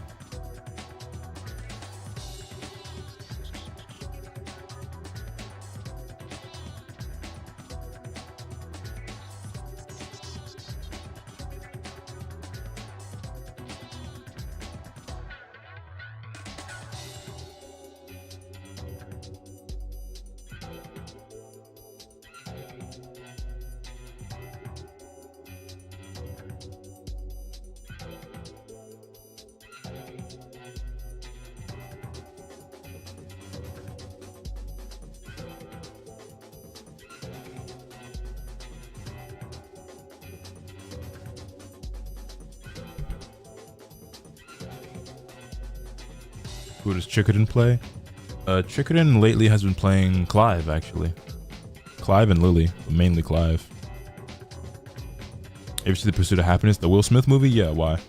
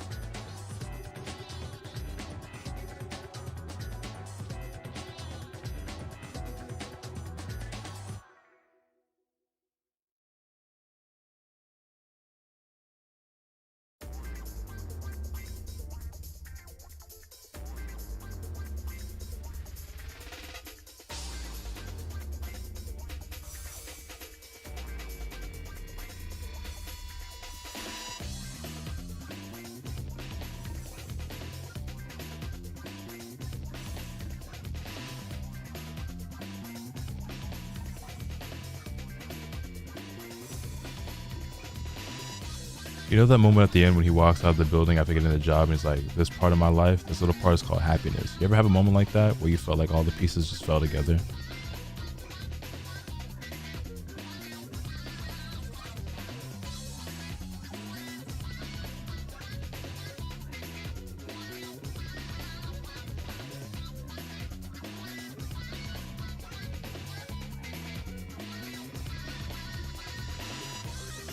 When I was in Japan.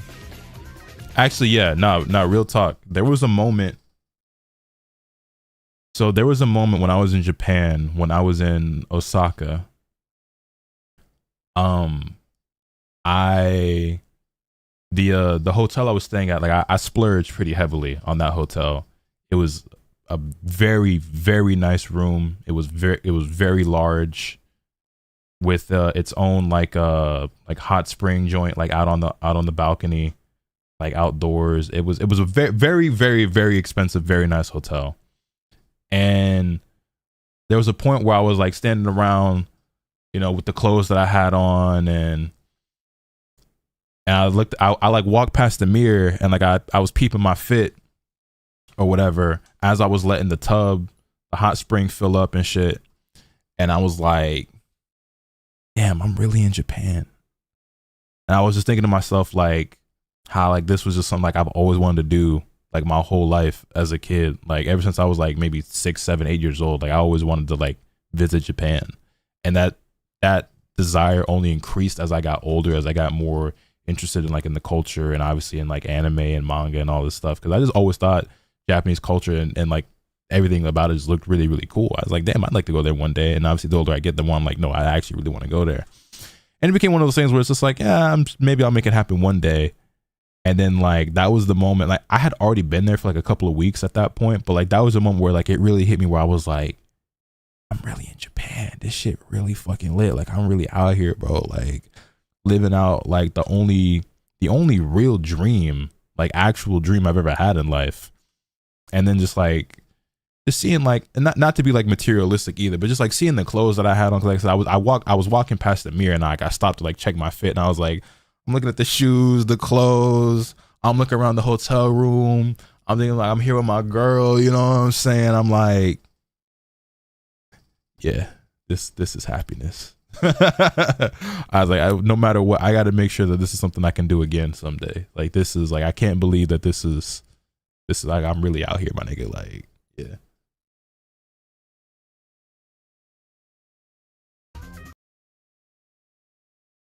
Got Tibetana here with me, man. Bro, so I'm in Japan. I got this shit on. No, but dead ass though. Like I walk past the mirror, I'm like, here with my fine ass girl, nigga, fitted up, got that shit on in Japan with the hot spring out on the patio, nigga. I'm like, yeah, I'm really out here, nigga. We lit. Like, but he was super ready for everything. I trying to play like more oppressive, a super aggressive player, but I wanted to change some things, but he was super ready. So GG's and anything. Yeah. That's the way the cookie crumbles. And then, of course, dropping down into that lower side, you took on King Ray Jr. from North America. Got to make it happen again one day. But then that 1% difference in the rounds against CBM, you had match point a couple times. Just what's rolling upstairs on that one? That's like I said, that's the only dream I've ever really had. Like growing up, I've never really known what I wanted to do. Let me mute this again real quick. I never like knew what I wanted to do when I grew up, right? I've never had like a dream job or like a dream career. I've never had like lofty goals or aspirations to accomplish anything in particular. You know what I mean? Like, sure, you have all types of like random fleeting thoughts or things you think you want to do when you're a kid, right? Or like you fantasize about like, what if I was a rapper? What if I was a basketball player? What if I was this or that? Or like, you know what I'm saying? And even like with this YouTube and streaming shit, like I just kind of did it on a whim just because I thought I could, not necessarily because this was my dream or anything. The only thing that like has actually persisted through my whole life, something that I've always wanted to do, something I always wanted to achieve or accomplish or like make happen, was go to Japan. Like that's the only thing that's ever that's the one thing in my life I always really wanted to do. So when I got there, and like don't get me wrong, even like when I was on the plane there and like when I got there, I'm like, damn, yo, this is crazy. Like I'm here.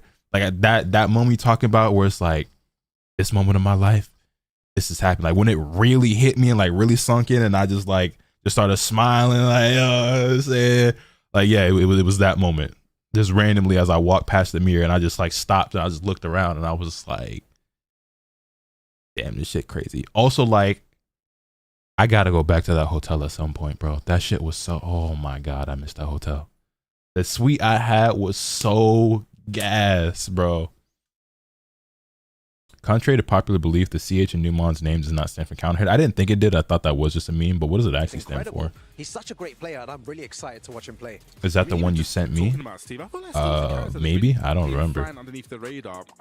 Personal experience, I struggle playing against Steve because, historically Steve's been that guy that you kind of out dry out, you just out lame him. But now Steve has this. That's how I felt, minus the girl in the fit. Any That's funny. In Tekken which forces you to interact is a scary character. You said lock in, bro, please. It's going to be Hafizan Veer versus Naman Chaudhary. And ladies and lads, just look at what teams they are representing right now. Twisted Minds and Team Falcons. When it comes to the club championship, this is very, very important. Arslan's already made it into the second phase. So is Atif, right? Those are the two Pakistanis that are in right now. And we have, again, Twisted Minds. Oh shit, FIFA got motion? Let me find out, bro. This is also very, very important. Yeah, I mean, Twisted Minds are in 5th, Falcons are in 2nd, and just the points difference between them is not that much. So, they need to make it into the top 8 to guarantee some points. Yeah, we had an update as well that Team Liquid is actually eliminated from a game earlier and didn't make top 8, so they won't be getting any points this week. So, there's an opportunity now for Team Falcons to potentially jump up into that first position, right? And like you said, there's like $1 million or more yeah, I think it's $1 million between them, right? So that's absolutely crazy. So that's our first matchup. But then, of course, our second match is going to be Mulgold versus Chikarin. Emo, I can't want to pick your brain on this one because Mulgold is one of our favorites for this, right? But definitely. Chikarin has been playing amazing. Do you see how he played at EVO? I mean, this is going to be a tough one. Yeah, I think Chikarin is always a player that gets slept on. It's like even the year when TWT finals where he won, right? I don't think anybody had him on his bingo card, on their bingo card to like take the whole thing. But that's kind of what he does. Even last week at EVO, he got 3rd place there. And it's just like first EVO Japan as well for season 1. He's the first big tournament winner in this game. So it's like people always kind of sleep on Chikarin. They do, man, and that might be something that works against them. But ladies and lads, Mulgold is one of our favorites, like we said, to win the EWC this year. And we actually have Ryan Hart with him right now to hear his thoughts going into this group. What's up? I've got Mulgold beside me for a few words before his game. Now, your first match is against Chikarin from Japan. I'm sure you've done your prep work. What are your thoughts going into this one? Oh, okay. So how do you feel about the match to come? A little bit nervous, but I practice so much for the matchup against Chikarin, so I think I can beat him. Yes. Do you have experience against? Have you guys played a lot in the past? We met a lot in rank match, but we rarely met at tournaments, so this is gonna be very, very fun. And then, of course, the Pakistani contingent above that, Hafiz Tanvir and Nauman, winner of the LCQ. Do you have a preference on who you play if you have to play one of them? I want to make mirror match with Hafiz Tanvir in winners bracket. Yes. All right, interesting. Lots to look forward to here on day 2. Hope you guys enjoyed that. And yeah, good luck in your match. All right, I'll see you guys a bit later on. Bye-bye.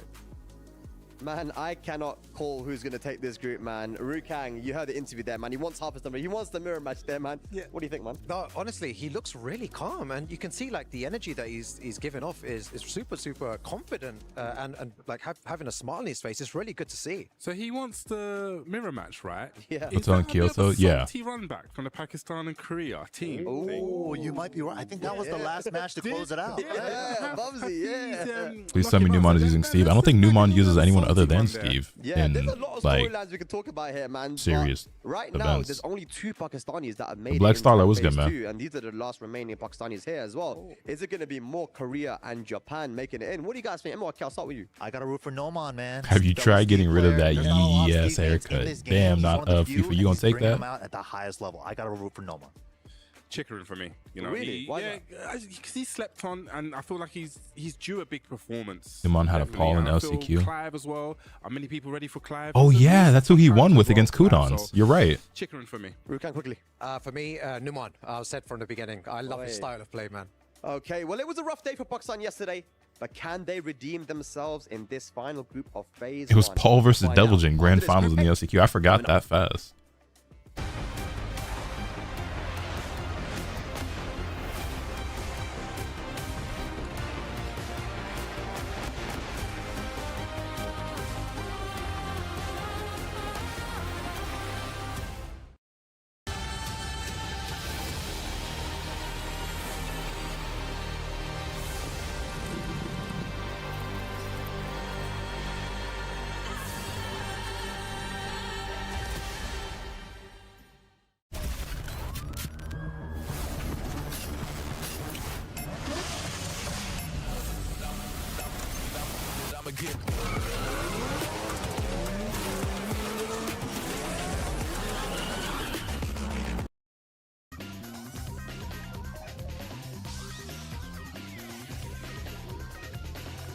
Sometimes I think about the opposing nature and struggles of our different perspectives. You said a couple of times that you've never really had any big dreams or goals or career aspirations. I'm sure as a young man feeling like you're not sure what you want to do couldn't have been easy. It was definitely the worst when I was like 18 because like my focus is going to college. I'm like, I have nothing I want to do in life. But yeah,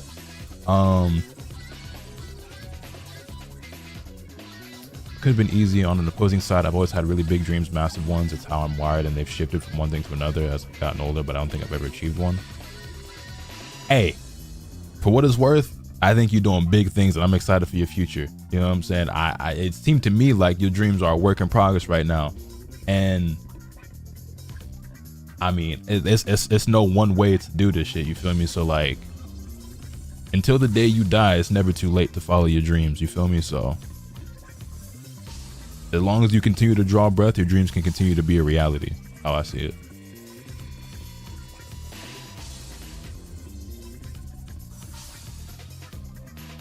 For me, I've just always been like, I think there are 2 things about me that have kind of always been the case, where I'm very nonchalant about most things in life, and also I've always been very indecisive. So when you combine those 2 things, it's like, I don't know, I'm gonna figure this shit out, I guess, eventually.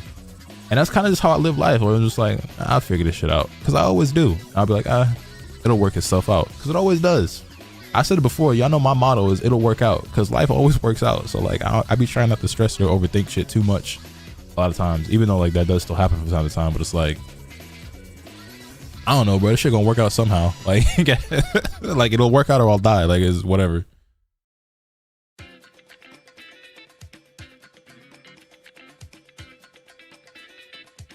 I'm also like very spontaneous. You know what I mean? I don't really like planning things. Even in school, like I keep up the positive music because I get invested in what I'm saying. Even when I was in school, right? My favorite subjects were always like English. So it's like just English, language arts, literature, writing, poetry. That was always my favorite shit. and I was always really good at it. But for me, I've always been a very go with the flow type of nigga, right? Make it up as I go along, figure it out as I go along, go with the flow. I was always one of the better writers in my, honestly, the best, but I didn't want to say it, but nah, I ain't like what it sound. I was always like the top student in, like, in my English classes and stuff, right? And in English classes, they always tell you, like, you know, do a rough draft, map out what you're gonna write, have these things planned out. But I'm like, nigga, for one, no, that's a waste of time. You're giving me 90 minutes to write this paper and you want me to do a rough draft, fuck you. And then also, if I'm doing like a 6-page paper or whatever on whatever, like, I'm not sitting here wasting half my time doing a rough draft. I will make it up as I go along and I'm going to get an A. And when you do that so many times, that's another thing as well. Like, I develop stubborn mindsets, I guess, and like certain habits, because it's like, when you do something a certain way multiple times or for so long and it continues to work, you then start to believe, like, well, the way I do work, so why should I change, right? And that's, you know, I have become the way that I am because of that. But like, I was always a really good English student without drafting or planning the shit I was doing. So it's like, why would I waste my time doing that? Like, oh, well, it could be even better. It's like, or maybe it wouldn't be as good or as lengthy or as, you know, organic, or like, you know what I'm saying? Like, I don't know. I always thought it was better if I just didn't. Like, when I would draft shit, I never felt like whatever I would write or whatever I would do was better. Now, don't get me wrong. There are certain things in life where it's like, yeah, planning and drafting and shit. Like, yeah, there are certain things that you have to take to that level, basically out of like necessity and just for organization purposes. I'm organized when it's absolutely necessary, but when it's not, I'm very on the spot, spontaneous, spur of the moment. Like, I don't like planning shit, whether it's like the things I want to achieve in life or the fucking how I want to like map out my thumbnail. Like, I make those shits up as I go along. Like, whether it's like even like planning like vacations and shit, like going on trips. Like, I don't like thinking too far ahead. I'm very much take it day by day, like go with the flow, make it up as I go along. And like, when the situation absolutely demands it, yeah, like I can lock in, be organized, and like plan shit or whatever accordingly. But like, if I don't have to, I won't. Nautical, thank you for the gift sub. I greatly appreciate it.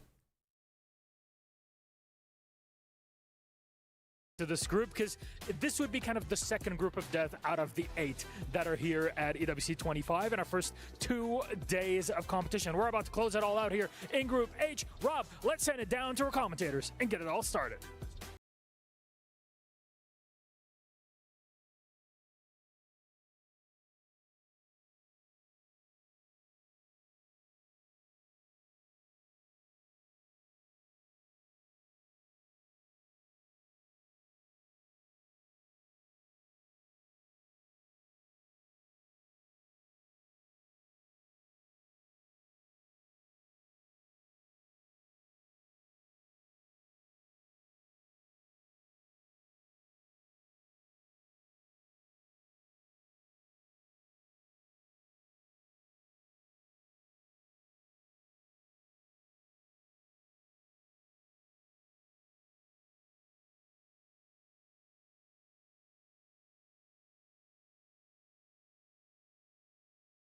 (3-2), it seems like it went. 9th place, and then not available for the EWC placement.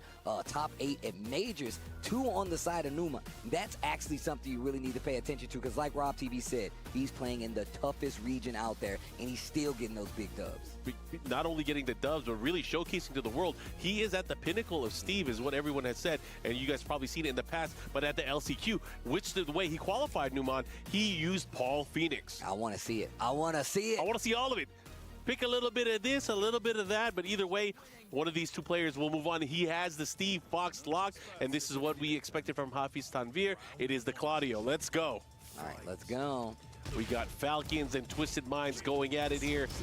So one of the things I want to point out, man, shout out to Shadow 20Z, man. We were talking about Hafiz one day, and we was like, man, he uses a lot of sidestep forward, more than most Claudios, he would like to say, but it's more about the conditioning, making you fear, and it starts with those small poking lows.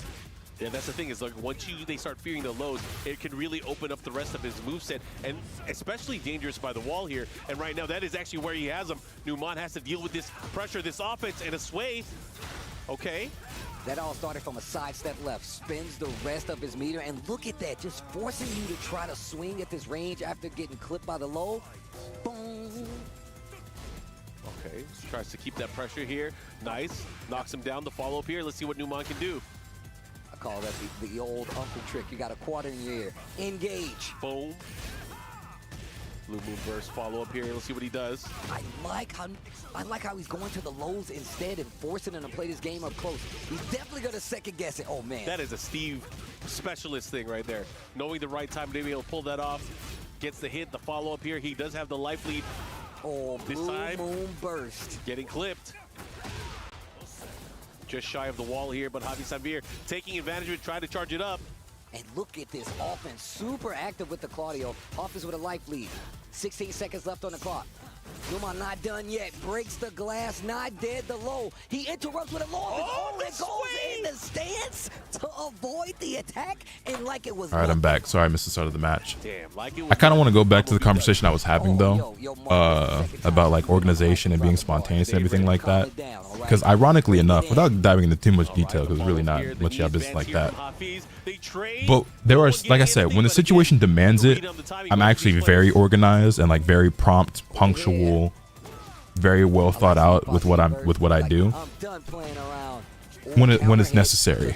And with the squad channel, right? We have actually been trying, not always succeeding, but trying our best to be as organized and everything with that. And things are not always very smooth, and so that is a situation where it's like, even though I like being very spontaneous and spur of the moment and everything, that is something where it's like, no, this situation, in order for it to work, requires planning and scheduling and organization and shit like that, which is something that we're actively like working toward, is being as on top of that as we can be. Man, our last recording session, boy, let me tell you something. Full extension, he's gonna get the wall for sure. Into the shoulder, the sidestep attack again.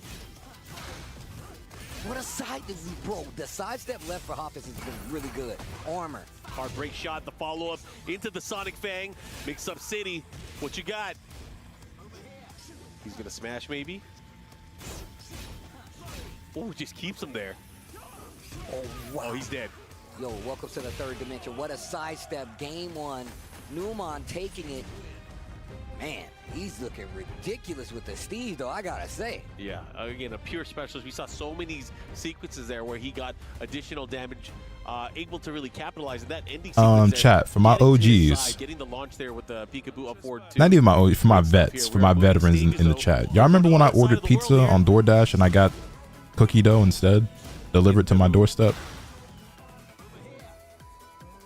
Dancing a little bit. And now you can see a lot more defense. Nah, for sure, man.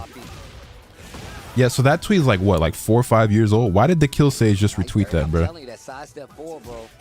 Oh, he clipped him. The follow up there with I'm about to DM this nigga. He's gonna get a big extension with this combo. Yep. Oh, he down back. Why down back 3? I don't know, but Blue Moon Burst, maybe it missed input, but he gets the floor break, but he actually can close out. He still got heat. Dash to close it out. All right, Hafiz. Again, there's a lot of this tweet's from 2021. I just DM'd this nigga. We'll move on to the upper bracket finals. I DM'd him and I was like, okay, but like, why though?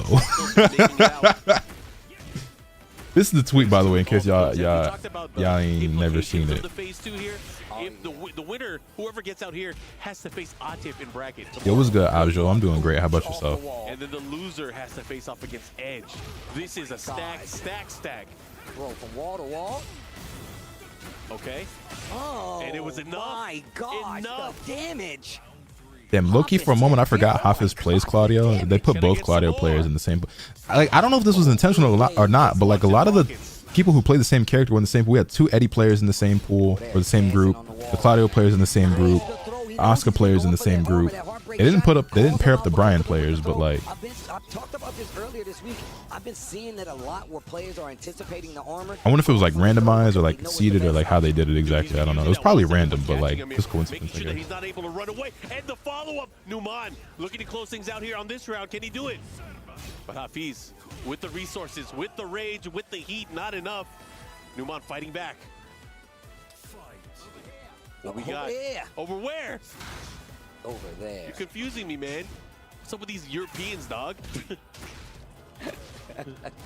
Delete this. Watch the Uryu Ishida from the game. Honestly. I just heard spag right now, bro. That's what I heard. Okay, Speed bro. back. No. Okay, look at this pressure here. Gets him with the smash, pushing towards the wall. Man, this is really on the ropes right now. Okay, the burst, the smash follow-up here. And great block here. I greatly appreciate that, Jay. As well. Oh! Okay. He was probably just wary of the second hit. Cuts him out of the air. Hafiz was looking so much better in the second game, but Numan is slowly bringing it back. Great extension here. 10 seconds left. The Fox Fury, the follow-up here, gets the hit this time. He's looking to tie things up. Can he do it? Has the life lead. Has to be careful here, though. Oh my God! Oh! Were they playing? Steve, they are playing some Tekken. Bruh. Final round here. Big round for Numan. If he's able to take it, he will move on. Hafiz fighting for another chance. Engage. Okay. I'm telling you, man, Heartbreaker, you got the best of me. What you got here? Ooh, no punish. Okay, he didn't go for it. Knows he's powered up. Gonna spin a little bit of for the burst. Just the tip. Let's see what he got here. He does have the life lead. Oh, and he's gonna be able to close it out. There it is. Tying things up. Look at this. You can see the anguish. You can see how hard that fight was for him. That's, I think, been a big thing about the week so far is you can see a lot on the faces of these players. They are fighting for a lot more than they're used to. And this is just phase one. Bro, they just keep coming back, man. These boys boxing though, can't lie. Well, one of them boxing. Let's go. Low heat smashes are war crimes. I feel like every low heat smash should be minus 15 thoughts. You know. It must be sweet to get this big victory. It tastes like honey. Oh, yo, hold on. What they got? Deep burst on the wall, big damage. Damn, he is about to serve him right now. Minus 30. Oh my God. Wow, perfect. Oh, perfect. That was great. Shout outs to SDC. And now, man, I love how he layers his offense, starting with the back three. I think the point I wanted to say earlier was that in your mindset / perspective, if you have no existential thing you're shooting for, then fear / doubt is not something you feel often. Not necessarily. I just shrug it off. The trade-off is you can feel lost in the mindset. Oh, I feel lost all the fucking time. That more than anything. That's better. A better way than putting it than fear / doubt. A nigga do be feeling lost every day of my life. Not gonna lie. Especially lately. Because at least like you go through like stretch, or at least I go through stretches where I have direction and like I know what I want to do. But then you have times like this where it's like I'm kind of just all over the place. He's gonna get this. But I get you, I Van. love how he slides on the, I like how he scoots up. And then the last hit, he leans into it. This right here is a knockout. Unable to take it again. This is the final game between these two. Winner will move on and sit pretty in our finals for Group H. Engage. The fury of the Fox pushing towards the wall here. Nice block. He's starting to get a win on these lows. Numan spends it all. No resources except for rage, and he's not there yet on the life bar. Okay. Oh, the tension, man. You can feel it. It's starting to get thicker, Steve. One round apiece in this final game, and this might be the end. What an adjustment. Bro, that's the name of this game. The way these two have been adjusting on every set for the combos, everything. The floor, you ready for it? How old is Tanvir? No clue. I think he is pretty young though. First time we've seen it. Outside of that drop combo in that first game. Engage. Okay, good block here. Keeping the pressure at the wall. Let's see if I said whose child is this? Is he like really short? I think he is young. He might be like 16, 17, 18. I honestly don't know. Making count. Keeping him there. Let's see what he does. He might not be that young, but I think he is on the younger side. Now the low. The hop kick not gonna do it. Numan going further into this group. gonna stay on the upper bracket side of things, and that means he's gonna wait the winner of this next match with the potential to make it. Wow, that was wild. Iman takes it Players though. obviously showing that they came here to play. They deserved every moment to be able to get here at EWC. Hafiz Sanvir moving to the lower bracket now, where he's going to face off a little bit later on against the winner of Mulgold and Chikrin coming up next.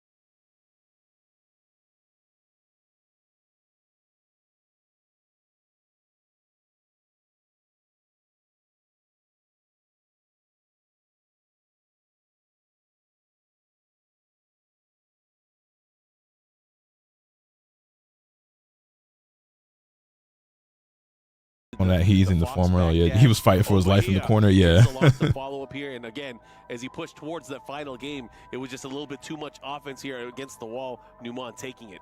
And you could see how he switched up the offense in that last game. Mint chocolate chip is elite. I agree. Fight it out on the other side, little sly, wry smile on his face. He knows what he's gonna have to do if he really wants to make it. Speaking of, if they All right, next up we've got Chikrin versus Mulgold. Player holding his controller of choice, and look, on the other side of the stage is gonna be somebody that absolutely wants to send him down to that lower bracket. Mulgold. It's gonna be Japan. Predictions up. Go ahead and place those bets. Test your might. And I'm not talking about beauty or a beast. It's about to get crazy. And the winner of this, of course, is going to go up against Numan. Got to call it out for Numan, representing that Team Falcons. He is the first Falcons player. Yo, Lotus, love the new squad video. Love the way you handle playing games you don't necessarily enjoy. I feel like I was non-existent in that video, However, but we got Mulgold, as you I'll be mentioned, better in the Chikrin, future. Try to be Tekken anyway. World Tour champion, but Mulgold, man, he has been tearing it up. Niggas who unironically say mint chocolate tastes like toothpaste. Mint chocolate chip does not taste like toothpaste at all. Like, not even a little bit. He is going for the crown. Look, I it's not even the same type of mint. Mulgold, ever since I really got to see him play in person over in Korea last year, I've just been. I think niggas deadass don't know the difference between like peppermint, spearmint, like regular mint. You know what I'm saying? Like I think they just hear the word mint and think it's all the same, which it's not. Just constantly climbing. He said he wanted the run back with Hafiz Sanvir. He said he wanted the mirror match. I think that's disgusting. I hate mirror matches. He said, no, give it to me. It's going to be a lot harder, though, unless he loses here, for him to get that mirror match. And I'm sure he won't mind if it means he gets out on the winner's side. I was going to say, you got to be careful what you wish for. You got to be careful. But last time these guys played, we had Chikrin coming out the victor here, 2-0 last time. And again, just from the majors, you can see Mulgold, again, had a stellar year. We were talking about that. And you look at these two players. Just last week, one of the biggest Tekken tournaments we've ever had, EVO 2025, these guys were in the upper I like mint chocolate chip when it's ice cream sandwich. I don't like ice cream sandwiches like that. Respectfully, third and fourth place. Chikrin taking the lead here. Mulgold right behind him. And literally, I mean right behind him. Third, fourth, respectively, like Mark Man just said. And look, this is first to two to see who's going to get the opportunity to make it out without a scratch on them. But you still got 2 games to play if you want to do so. Starting right here. Mulgold, Chikrin, next match, EWC 2025, Japan versus Korea. Our brothers over at the analyst desk were talking about Bubsy, especially. He mentioned that he feels like Chikrin is due for a big win. And you know, his performance last week at EVO, especially going up against one of the other favorites for this tournament, Arslan Ash, he almost had him. He actually sent, I believe he sent Atif to losers as well in that tournament. So again, there was so much going for him. And he has already proven time and again that he can play with the best players. Doesn't matter which region you're from. Korea, Japan, Pakistan. He is able to win against all of them. But he's going. You guys have a favorite group so far out of all the ones that we watched? This is the final one, so. I think that Mulgold is just so hungry. Counting today and yesterday.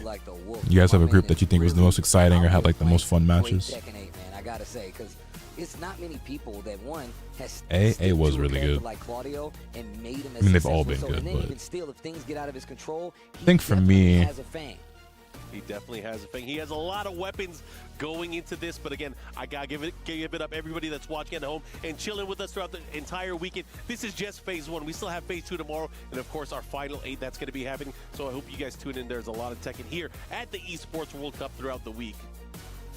Well, it's almost time.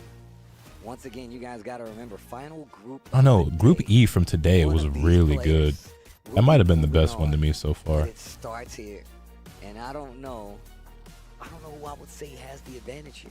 I do not know. I think it's going to also come down to Like the group with Ulsan, JDCR, Yagami, Rangchu, like that was really He good. has been using Clive against a lot of the high-profile But players. with Junding in it, that was but Group he B, I has been think, using Lily right? as well. And that No, that Lily was C took with out Arsenal Atif Ash. at Evo. The Clive, of course, reserved for some other particular matchups. But who is Chickering going to bring to the table? That also goes in turn for Mulgold. Who is he going to bring? He's been using a lot of Fengwei lately, too. Not just his Claudio. I think it's like very matchup dependent, though, too, right? And speaking of Chickering, I mean, that Lily got him an Evo Japan Championship. So you got to say that that's a valuable weapon. And I've seen him switch back and forth between the two if he feels like it's not going his way. Not many players can do that to success. Chickering can. And we see the Clive versus the Claudio. They're locking in, headsets on. Somebody's got to win. Let's see who it's going to be. Oh, man, get ready for the next battle. And we're going to the mansion.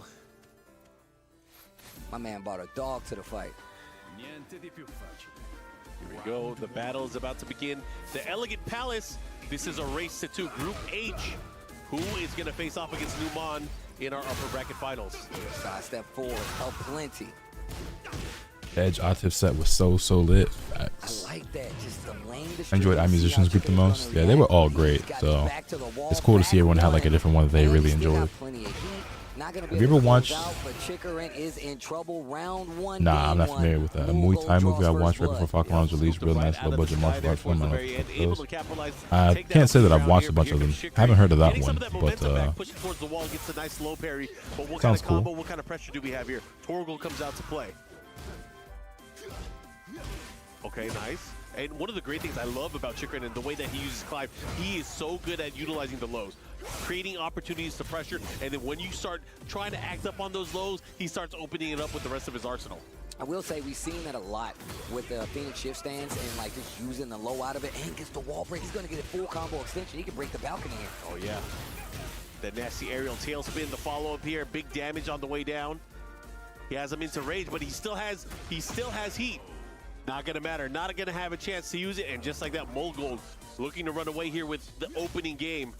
2 rounds straight. Ooh. Okay. 4-2. I love how his voice sounds when he's activated. I mean, I like how he looks too, bro. He looks really cool. I feel like that's you when you pop off. Right? It's just sidestep 2-0. What a sidestep. Back 1 again. Yeah, the Wings of the Phoenix not going to save you there. You are dealing with an Exorcist. Right now, trying to exercise the chances of Chickering taking this game. Yo. Wow. Not dead. And now you are. Game 1, Mulgold, 3 rounds straight. Now, we talked about the fact that Chickering does have more characters than just this. Yeah. Is it the Lily that's coming out now? I mean, the thing is, if you make a switch here, you are stuck with that character because you have to win 2 games straight to go through with it. However, there is still the element of the lower bracket. If you believe that the switch can happen, then obviously you can go for it. I've But returned you with also have Pringles to be and water. prepared for that loss. Fucking love Pringles. But I haven't had any Chickering, Pringles in a bro, minute though. He's been everywhere. He's done You almost watch or you everything got he your Kuda? can in terms of being a I saw Tekken the player. first 2 episodes, but I'm behind on watching Stay it. in I Pakistan. need to catch up with you. He's one of the first people to do it. Yeah. So you know he's all about this Tekken life. Even going from arcade stick to pad, because obviously either it's more efficient or he just feels comfortable on it, and it's worked out for him. Once again, he got a Evo Japan Championship with that pad, so I'm not surprised at all. But Mulgold seems to be unstoppable, and there goes the Lily pick, it seems. I mean, if he picks Lily, that's great. I'm looking forward to seeing adjustments, what strategies, what counterplay he has. Because obviously he has been rocking that Lily since day 1 of Tekken 8. All right, here we go. Game 2. Chickering with the switch. You can't. Did I hear got you, Kuda? Yeah, I've been missing the watch parties. Out. Brought out He the is in Lily. it to win it. think we're getting The lined up. first character to win Evo for Tekken 8. This will be easy.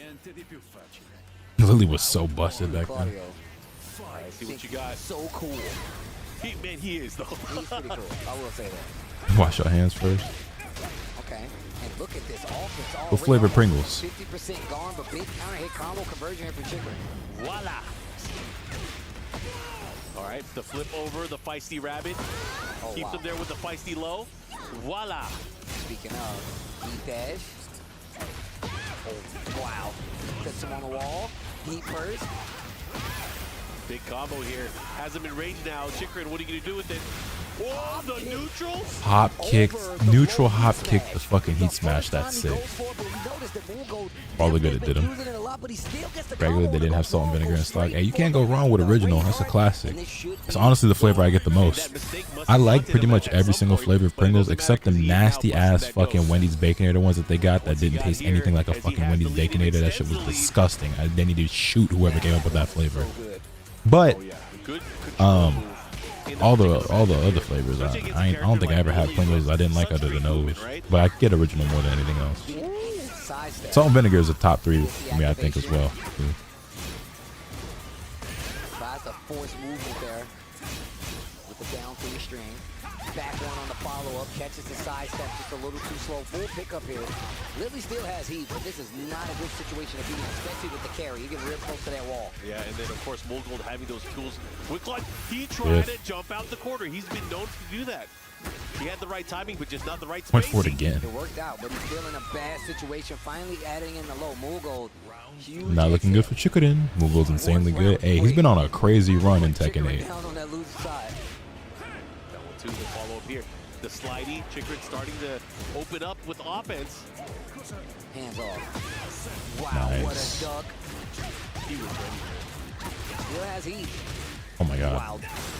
Sliding along the wall. Oh, speaking of sliding back Wall into the splat. wall. Here comes Molgold looking to close things out. One more exchange can do it. Does he have Damn, he enough? got 84 damage off that. Damage. Full charge. And he's been mixing it too, man. He really does mix it up. Goodness gracious. Over Chicken in here. That was brutal. Shake hands, and we move on to the next part of this tournament, which is going to be the lower bracket side. That was a beat down. Is potentially going to go home, but well, definitely somebody's about to go home right now. Yeah, actually, Molgold's going to have to sit right back down because we are going to be going through the upper bracket.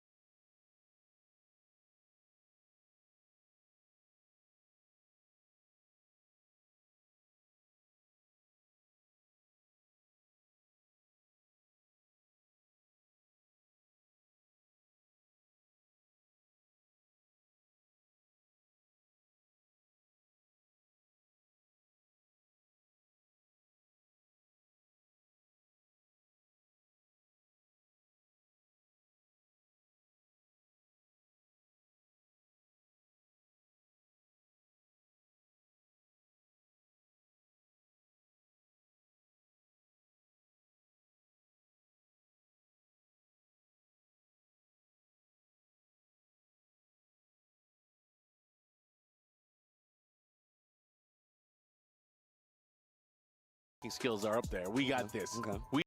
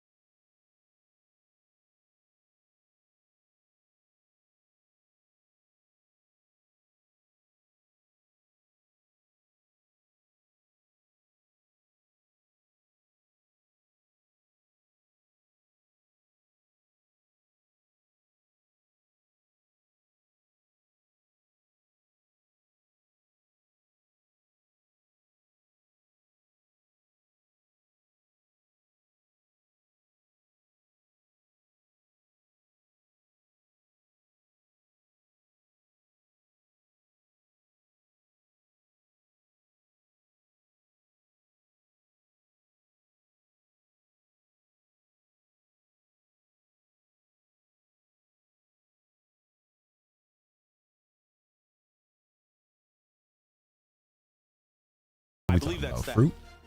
Anyways, we're going to go into this action. As you can Favorite see, fruit? this is the Favorite upper bracket finals fruits here are in the pineapple, last group stage watermelon, of the day. mangoes, One of these players will move on honeydew, from this particular set. orange but dew. who will it be? I like melons. Pineapples and Is it melons. Korea?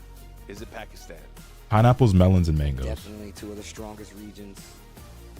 Oh, but I really like apples too. Fuck, fruit's so good. Two most represented here at the Pears up there. I like pears a lot. I don't think I can call them one of my favorites though. players from Korea, 7 from Pakistan. Oh wow. Honeydew is elite. Yeah, I think honeydew is really underrated. Bring the country with you. A lot of people sleep on honeydew. The Korean players definitely brought their country. Both of them. Yeah. Both Pakistan and Korea. They brought the boys with them. The crowd is cheering them on.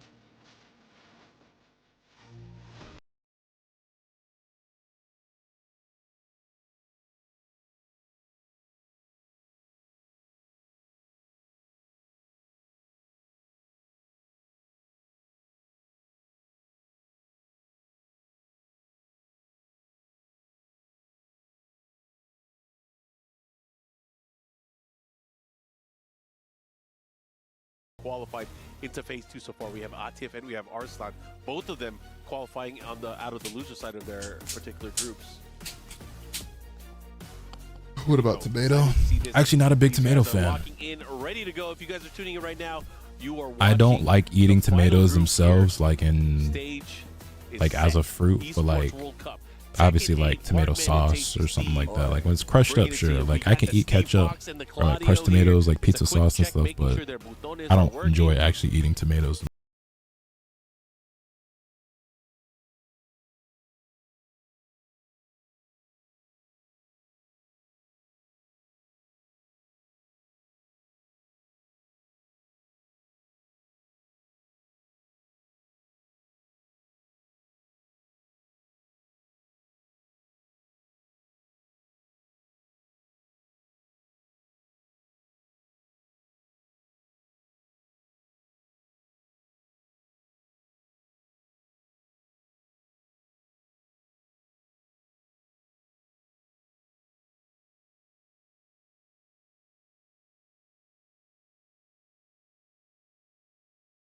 World Cup, of course. Ulsan was using it as well.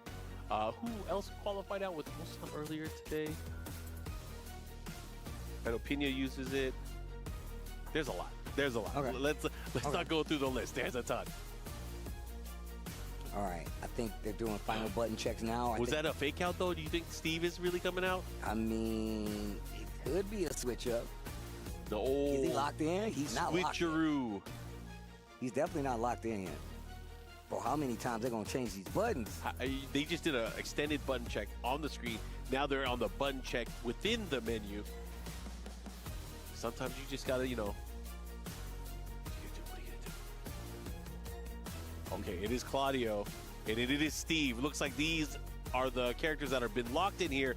Game number 1, race to 2, Numan and Mulgold. Locked in, the stage is going into it. Battle. Get ready for the next battle. Man, this is a good stage. This is a great song. Shout outs to the Tekken project team. The Tekken sound team doing work over there. Yeah. Victor sitting back there chilling. Over here. As soon as he said over here, that big knee hit him in the chest. Oh. I like how he hit the left. Favorite vegetables go. Bad news. I'm a child. The only vegetable I truly like is potatoes, and potatoes really don't count. You guys getting a good feel for each other. Full charge. Guaranteed follow-up. Tried to sidestep on the wall just a little too late. Mulgold. Big light feed. No break on the throw, though, and that's going to switch sides. See what he does here. He has to be careful how he approaches here. Numan with the pressure by the wall. Already healing a ton of his life here. Smash.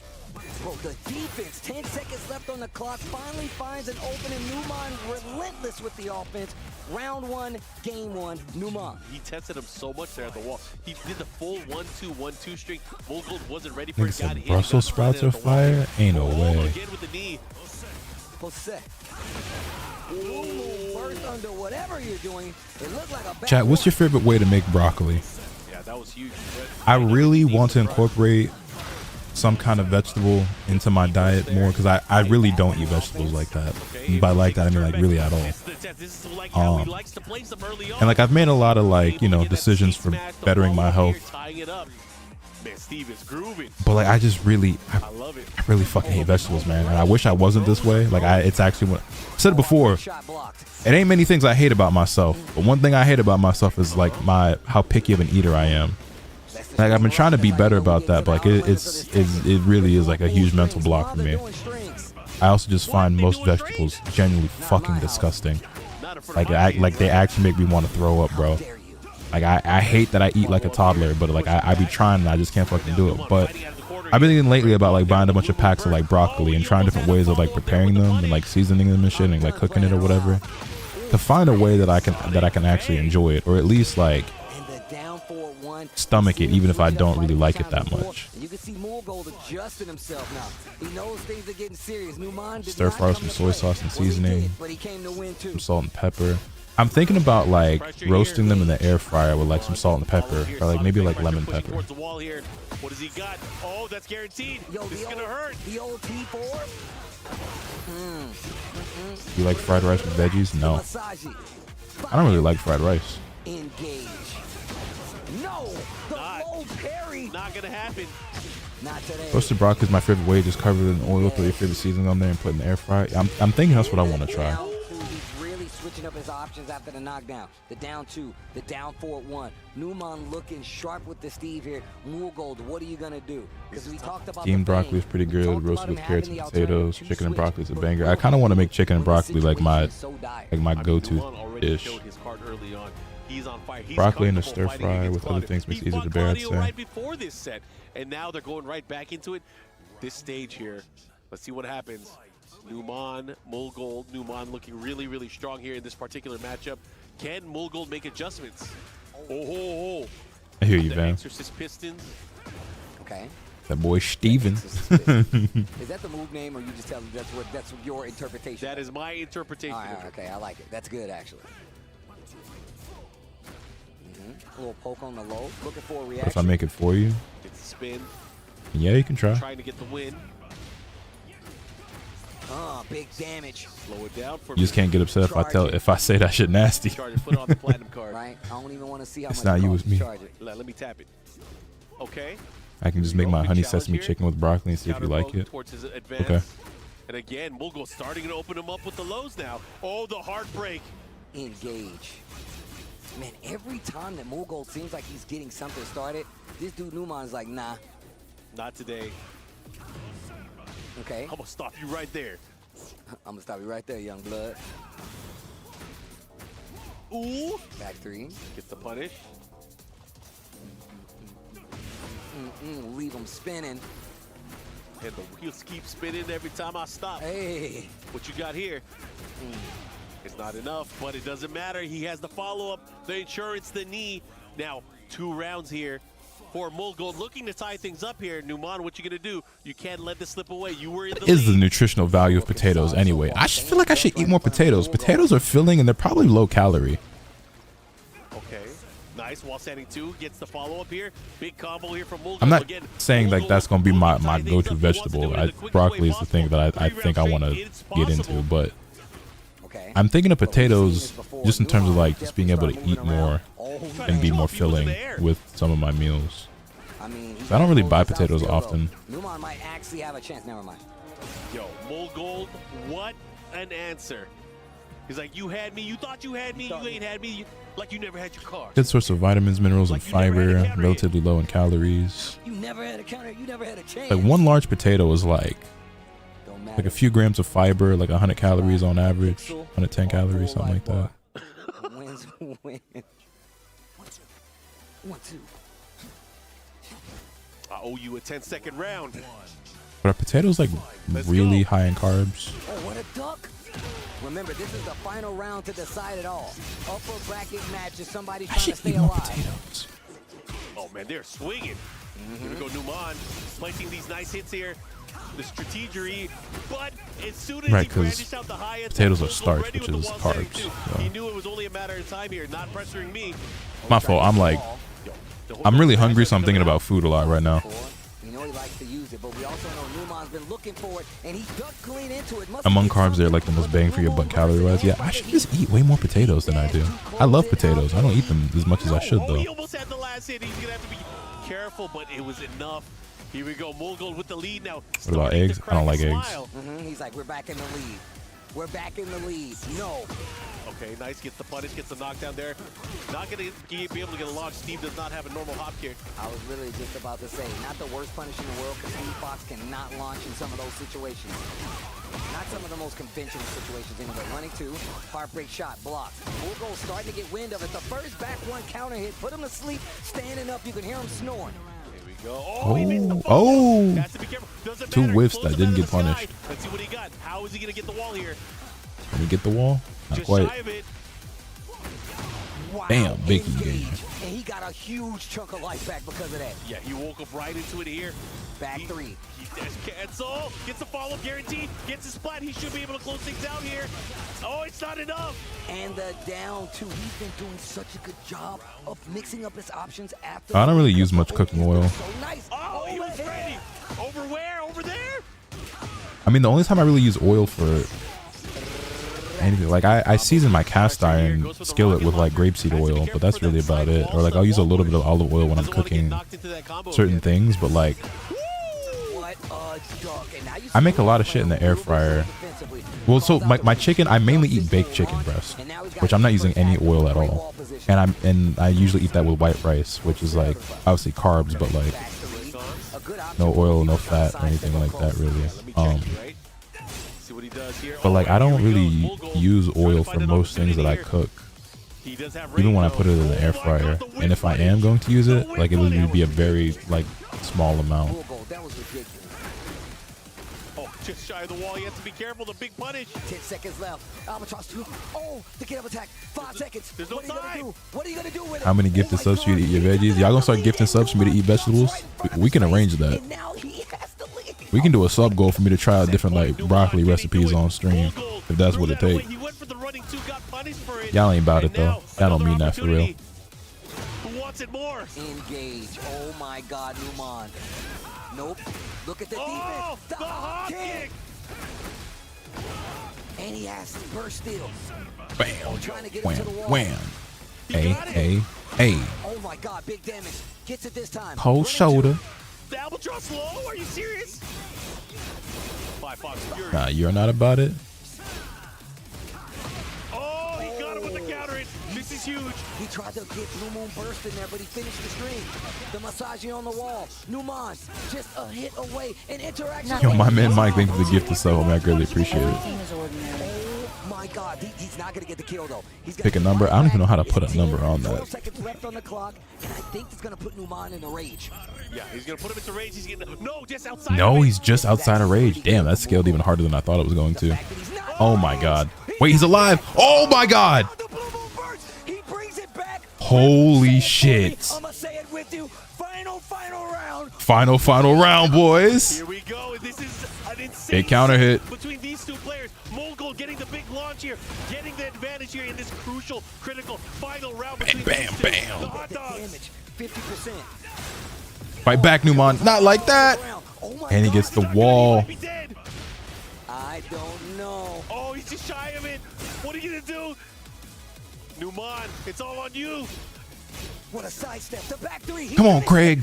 Get up, Craig. Oh, Craig's dead. Mulgold takes it. Mulgold takes it. He's gonna go to the playoff phase of EWC 2025. Oh my God. Good shit, Mulgold. Numan's not out of it though. He just goes down to the lower bracket. He's gonna have to play against He came out swinging, but Mulgold slowly but surely made that. Is it Hafiz? No, Hafiz and Chicken still have to play. Was able to pull it off. Man, that was a 6 set. Probably the best. He has to play the winner of Hafiz and Chicken. Man, we're gonna break the studio. Speaking of, prediction going up for Hafiz versus Chicken. Oh, that was such a 6 set. Well,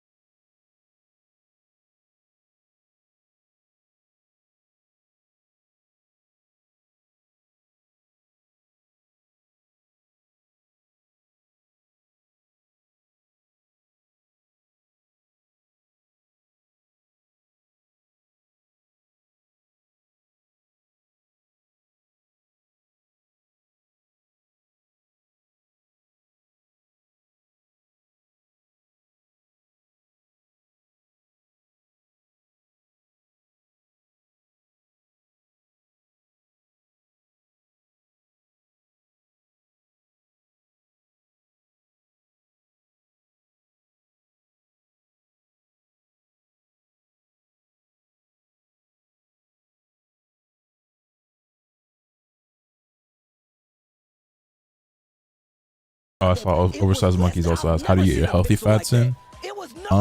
So I really don't consume much fat, but like olive oil, because I use, like I said, I use olive oil when I cook. I just don't use it very often or a lot of it. That's one source. I mean, Greek yogurt sometimes. But only one of them, Steve. Only one of them can make it out. Right now we have Hafiz on deck. He's going up against I really don't consume a lot of fat. the legend, the former TWG And when I do consume fat, it's usually not like a healthy kind. Like when I do allow myself to have like, you like avocados? Not really. Peanut butter, I don't like peanut butter either. It's gonna be Japan. Oh my God. Yeah. This group is Avocado oil is good. I mean, I'd use avocado oil to cook with. That's different than like eating avocados. Pakistan. These two, we already have one qualifier from Korea in Group H, but it's down to our final three. Oh my God. And there's only 2 more sets here left in the day. Final games of Phase 1. If you guys Try are ready roast for versus it steam. right I now, lean we more have towards steam, but 5 roast has a distinct taste to it. I want to try roasted broccoli. I think that's like next time I go to the store, I'm probably gonna buy a couple packs of broccoli and try different ways of preparing it. Also, Eunice says she's gonna cook for me. Stuck to my head, bro. We'll see how Here that we go. goes. Chicken going to the Clive. Hoppy stands here. Wow. Phoenix shift stands right under it. This, I mean, I was talking to a lot of the players, you know, they told us, and even the Spag mentioned it to us as well, that there's not that many Clive players in Pakistan. Does Chikarin have what it takes here to be able to put him through the ringer? I don't know, man. Hoppus has actually been on a tear. I feel like it's really hard to get a beat on what his route is going to be. And that's one of the things I remember talking to Shadow about. Like, it's really hard to get a beat on him. But now, Chicken in full offense mode. Yeah, and I think that's what he needs to do is, if he can't control what he's fighting against, he needs to take control himself offensively. My man Clive got all that reach and couldn't do nothing on the back. That's crazy. Okay. Uh-oh. I like that. Get away from the wall, sidestep left, and now he's changed the position. Hop is back real close to that wall. This is such an important part of the match, is where they have a feel for each other. You got to show, do you have motion or is it just lotion? What do you got? Dude, smart, bro. Okay, you dash. Oh, the running 2. Oh, the sidestep 4. He's so good at using it. The offense. Office on the offense. 2 rounds straight. My man looks like he's trying to lock in right now. Right now, Hafiz Tavir doing such a great job, but a big counter hit from Chikarin. Use nuts and cooking if you're into that. I got some bad news, man. When I tell you I am the world's pickiest eater, not proud of it, but it unfortunately just is who I am. Oh, sidestep 2. Oh, man. Almost had a full combo pick up in the down 4-1 to close it out. Chikarin stopping the round count bleed. First game steal, 2 rounds to 1. Hoppers with the lead and the blue stuff. Not just that, the wall positioning, this is huge. You can already see Chikarin starting to backdash to create space. Oh, he got him. He tried to duck at a certain point, but not there. There we go. Hafiz is so good at utilizing that knee. Oh, he's sidestep in the launch, down 4-2-2. But the wall messed it up. Ramu not able to hit. Oh, big damage. Chikarin in trouble. And the charge tried to move at the last second. Wasn't even a You ain't the only one I'm picky as fuck when it comes to food too. Yeah, I hate being this way though. Like as crazy as it might sound to Eunice, like I used to be even worse. Like there's definitely stuff that I eat today that like I didn't eat when I was younger. But like it has been a very, very slow and incremental increase to my palate. He just has a beat, and I'm gonna say on his rhythm, not on like the character overall. And I could be wrong, but it just seems like Hafiz just outplayed him in the sense that he didn't get his game started. Yeah, sometimes rhythm is everything. If you have a style that clashes with your I opponent, thought this was the set from earlier and just fucked me up looking back. You thought this bitch was a replay? your normal style. Here we go. Hafiz Tanvir already pushing. Has Chikarin in the red. Growing up in a Filipino household, you're not allowed to be picky. Well, my parents, especially my dad, didn't get down with that shit either. So like I would get punished for it, but I was so opposed to like eating the foods that I didn't like that I would just take whatever punishment it was. Like I had nights where like I was at the dinner table sitting there by myself for like 4 to 6 hours. It's like, you're not leaving this table till you eat your vegetables. And I'm like, okay, well, I'll just sit here then. Or like, you can't have this, you can't have that, or you're grounded. I'm like, all right, cool. You said I ain't got to eat it if I'm grounded for a week, bet I won't eat it. I will take the grounding. Okay, not a lot of damage, but wow. I'd rather get hit than have to eat certain food. Actually gets them out of trouble. I love how much more effective they are in some of these situations in the corner when you know it's super oppressive in this game offense-wise. Wow, how many weeks is EWC? Like the entire thing, I have no idea, but the Tekken event is just for 4 days. Low wall splat, not gonna use it. Oh, I like that. Low wall splat means he's not gonna get that explosion, and he got to keep the wall pressure, but it didn't stop Hafiz from getting out of there. What a duck. You're that stubborn. Okay, so it's more so like I have like when it's not as bad now that I'm older. I just have more control over myself. But when I was a kid, right, when I would eat food that I didn't like, it would genuinely make me throw up. Okay. And my parents had a rule where like growing up is like being picky was like one thing, but like my dad was always like, you have to at least try it. Like you're not allowed to say you don't like something if you haven't tried it, or like you don't want to eat something if you haven't tried it, right? So you have to try it. So I would try certain stuff and then I would throw up, and then I would get yelled at and get in trouble and stuff because he thought I was being dramatic or like faking it. I'm like, nigga, I'm throwing up. How do you fake throwing up? And so obviously that's like a disgusting thing to do, but like, nigga, it was not under my control. No one likes throwing up. I'm not doing this shit for fun, but like I would get in trouble for it. So then eventually I got to the point where I'm like, no, I'm not going to eat this, because when I eat it and I don't like it and I fucking throw up at the table again, you're going to get pissed off. And I don't want to deal with that. I would rather just take whatever it is, you know what I'm saying, and be like, you know what I mean? Like, no, it's because now I'm getting yelled at and I'm getting grounded and I feel like shit because I threw up. At least I can go through the other two parts without the throwing up part. So yeah, I got to a point where I was like, I'm just not eating certain shit. Plus, like, I have really good intuition, and like I am more adventurous now than I've ever been with food, which doesn't say much because I'm not a very adventurous eater whatsoever, like even in the slightest, okay? But it used to be worse. But my intuition on things that I think I'm gonna like or not, there's shit that I'm willing to try that I think I might not like. There's a lot of shit that I'm not willing to try, and that list is significantly longer. But on that list, there are items that I'm very confident in that I'm not going to like, and that I have a hunch that if I eat it, it's going to make me gag. And so, especially when I'm out in public, I don't like trying certain shit, because in the event that reflex do kick in and I throw up, congrats. Now I done threw up in front of everybody. I done ruined everybody's food. I feel like shit. They're all disgusted, and now I can never come back to this place again. I'm not doing that. But the big armor attack, Hafiz catches him.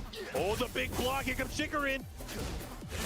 Oh, wow. That was definitely Blue Moon Burst. He actually called it out, that down back 1+2. Oh, nice, the big block on the low. Didn't go for the slide this time. Hop is still ready. What a exchange of 4-3. What has been adventurous? Leave me alone. Let me live. You can see Hafiz notice that it's slipping away.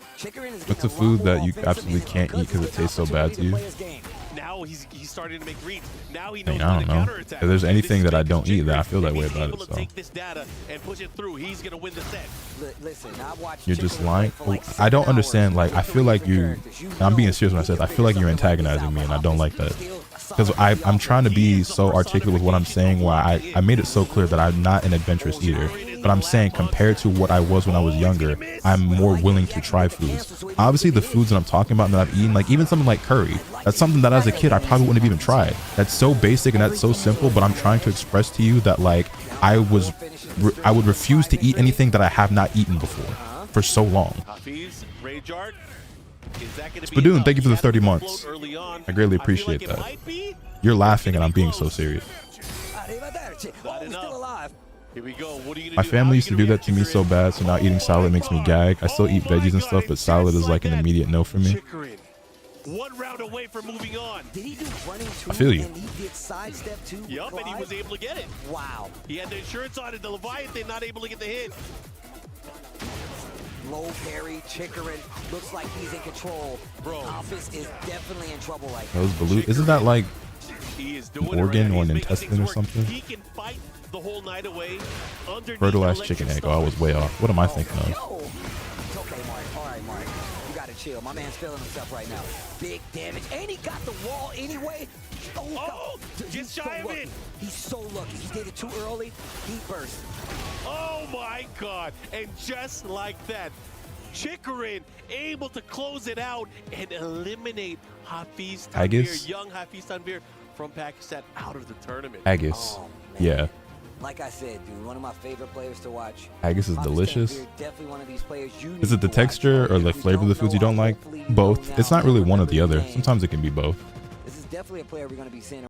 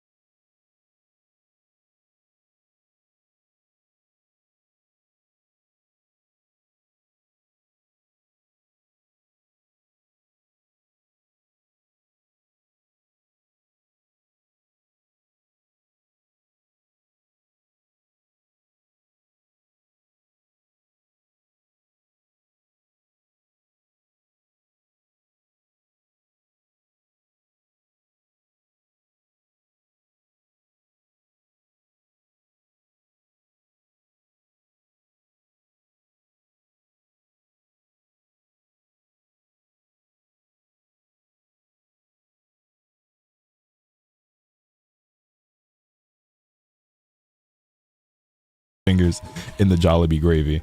Well, thing is, Like Popeye's better than Jollibee. Popeyes is also cool. I don't think Popeyes is all that either though. I hope he watched that. Yo, he got his headphones on. Do I like it more than Jollibee? He's scared. You don't want any of the smoke. That's why. To me, neither of them are like all that. I have a local chicken spot that is my favorite. Then after that, it's like for me, it's like Cane's and Zaxby's. And then after that, maybe like KFC. I think like KFC, Popeyes, like the same tier. What are some of your absolute no foods? Yeah, raw fish. I can't do it, man. I like the idea of sushi. It look cool, but it's just one of the things where like that's one of them foods where I can't even get over the idea, like mentally, of like consuming raw fish. Like I just can't. Who is Chikrin going to use in this particular matchup? Because Sushi's amazing, and I believe you. That shit looks so cool.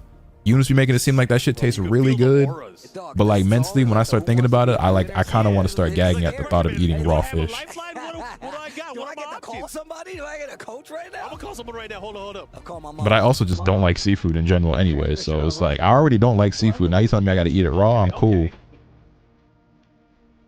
Do that thing you do, the rabbit thing. Oh, hold on, let me get you guys the prediction for Feisty one. You have fun, sweetie. All right, we got Chikrin versus Numon. Again, final game, final set of the day. One of these two players will make it out. We already have Mulgold, who has made it out on the winner side of this group. Waiting to be in phase 2 is going to be chicken feet or frog legs. Nah, I've never tried it. Chikrin from Japan or Numan from Pakistan. Oh man, hopefully you guys at home are enjoying this Tekken action because man, this group has been. It's like seafood either, and we can never experience seafood together. Look, can't stress it enough. I don't like that I am this way, but like when I try to get too far out my comfort zone food wise, like I literally want to throw up. So it's like I just be trying to avoid them situations. A lot of those bad boys by way of counter hit with the Steve Fox. Only 4 on the side of Chikrin and sidestep punishes. 5 on the side of Numan, 4 on the side of Chikrin. Depending on the character you get, those sidestep punishes could be a lot more or a lot less. But let's see what characters we're gonna get. This is what I'm excited for because I feel like with Chikrin, does he have the confidence to go straight? Ever tried Mansoft? Never heard of it. Knowing that maybe the players I hear Lily. Oh my gosh. Do that Lily thing, baby. You're right. Mama ain't never lie. Mama ain't lie, bro. Seafood is genuinely so elite. Hey, I love that for y'all. What does it decide, Steve? It decides the destiny. Wow. Smell alone is enough to steer people away. Yeah, Eunice says seafood shouldn't smell, and like I'm sure she is right, but like even cooked fish has a funny smell to me. So did Chikrin. He's keeping it in his favor. He chased him down, bro. I don't think he's gonna be able to get the kill though. Into the spike, mix up into the low. Okay, Chicorin drawing first blood here, taking that opening round here. Numan, how are you going to react? What is the counter? I'm also Filipino. But see, there's also like other things that like but Numan passed that test there. Gets the big that I just think smell awful that people don't. So for example, right? I bet most of y'all niggas like popcorn, right? I think popcorn is awful. And the worst part about it is that shit smells like fucking donkey fart to me. Like I think popcorn is such a disgusting smell. Done playing around. Like I feel like if he would have hit that faster, he would have actually got the launch. Just the recovery. Tries to go in the stands. Were you ever subjected to chitlins? Nah. He dashed to answer back. Numan trying to get around in the punch parry, but didn't get the follow up the sidestep. Keeps him alive. Finishes with the heat dash. No resources. Smells as butter usually? Nah. I done consumed, cooked with, and used plenty of butter in my life. Popcorn do not smell like butter. Yeah, maybe at the movie theater when all you can smell is the fucking the liquid processed butter in the goddamn machine. But like, nah. Generally speaking, popcorn do not smell like butter until you drench it in butter. Even. Life bar, it was even. Oh, it's too close to call. What? 9%. No, I go to the movie theater and I don't eat popcorn, but Eunice does, so I have no problem buying it for her, but I just don't like the smell. These guys are battling it out, man. Just going back and forth. And look at how confidently. Also, yeah, I don't know what made you think I live in Florida, but I definitely do not. How can you slap? Yeah, I don't know who told you that, but I have never once in my life lived in Florida. And again, he's using that so much. Really trying to open up his opponent, try to condition him, maybe. Look at that life bar. Still has I've been to Florida. I ain't never lived there, though. I don't think he feels the risk, because, like, is Steve going to be able to really maximize on combo damage? No! Oh! Not like this! He still got heat, and then he goes for the follow-up. He didn't even use Yeah, Dotto lives in Florida. Maybe you just confused me with Dotto for a moment. Which I understand. We look just alike, so. So much micro decisions at the very end there. That was crazy. Wow, what a sidestep. We talked about how effective it could be. Chicorin definitely using it a lot. Numan, wow, nice over here. Gets the full launch. He's got heat. I'm done playing around. All right, good chase down there. Doesn't get the 4-4-2, but it doesn't matter. The Sonic Fang puts him into a final round. Dotto was in Japan. Nah, he lives back in America now. He didn't live in Japan for very long. See what we got here. Tries to chase him down again. Here comes Chicorin. Gets the counter hit into the heat engage. Oof. Also, we've been talking about everything but the matches for like the last hour, I feel like. What a great duck. It's the launcher. Are you going to buy tickets for the Demon Slayer movie tomorrow? Is that tomorrow? Misses the big boot, though. Oh, wow. Flip him over. Back turn, heat dash, resources gone. The hop kick works this time. Game number 1, Chicorin. Chicorin knew. No, that movie doesn't come out till next month. As soon as that anti-poke came out, the sidestep hop kick was going to work out in a big way, and it definitely did. You reach, I teach. Man, Chicorin, 1 game away now from moving on. This is totally unexpected. We were asking a lot of the players. Oh, you can buy them tomorrow. Nah, I would never buy tickets that far in advance. I will just buy them when the movie comes out. Oh, he did. He did. He said he's about due for a big win. Bubsy with the foresight. It's the gray. That's why he's a father now. It's the gray. It makes a lot of sense. All right, here we go. Wise words. You know this, Mark, man. You know. Okay, follow up here. Move on. Pushing towards the wall here. This is a big opportunity for him. We got to be careful. Dash. You know the low is potentially coming. Finishes the string this time. Looking for something. And then instantly goes for the throw. It's super limited. I'm sure I'll be fine. What? Anime movies really aren't that popular like where I live. I'm sure I'll be able to get tickets like when the movie comes out. Trying to sidestep once again, gets the confirm, spins the rest of the heat, but the wall might mess up the combo. Chicorin, what are you going to do with it? 15 seconds left on the clock. This comeback, he's on the verge of making a huge round comeback into the rage yard, into the block, and Chicorin closing it out, stealing the round away. Numan, is he cracking? I thought he was going to hit him. I thought he was going to hit him too, but he was ready to block. Here we go, low jab, follow-up combo. I definitely get hit by that exact same thing. I'm like, yeah, she's spinning. I'm just going to hit her. Oh, no. Oh, my God. Chicorin, offensive selection is paramount here. No, not over here. You stay on my side. Wait, there was a Hatsune Miku movie? This is the first I'm hearing of it. Trying to take this round here. I like what I'm seeing here. He still has heat. What's he gonna do? The counter and beats it out. Well, he's mixed it up a couple of times. The first time he went for the throw, this time he went for the back turn low, sidestep, hop kick, and right Not looking good for Newman, our LCQ hero. Is 1 round away from making it to the I think playoffs. Chicken has the best Lily out there. Yeah, I'd say so. He needs a big run, and this is so unlike what we've been seeing from him before, but this is also how we talk about Chicken being that good. I mean, you can make the argument that there's a better Lily player out there, but like he is the best player who plays Lily, if that makes sense. For more than just him, of course, has to do well for Falcons for the club championship. That's absolutely facts, man. That's what it's really about some of these teams.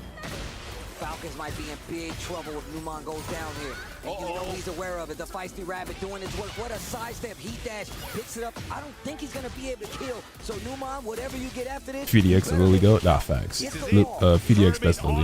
What are you going to do? And Tekken was able to pull it off in such a big Damn, he wasn't even excited. He was like, yeah, business as usual. And he really dunked it home. Yo, the club championship looking in peril for Falcons. And once again, Chicorin, you Damn, Newman was able to get in through the... Yo, Pakistan not looking so hot in this, in EWC, man. To make it to this main part of the bracket because he's been fighting tooth and nail. Korea really been dominating, and a couple of Japan representatives.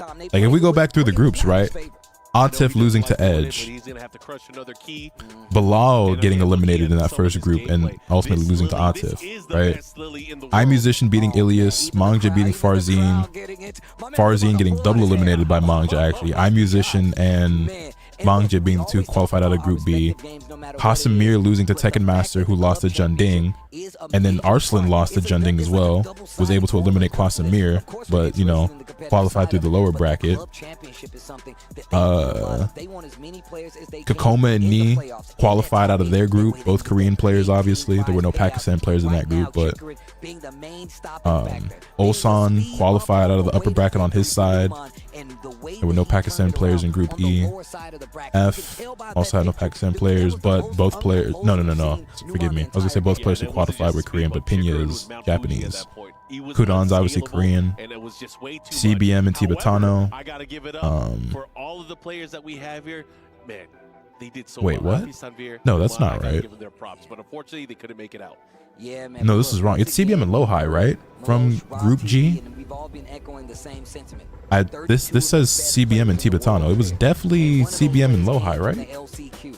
You know they wanted it, and ain't nobody giving it up for free. Chicorin just having the wits about him to actually collect himself and Yo, take it easy, Jay. victory from the jaws of defeat and making it into the playoff bracket. What's my favorite dessert? It's this Italian fruit salad I make called Rosa Marina. Talk to our buddies over at the desk. Let's go right to them.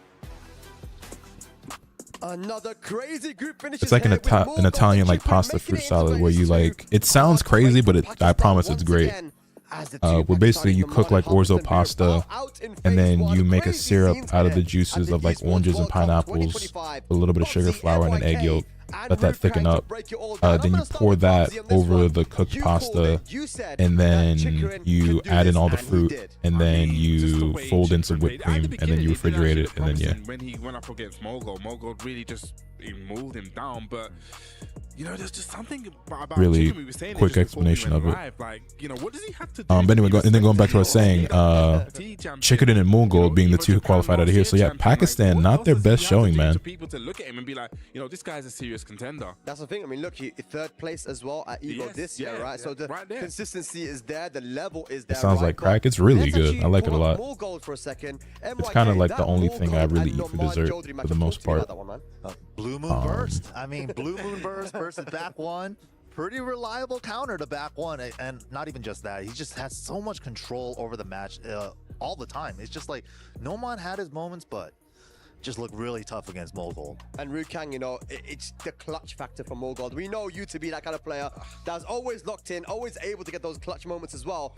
What is it about Mogul? Why is he so clutch, man? Man, I don't know. We were all at the back there as well. How many subs for me to get a bowl of it? Yeah, I had a local homie try it for the first time, and then after I made it and he tried some, he ended up going back to the crib with a Tupperware container full of it. So, you know what I'm saying? As well, and just out of nowhere, he ends up being eliminated. I think that's an important point because we got to talk about the club championship. Yeah. Both Twisted Minds and Falcons dropped out there. So that's huge implications. Yeah, I was going to bring that up, man. You know, those... I mean, look, Naman Jody was one hit away, one pixel away from making it through to the winner's side of the bracket, right? And then now he's not even made it at all. That just goes to show the small margins at play here, man. It's not just him, by the way. We've seen this a lot today and yesterday as well, with players being literally a pixel away, a hit away. Even JDCR at the start of the day today, man, final round both times. NYK, is it the stress that's getting to these guys? Of course, man. As soon as you have that thought in the back of your mind, I can win this set, that thought is holding you back. You just have to play your normal game. But as soon as you think differently, something changes. But it was one of those things with Numan. It wasn't just once. It happened like he had a couple of big execution errors. Yeah. It was unforced errors. It was like he had the round. All he had to do is finish the combo and get the duck forward 2 to the rage art. But he got regular duck 2 instead of the forward 2 version. So yeah, we had a couple of unconventional drops from Numan. You know, maybe the tournament nerves, big stage like this. He hasn't had a chance to really travel outside like that. And how many times have we seen when someone makes a really clutch comeback like we saw with Milgold? That wasn't the end of the game. There was one more round left, but it always goes to the person who clutched it out, right? As we have a look at the Group E, this is how it all went. Can't believe I missed Mogul versus Chicken. Damn this job. And it was a crazy way to kick it all off. Player. We had the match of the day straight away with JDCR Ulsan. That went to final round. But our defending EWC champion making it through into the winner's side. And of course, Rangchu, our defending Tekken World Tour champion, on the lower side there. Obviously, there's going to be a fresh new bracket tomorrow. But here's the next bracket. This one was crazy, Rukang. Yeah, this one was so good. And you know what, Chanel, unfortunately, going out there as well. Keisuke also as well, you can see expression there. But Kudans, what a performance from him with the Heihachi. Just all the hell sweeps, the electrics coming out as well, and the wave dash. It was so much fun to watch. Yeah, those 12 hours a day training sessions really paying off. He's a grind. He really grinds this game. You definitely just see it right there. So I guess... Why these key crushes. Why does everyone like everyone jumps? They're flinching like the key's gonna pop out and hit. Trying to parry it like Raven. You do a Raven parry. But let's have a look at Group F. This is how it all went down. Of course, Kudans making it through without dropping a set. Pena though clutching it out as well, man. He didn't really have much problem versus Keisuke, but Pena has had some really good consistency this year as well, man. You know, the Raven did get a few changes here and there, and he adapted to those changes very quickly. So congratulations to Kudans and Pena moving through into the next phase. But this one, hey, this one is a good one, man. Do we have to talk about this group? Let's talk about it, man. We had Tibetana, Low High, CBM, and the King Ray Jr. Of course, the two Koreans were able to meet each other in the winner's side of the bracket. And then we, of course, had the King Ray Jr. versus Tibetana matchup. Low High, CBM played each other many times over the years. You know, they're, of course, old training partners. But this was a crazy one here at MYK. Yeah, the mirror match. It seems like Tibetana got the best one today, but we'll see you at the next tournament. Yeah, but CBM, though, making it. Look at that pop-off, man. Look how much it means to him. And that was such a close match. Probably the closest match with the Tanvir and... Is this the end? Yeah, this is the end of day 2. Day 3 will start tomorrow at the same time, 10 a.m. Eastern. This just goes to show and what it'll you were saying be... about the Korean being prepared. I mean, it should be... At the top of the show, Well, I don't know. I don't know if it's going to be first to 3, first to 2, first to 5, but there'll be 4 groups. 12 out of the, and if they explained that, I wasn't listening because I was looking for somebody to raid. That's crazy. Insane. Let's have a look at the next group, guys. This is the group that we just had here with the two Pakistanis and, of course, Everyone I want to win is out. I want to cry. Been there, done that. I know that feeling. Bowing out here, Hafiz, Tanvir, and Noman. But Chikarin did a really good job, as you mentioned, Bubsy, of having a very shaky start. How'd you feel about Virtua Fighter 6 trailer? Yeah, he did bring it back. And it was unmoved, unimpressed. Actually, let's just go back to that moment. His edge out, Edge is still in. He actually did not lose at all in his group. And he just a little bit of a sidestep right there. Covering his ears.